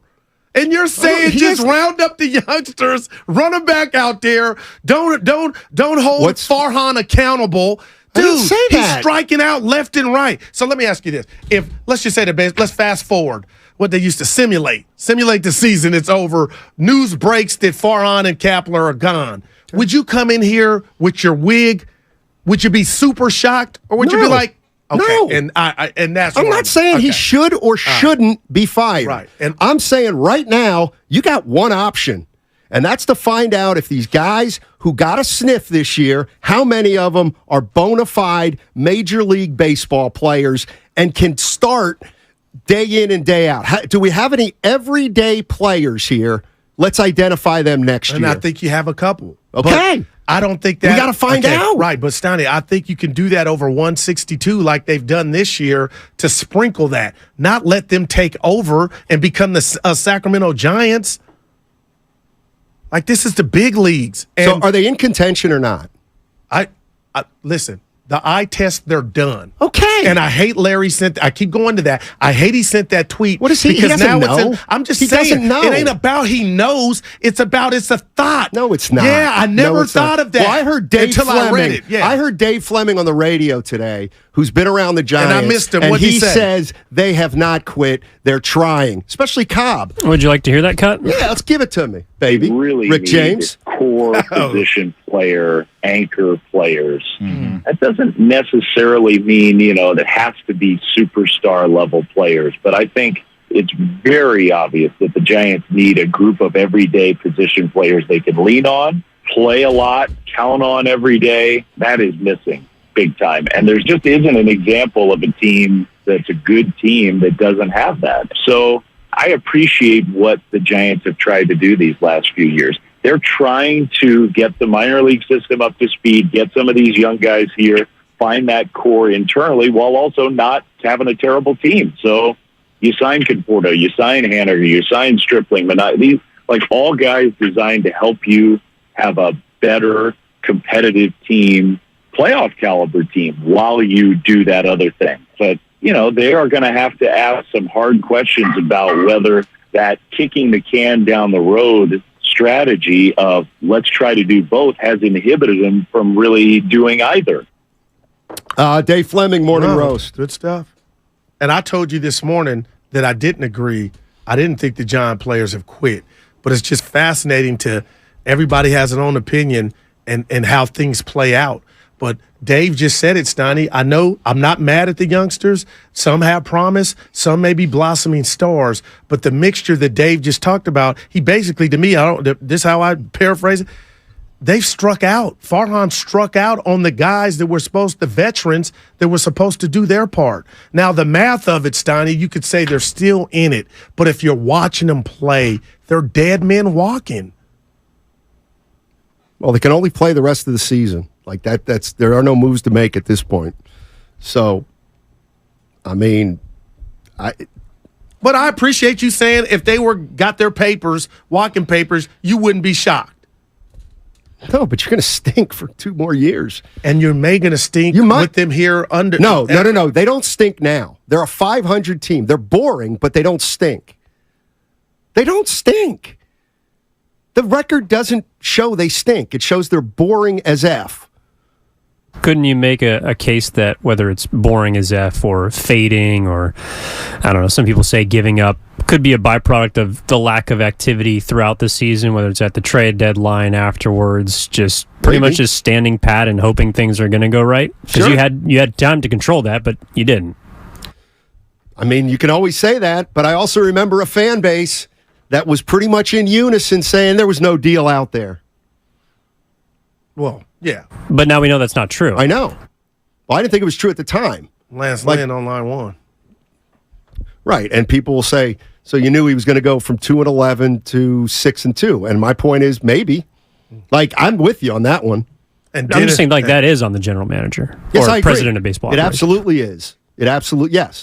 Yes, it's on the ledger that Lance Lynn has helped the contender and not the Giants. Yeah. Absolutely. And what did they do? They rolled the dice hoping that he, in a Dodger uniform, would pitch right. And they came up aces. Dennis just said something that hit me. Boring is worse because sports is entertainment. And right now, when you go to a Giant game, Stoney, more often than not, you are not being entertained, especially when you got guys out of position, misjudging fly balls, throwing the ball over the yard. Like, it's one thing to lose 4-2, and I mean, you're going to mess up and make an error too. But I just don't. Friday's comedy they're end not in Colorado. 60 and 102. Like, we're talking about them like they're 60 and 102. But they were flirting with a playoff spot, right? And they didn't have enough, and that's what we're finding out. They don't have enough. So how do you get more next year? Now, was that enough from the manager? We don't see. That's what you were speaking. We don't know. What are you talking about? I mean, a manager's job is to keep these guys motivated and hungry. No, it's not. Not in the end. We disagree on that. Yeah. Pros motivate themselves. All respects, that was Flem supposed to say. Well, you can color it. Truth. You can color it in a way where you acknowledge. Look, I'll never do it in any sport. You can't say a team quits because you're talking about either 12 guys, 25 guys, or 53 guys. And they're not a monolith. Like, Alex Wood had some issues this year, clearly, right? So he's not on board. But you can't tell me Brandon Crawford is any less of a professional this year than he's always been. No, but again, so that's the bottom line. And it's the beauty of baseball, Stoney. Even at the deadline, they were in contention, and they were navigating through the youngsters going through their puberty, airs, slumps, collectively, and they still had an opportunity. They owned the playoffs, but the wild card spot at times. I don't think it's okay for fans to be disappointed to ask. In your world, you're saying, oh, they just came back to earth, nothing to see here. But when you start making errors and you can't get runners home with less than 2 outs from second base and even third, I think it's fair to say, why did this thing go south so fast and the bug hit everybody? Like, to me, something's going on that we are not privy to. But I don't think it's hogwash to think, like, damn, what if you had Tommy Lasorda manning the thing and getting in guys' ass on a regular? Would we see a better product? But in your world, Stoney, what I'm hearing from you is, nah, Goo, you got there and you ran out of gas, nothing to see here. But to me, that's basically taking the guys. Right, because you got to blame somebody. Is this a playoff team? I thought it was. Okay, but is not it coming into the season? Is it a playoff team? Well, we'll know in 2 weeks. Are you shocked that they're not going to make the playoffs? Yes, I am. Yeah. Oh, yeah. And 98% of that is how this season and what I saw play out. Right. You're not. I thought they were going to be in contention because there's 3 wild cards in the NL and AL. Like, it's hard to be out of it. But that's like the point is we could have this semantic argument all the time. They're not really in it. I get it. They're not really in it. They're a 500 team. But the fact that you have an extra wild card means that in theory, if you were 74 and 73 right now and exciting, people would be very intrigued. And when I went to Dallas in that hotel room, when was that, June? And they swept the Dodgers on the road. I know that's early, but I'm like, oh my gosh, here come the Giants are for real. And they had the magical comeback. I'm just like, that's what I was saying to you guys. It's magic happening. They got an identity. Why would you say that? Because they were getting results. Well, that's your fault for thinking magic occurs in May. Seriously. I dubbed it magic. Right. They were earning it by execution. Just because I put that adjective on there don't mean I'm right. They were playing good, sound, fundamental baseball. Where has that gone? Were they overachieving? See. Were they playing over their heads? Or are they a 100-win team? I'm not saying that. Because they were 54 and 41. I never said they were a 100-win team. 888-957-9570 is the number. We're going to switch it up on the other side. Talk a little Warriors. There's some things making their way around the NBA, and it includes the Golden State Warriors. I'll explain what I'm talking about on the other side. And then also at 1 o'clock, we're going to steer to football. And the 49ers, they play the New York Giants on Thursday, and we're going to have Keith McPherson on at 1 o'clock. He's a nighttime host on our sister Odyssey station, WFAN 660, and he's a live host on the Bleacher Report app. He knows all about the New York Giants. He's at 1 o'clock, but on the other side, is there trouble brewing in the Bay with the Golden State Warriors? I'm not saying it, but some are. Hi, this is Carson Daly, inviting you to be a part of...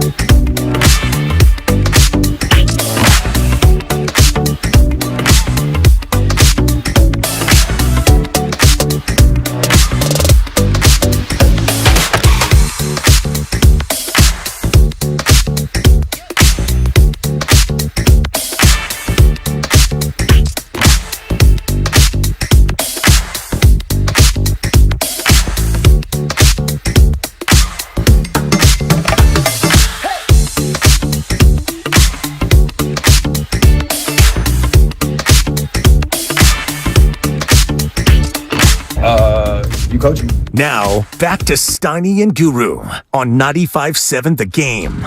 Matt Simons, Darryl the Guru Johnson with you. Good conversation about the Giants. I like where they're at.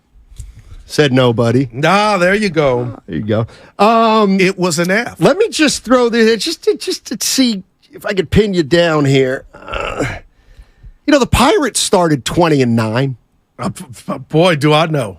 How come they faded? Because that was they were a playoff team. Yeah, but they weren't 2 years removed from winning 107. They weren't a year removed from winning being 500. So this was but they total were 34 and 30. Well, and I was you were.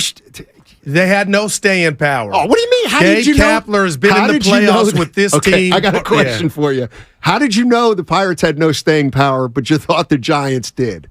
Because the Giants have done it over the last 2 years. Even their worst year was 500. Kids. They're playing the kids. Haniger hadn't done it. Conforto hadn't done it. Those aren't kids. Those are grown ass. They had nobody who did it. They're stanky veterans.